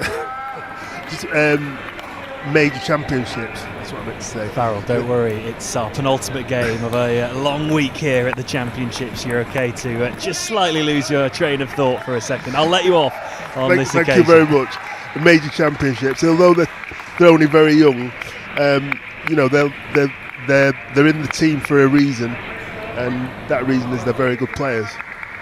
Yeah, so both of these, so this pairing played in a round of 16 match. Lucas Didier and Lucie Hautier in the round of 16 match where they beat the Norwegian duo of Jacobsen and Darlin in a game that went all the way. Finished 3-2 to France, so they've already played. As for Svitoks and Sonka, they didn't play in a round of 16 match. They were awarded a bye coming into this quarter-final, so you never know, that might just have some bearing on the match. And Didier just showing a bit of frustration there with missing that ball. Didier going for it again. Svitoks just chips it over. Sonka with the reply and wins that point. Just pushes them ahead, 6-5.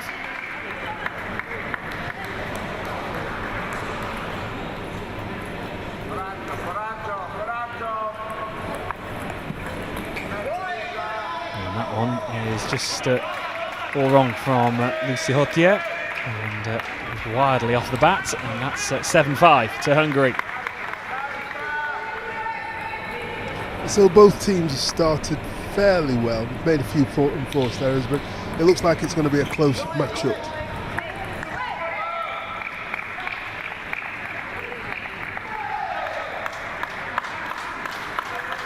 Didier. Hautier now for France. Didier goes again. Good rally this, Didier. Slices it. Oh, and Sonka just gets that wrong. Yeah, French come out on top, that brilliant rally.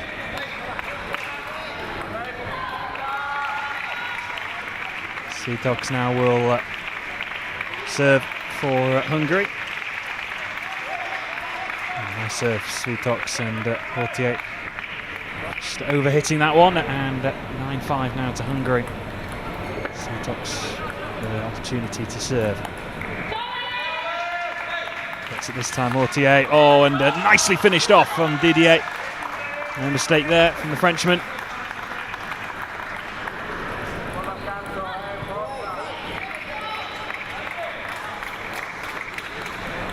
So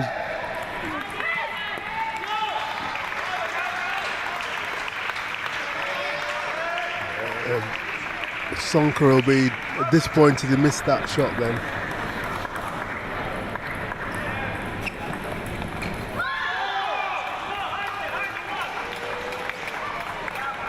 Well, this is going right down to the wire. It is 9-all in game number 1.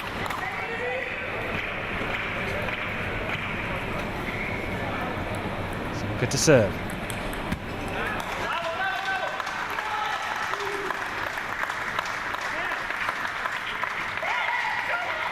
And a big point won by France. They are now 1 away in what has been a topsy-turvy opening game in this quarter-final.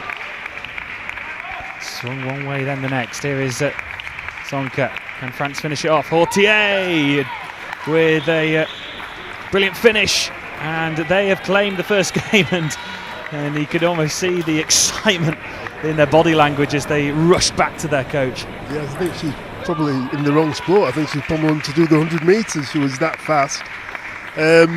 Yeah, the French have started really well. They'll be pleased. Like you say, it was a top-to-serve game, but the French have come out on top. And the Hungarians will be a bit disappointed that they weren't able to close out the game. But they'll come back. I don't think they'll be too disappointed. I think they'll come back and regroup and start the second game believing that they can actually win it.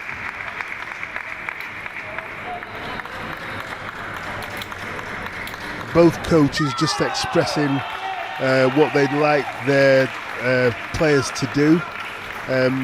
Just a reminder to the viewers that they get 1 minute between games to speak to a coach and take on water and fluid and maybe a bit of maybe an energy bar or something to keep their energy levels up.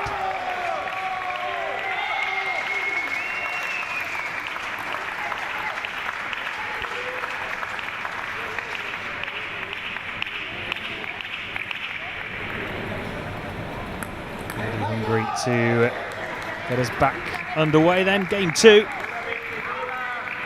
Svítox to serve. Touch from Portier and Didier. Oh, and Didier tried to keep the rally going. Nearly did as well. He did. That was a brilliant effort from Didier to try and get that ball back. Svítox now. Oh, another brilliant rally, and France have won that one. Well, they didn't win the first. They've won the second point. It's 1 apiece. And that was a fantastic show of table tennis from both teams there. Didier will serve again. Touch from Sonka. Oh, and Portier tried to whip it over the net. And He's timed it, that's all. Didier. Right from Seftuks and Sonka, and point goes the way of the Hungarian pair.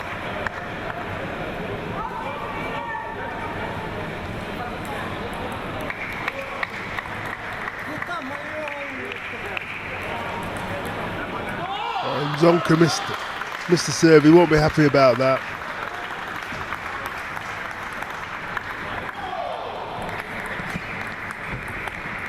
Oh, another brilliant shot from Didier. Really putting the pressure on Sonka. Yeah, he's really moving around the court well, hitting the ball well, seeing it well. Some of those shots are very hard to get back on, but he's doing really well. Portier now will serve for France. They've got this back to 3-3. Not for long. Yeah, Svitoks there with a very strong forehand opening up shot.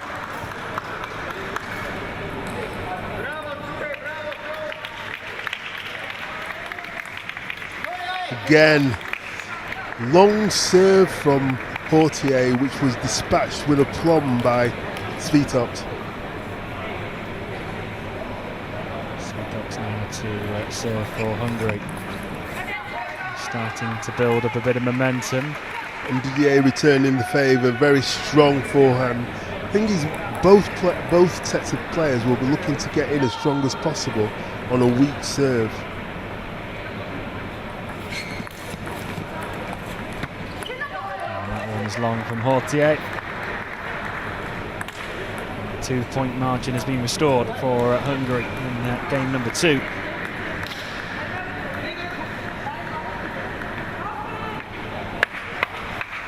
And timeout has been called here in the middle of the second game.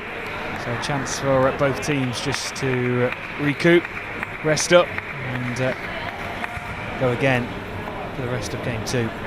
Yeah, I think the French have called it because I think they see the importance of this game, and if they can go 2-0 up, it puts more pressure on the Hungarians. The Hungarians will be happy because they're the ones in the ascendancy at the moment. It's going to be quite an intriguing game. It could go all the way. This could be one of those games that actually goes to 5 games to win the match. And we've had a couple of games so far. They've gone the distance. They've given us so many thrills and spills. Is this going to be another one? As I'll mention there. It's 6-4 to Hungary in game 2. France lead 1-0 overall as the players return back to the table.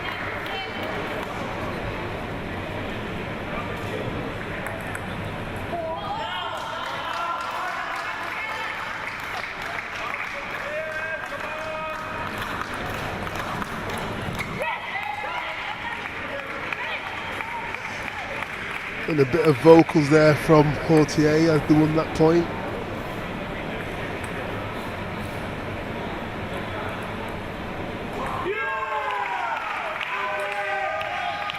That one long on this occasion.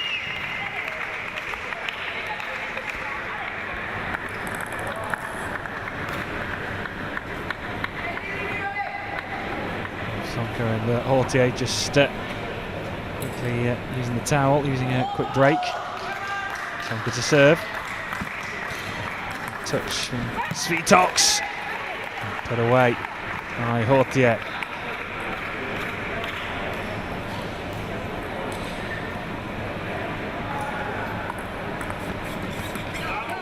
Great serve there from Sonka. Just misread by Hortier slightly, and that's why it went off the table.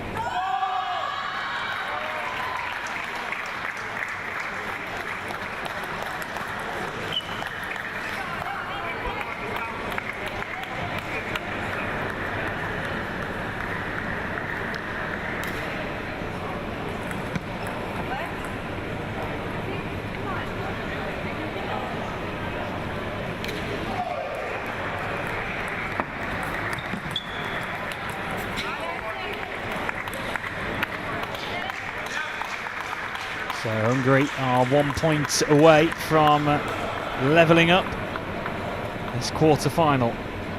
Svitoks now. On this occasion, France still fighting. They can still turn this one around. Svitoks to try and finish the game off.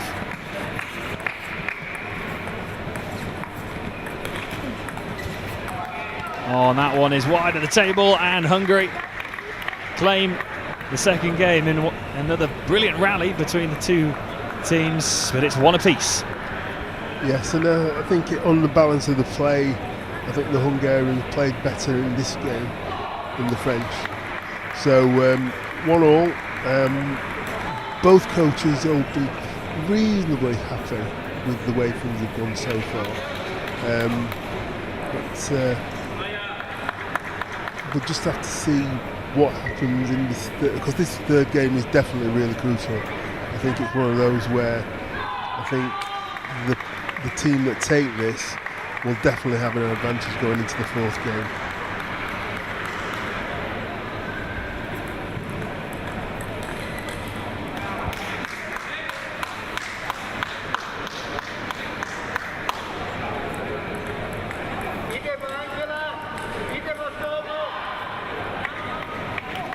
So the two teams just getting some words of advice, encouragement from the two coaches as they head back out onto towards the table. Just a reminder, one more game remaining here on table 6. It's been another brilliant day here at the 2023 European Para Table Tennis Championships, and just a huge thank you to the ITTF, the British Para Table Tennis, Table Tennis England, the Sheffield City Council, UK Sport and the National Lottery for all their support in staging this brilliant event here at the English Institute for Sport. Your support is so crucial and so welcome, so a massive thank you. As we go back to the action.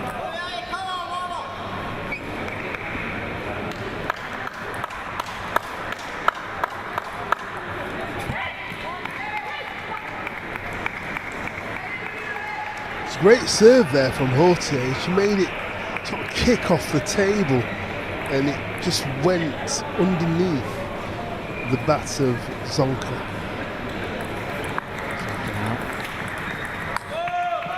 Oh, great rally this. Who's going to come out on top? It is going to be Hungary. Zonka finishes it off. And that was an outstanding rally of table tennis. Zonka goes back underway, lead by 2 points to 1.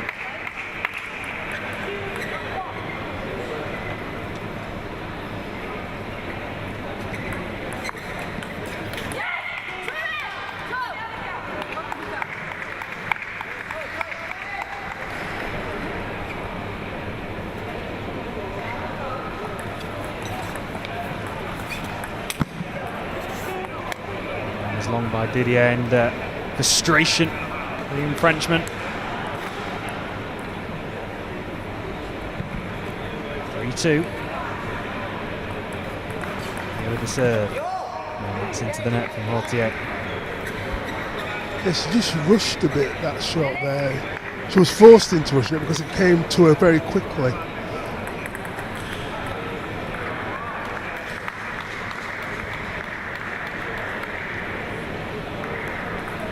Svitov's gold in the Class 9 singles at the World Para Table Tennis Championships last year. You know, just a little bit of that added experience now, just proving vital over this young French pairing.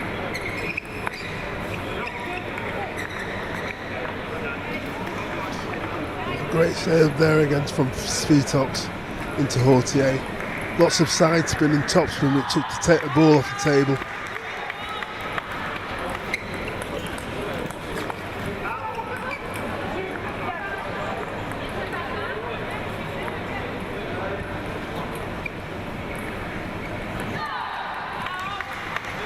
Brilliant shot from Zonka. Can he keep it going?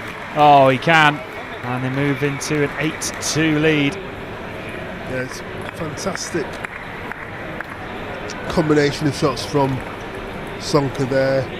One down the diagonal and then a winner down the line.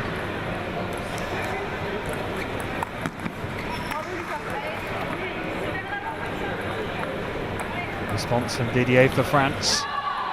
It was a bit of a loose serve from Zonka. Very easy for Didier to actually play a winner there.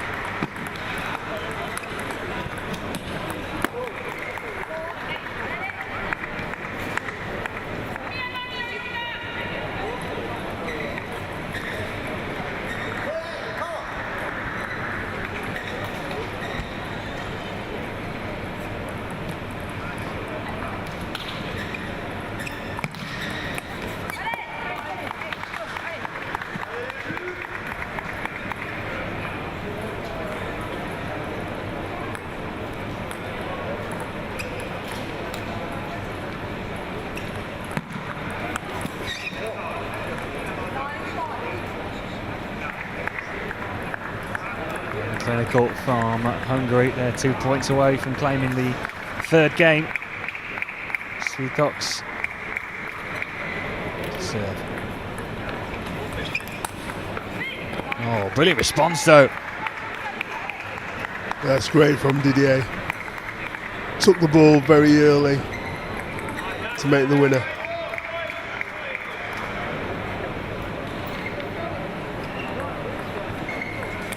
Well, it's almost just setting up Sonka to finish that one off, and he didn't make any mistake in putting it away.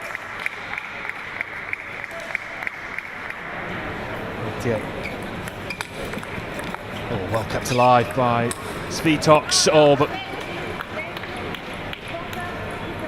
isn't punished by Didier, and Hungary win the third game by 11 points to 6 and are in pole position to book a spot into the semi-finals.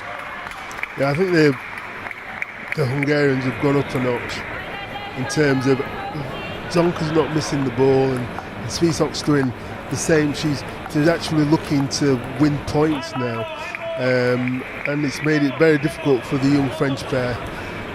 Didier looks, he doesn't look forlorn, but I think he's looked just disappointed about the way things have gone. But their coach will be giving them words of encouragement and advice. They're still in this game. It's not outside the realm that they can't win the next 2 games, but they can't afford to make sort of silly mistakes now. They've already called the timeout as well, so if this 4th game gets away from them, they can't break it up. They've got to carry on and work it out for themselves. And that's because they called the timeout so early in game 2.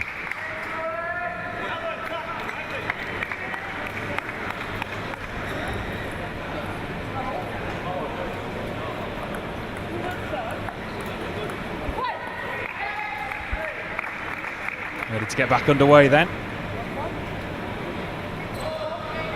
4. Need to serve, Svíþóks.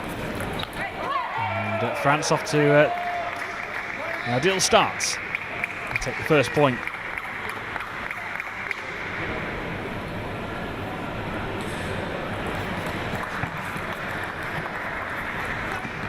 Oh, just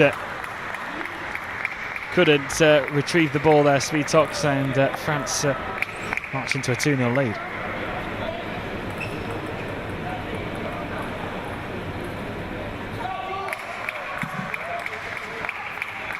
But that's the response that Sonka would have wanted. Yeah, it's very difficult when you're playing a long serve. It has to be very fast or placed very well for somebody like Zonka not to actually get in with a strong forehand.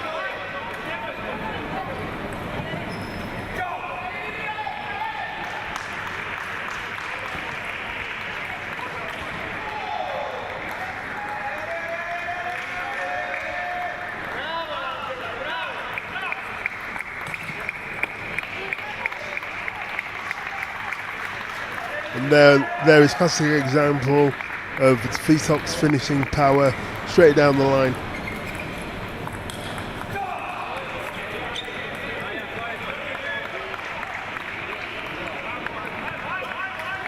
And Zonka really loved that shot there, right down the line, made it hard for the French pair to actually get the ball back on the table.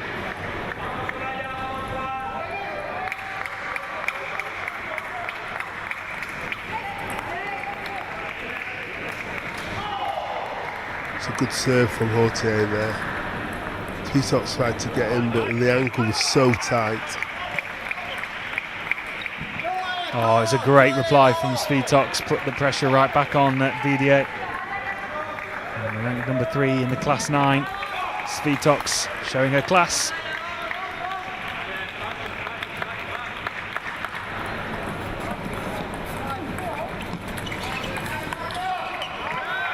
And that one's long from Andras Sonka. Yeah, I think he got tucked up really. He tried to create space, and it just wasn't enough for him to get the ball back on the table.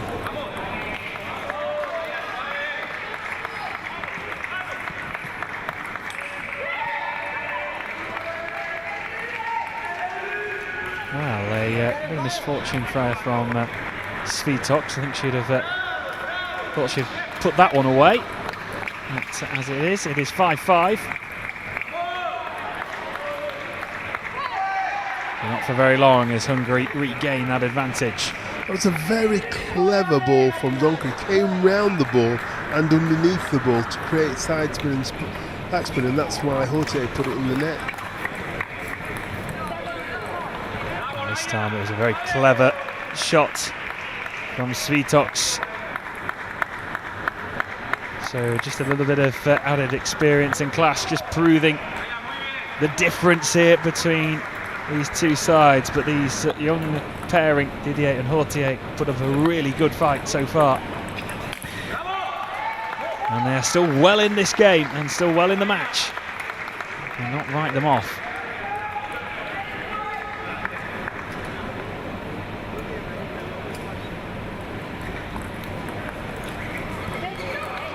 Great serve from Zonka there, imparting lots of backspin on the ball.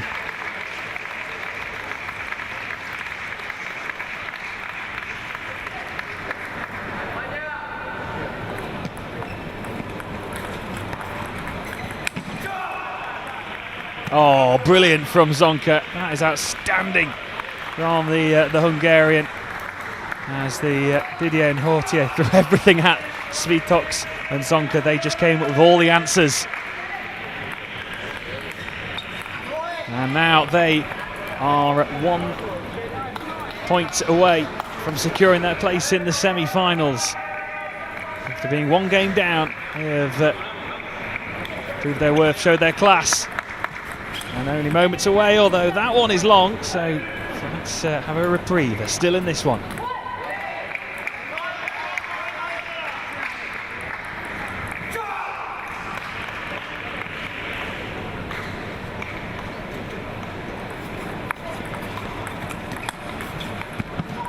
Oh, and there we go. It. Brilliant end to the game from Svitox there. The Hungarians, on balance, deserved to win. They made the least errors and were looking to put a lot of pressure on the young French pair, and they came out on top.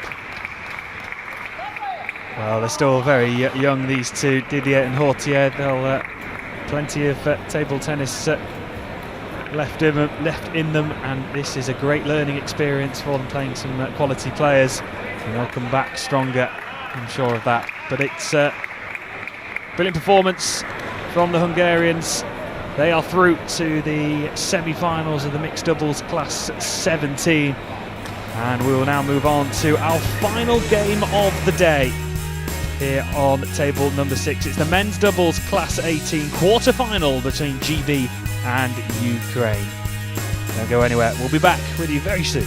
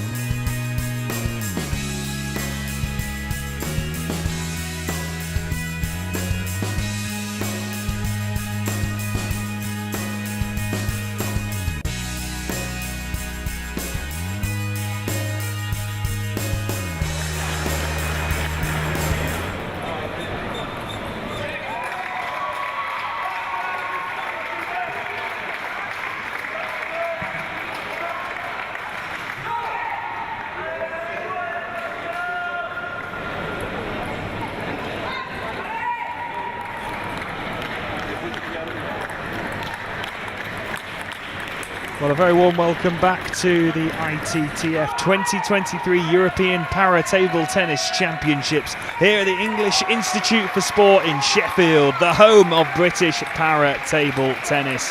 It's our final game on table number 6 on day 5 here at the Championships, our first day of doubles action. And it is the men's doubles class 18 quarter-final between GB and Ukraine. For GB, we have Ross Wilson and Joshua Stacey. As for Ukraine, Victor Duduk and Maxim Nikolenko. Well, my name is Bradley Hope, and I'm delighted to say, for one final time today, I'm joined by Farrell Anthony, former cerebral palsy world champion and 3-time GB winner. Well, Farrell, our final game of the day. It's another match which GB are involved in, and of course will want to try and aim to get to the semi-finals. Yes, but they are going to have an almighty task in terms of trying to overturn a fantastic Ukrainian side.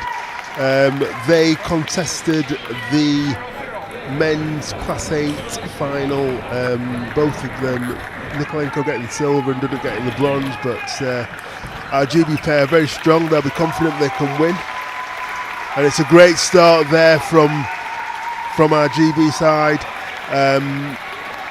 Josh Stacey playing a fantastic shot and Ross Wilson following up.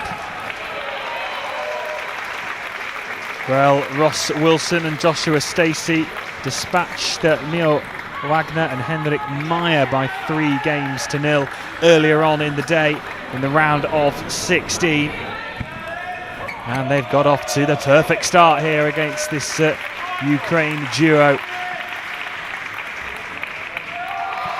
Now, if you're wondering why we're just starting a little bit later than scheduled, it is because Nikolenko has come quite literally straight from one game, the mixed doubles class 17 quarter-final, which happened just on the table next to him on table 7, straight into this quarter-final. So his energy levels are going to be tested to the max here.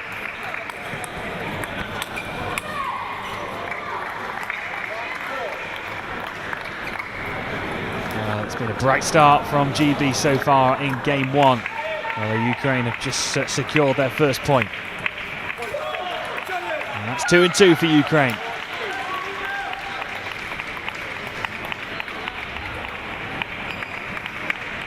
Yeah, just to remind the viewers that they're allowed to towel down after every 6 points, and so the score at 4-2, they're both taking the towel. It is quite warm in the arena today, so those towel breaks will be quite important in trying to keep the bats and the table dry from the moisture. Well, Ukraine had to overcome Bulgaria and Hungary to get to the quarter-finals. Nikolenko, 4th match of the day. It's some effort.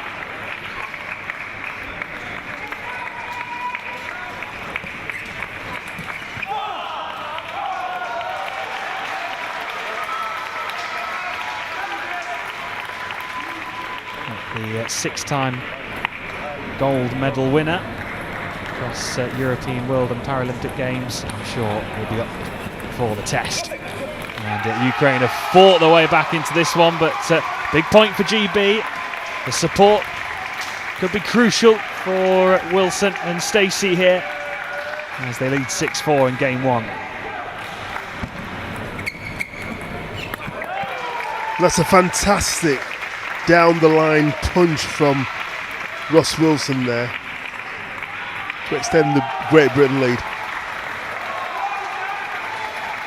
Stacey to serve. Oh, brilliant work from Stacey and from Wilson. And they've put themselves in a good position here in game 1. Yeah, fantastic opening attack from Ross Wilson, and then just dispatched by Josh Stacey.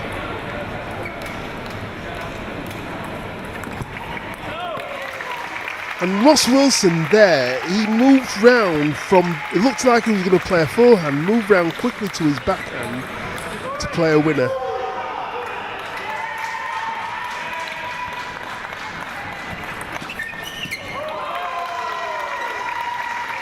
Well, this combination of Wilson and Stacey secured the silver at the World Para Table Tennis Championships in the doubles Class 18. Well, that's absolutely brilliant from Wilson and Stacey. And they have taken the first game. What a start! And the start they would have dreamt of against this tough Ukrainian opponent. Yeah, it was the perfect start for them, really. It's one of those where they seem to get into their groove straight away, and then they just got more confident.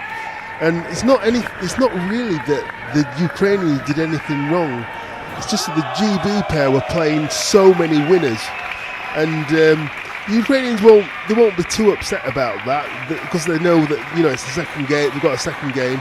And conversely, the Great Britain pair won't be complacent either because, as we've seen all day, sometimes after the first game, there is that people can turn, the other team can turn it around, and they'll be aware of this dangerous Ukrainian side.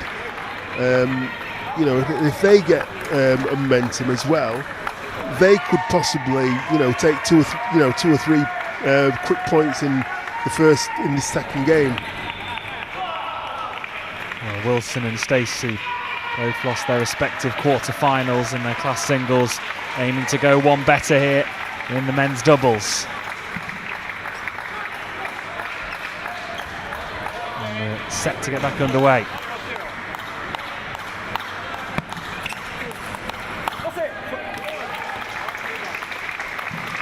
Brilliant from Stacey there, right in the corner. Left Nikolenko standing. A great start from the Great Britain pair. 23-year-old Stacey showing his class so far, as is Wilson. Oh, and that's another winner for GB. They are on fire this evening. And at the moment, they are on course to send this GB crowd home happy. Work still to do, though.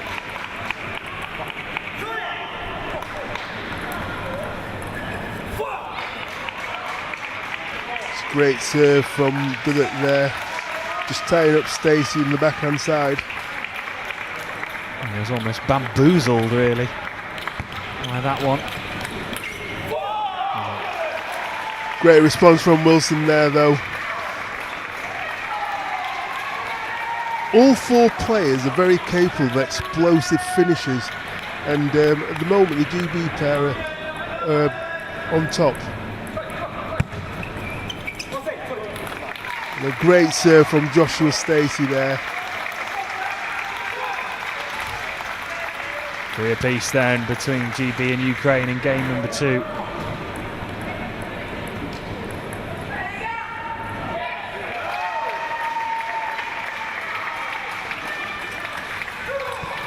Oh, outstanding, Stacey.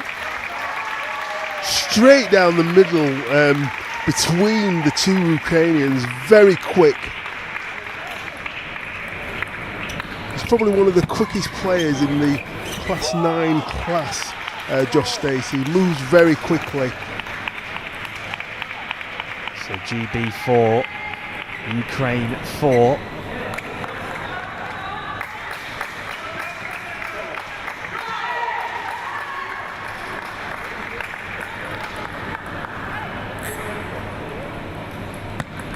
To serve, and Ukraine fought back in this game and they've turned this one around. We saw Diduk's class earlier on in the day on table 6, and he produced one final effort on day 5.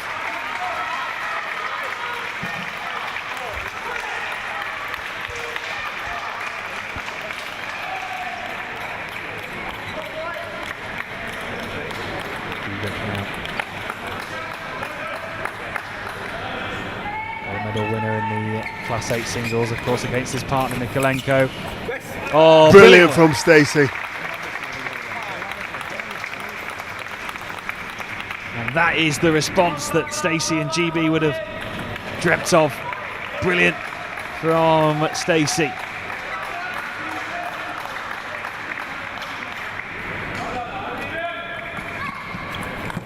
Oh, no mistake from Wilson. It's 6-6.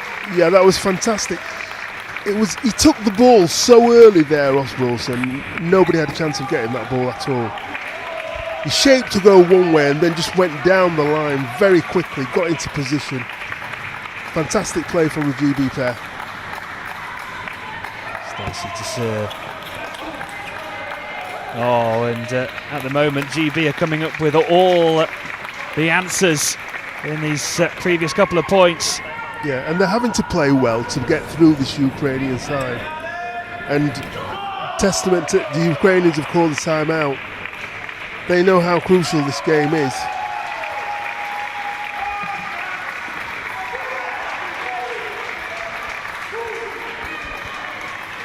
So Wilson and Stacey for GB, they lead by 1-0. They're leading 7-6 in game 2. This home crowd is getting very excited here at the English Institute for Sport. And the support and the atmosphere has been fantastic, in particular through the GB matches here in Sheffield. And if you'd like to be a part of it tomorrow, tickets are still available, £12 for the entire day's play. It's our final day here at the Championships. Don't miss out. You can purchase your tickets on the British Para Table Tennis website or at the venue here at the English Institute for Sport, and you can find all the daily schedule as well, all the matches across all the tables here on the ITTF.com website. If you do /ITTF web results, you will be able to find everything you need regarding the championships and the final day. But back to the action here in this crucial game.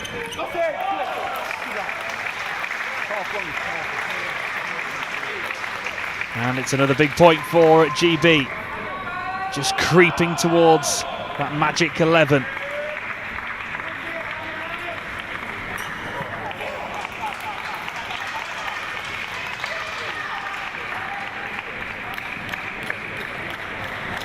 Nikolenko, his 4th game of the day. Absolutely incredible work. And Diduk and Nikolenko have dragged this back to 8-8, so the GB pairing are just having to switch on again here.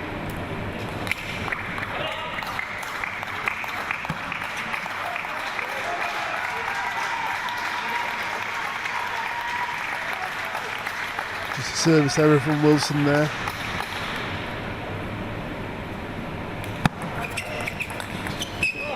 Brilliant from Stacey again, right in the corner.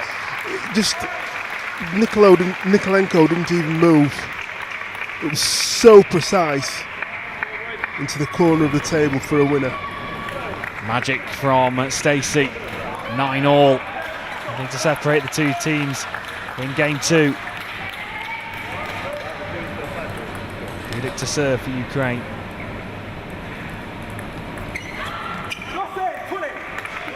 Brilliant return from Stacey there. Just showing he's got very good touch around the table as well. Absolutely, 1 point away, GB. Oh, kept it alive. Oh, and it just set up nicely for Diduk. Yeah, it just clipped the net on the way through, changed the trajectory of the ball.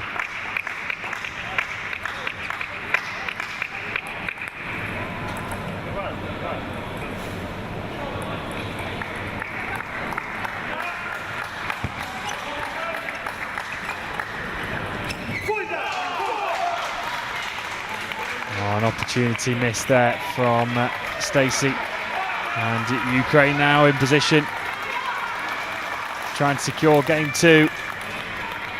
Nikolenko to serve.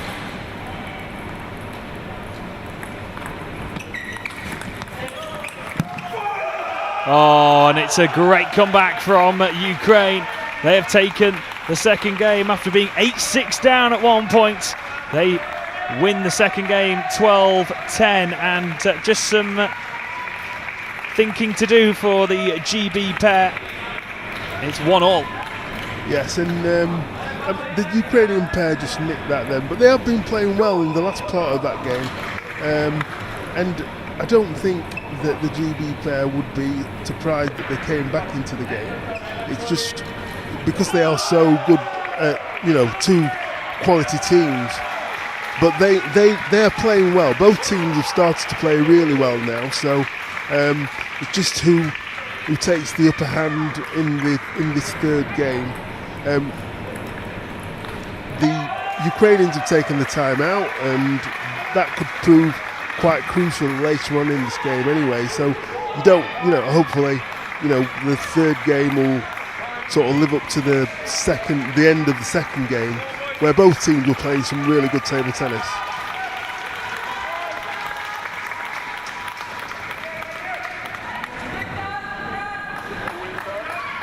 Nearly ready to go for game 3.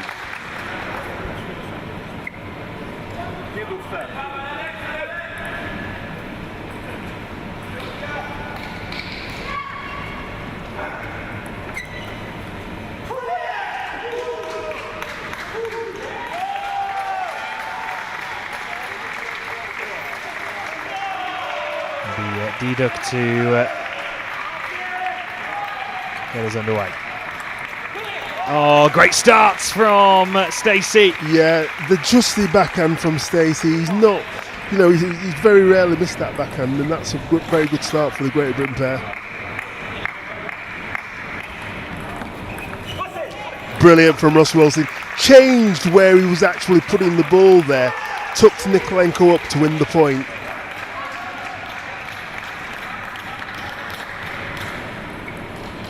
Serve for GB. Oh, and just couldn't dispatch that one, Stacey. It did just touch the top of the netting. Just unsettled Stacey on that occasion. Also his second serve. Nikolenko responds. Oh, great work, Stacey. 3-1. Brilliant flick over the table from Josh Stacey. Very powerful finish.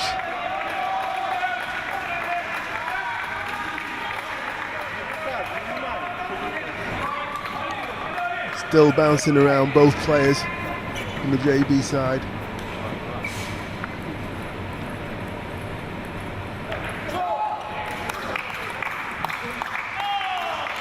And it just couldn't be returned by Wilson.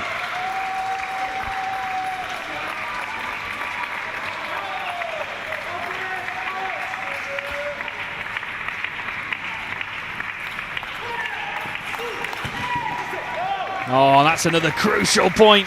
Won by Ross Wilson. Superb return from Wilson there. Spun it up heavy. But Ross Wilson took it so early, off the bounce. Went like an exocet.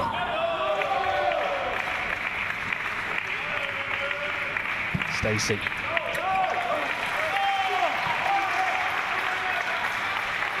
Runs into the side netting.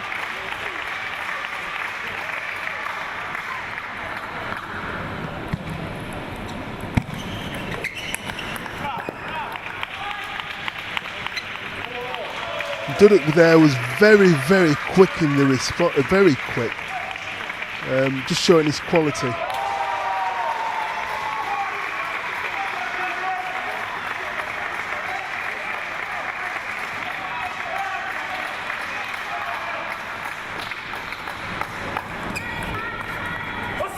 Oh, and that one is out. And they've regained their lead. 5-4, game 3.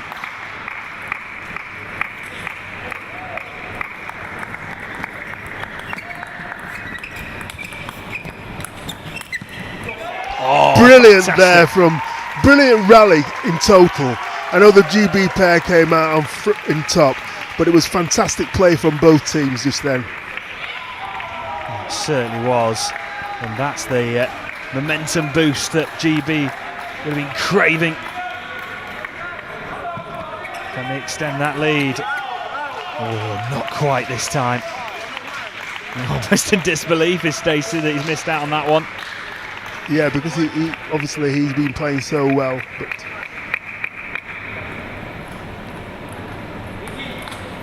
Wilson. Oh, and that's 2-2. That's been conceded by Stacey, and we're back to 6-6, and the frustration was clear to see. It's very hard. Nikolenko played a very quick flick into the backhand side, and you know, like I say, both teams are playing well. Both teams are playing some really good stuff, so it's a really tight match.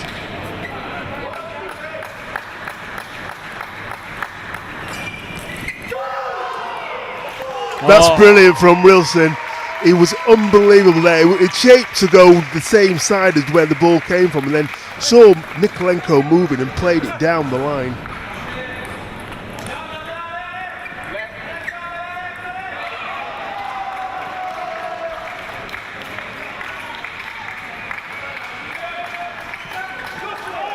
Oh, it's another point gained for GB. And that just shows you that you've got the explosive power of Josh Stacey, but then the delicate touch as well, just to make sure that they couldn't get the ball.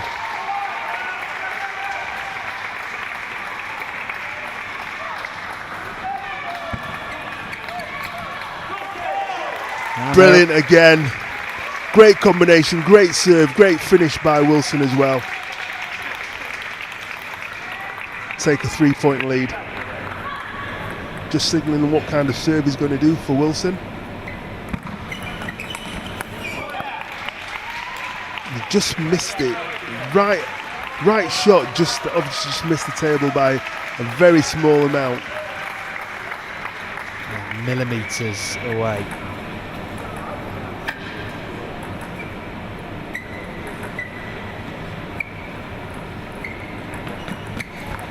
GB finished the job off. Just kept alive. Brilliant work from Wilson. Stacey tries to whip it back onto the opposition side of the court, but can't do so. And 1 point now separating the two teams.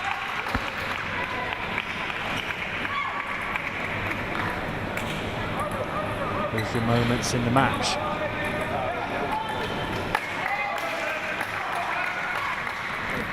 Good up the serve. Stacey, brilliant from Stacey. Rectified his error from the earlier point.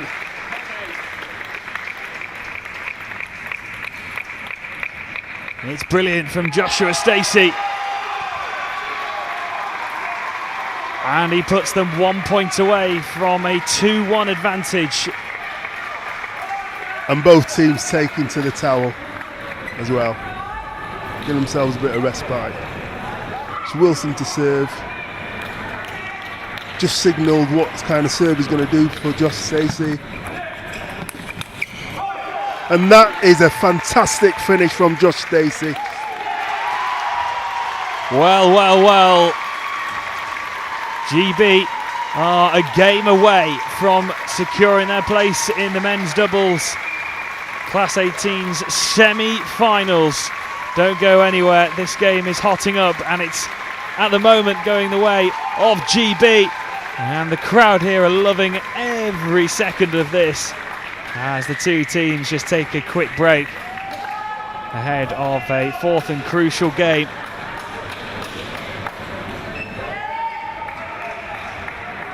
And if you heard another roar, there was another GB win on another table. Shackleton and Hunter Spivey have just beaten the Turkish pair.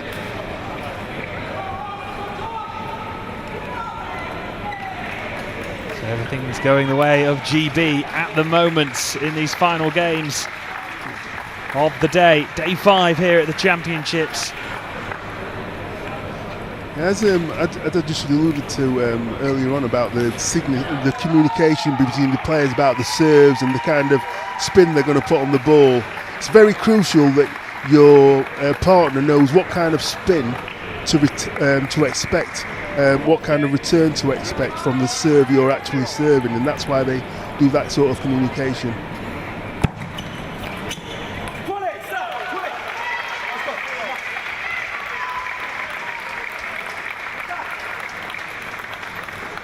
Good start for GB in this fourth game. Stacey, second serve. Oh, that's a fantastic return from Nikolenko there. Took it very early, took it off the side. Quality shot from there from the Ukrainian. Well, this Ukraine duo been fantastic so far in these championships, and they'll be desperate to take it into tomorrow, this pair. Nikolenko to serve. Oh, a bit of frustration there for Ross Wilson.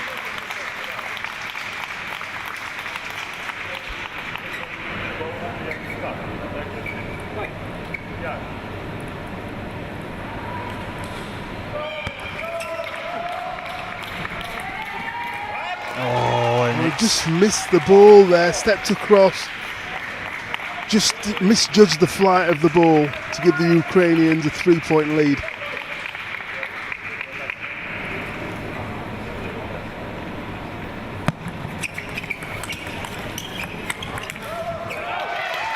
Brilliant there, recovered that, brilliant backhand to reduce the deficit to 2 points.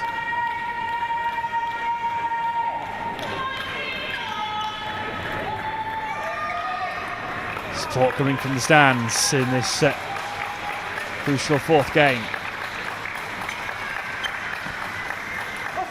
Oh, and that one is wide off the table, big points. Yeah, big point, and Nikolenko just clipped the top of the net and it went away. Good to serve.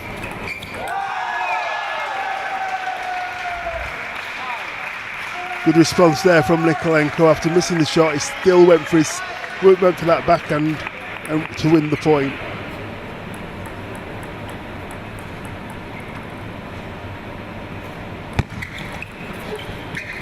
Let called. Obviously, Joshua Stacey didn't see that. He didn't do that deliberately. He just didn't see that there'd been a let called.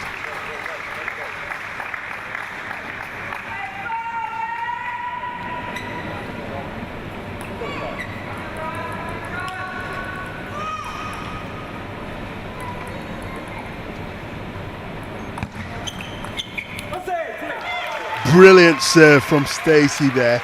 He didn't put a lot of spin on the ball then. It just floated off from the Nikolenko racket.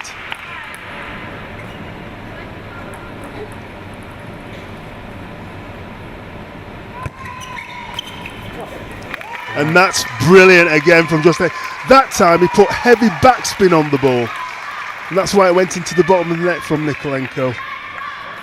Well, this game is on a knife edge, firmly in the balance. 5-5, game 4. Who's going to blink first? Who's going to break first? Oh, it's brilliant from Josh Stacey there.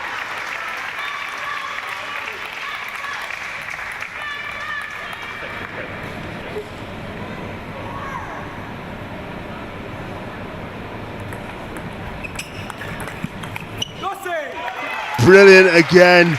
And that time, Josh Stacey didn't go for a big shot, just good placement. It just shows you the variation in spin and speed can fox your opponents as well.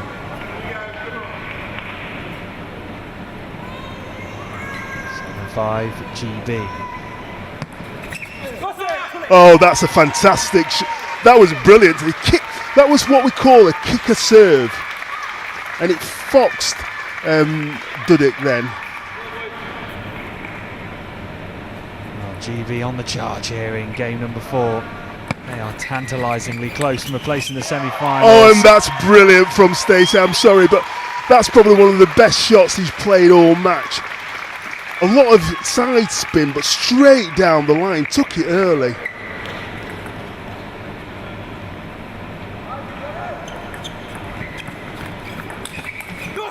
Brilliant from Wilson this time.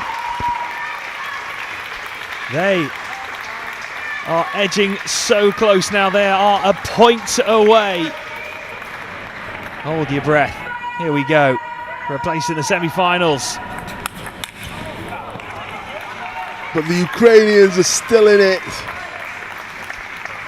Brilliant smash from Nikolenko. Although Ross Wilson got his back to the ball, he couldn't actually get it on the table. Jess Stacey just signalling to Ross Wilson what kind of serve it's going to be. And there it is! What a fantastic finish to the game for the British pair. A big fist pump from Ross Wilson as well to the British crowd to thank them. The Ukrainians played a fantastic part in this game, but it's the Great Britain pair that come out on top. Well, what a performance that was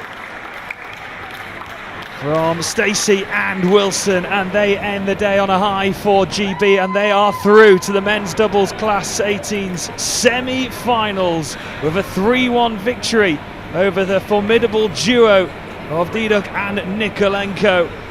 Well, what a performance, what a result for GB, and what a way to end day 5 here at the ITTF 2023 European Para Table Tennis Championships. What a day that has been, pal. Yeah, it's been a fantastic day and a fantastic finish for GB. And what the GB pair did so well was they actually won the points at the end. There weren't mistakes from the Ukrainians, they actually won those points. And there's nothing the Ukrainians could do. There was just pure quality from the GB pair, and I think well-deserved winners. And hopefully, they'll be wanting to get through to the final and win the semi-final tomorrow. So it should be a good day as well tomorrow. Some great table tennis played on today by both pairings. Absolutely, what a fantastic day it has been here at the English Institute for Sport in Sheffield. And it's the final day of action tomorrow. Medals up for grabs. Who will claim them? Join us tomorrow. We get underway at 10 a.m. here at the English Institute for Sport. There is still time to get tickets as well. If you can get down here to Sheffield to the English Institute for Sport, tickets are £12 and you can join in the action and cheer on these GB athletes as they try and claim bronze, silver and gold medals. But for now, thank you very much for joining us today. Hope you've enjoyed the coverage, and we'll be back with you tomorrow morning with a 10 a.m. start. Thank you very much, and good night.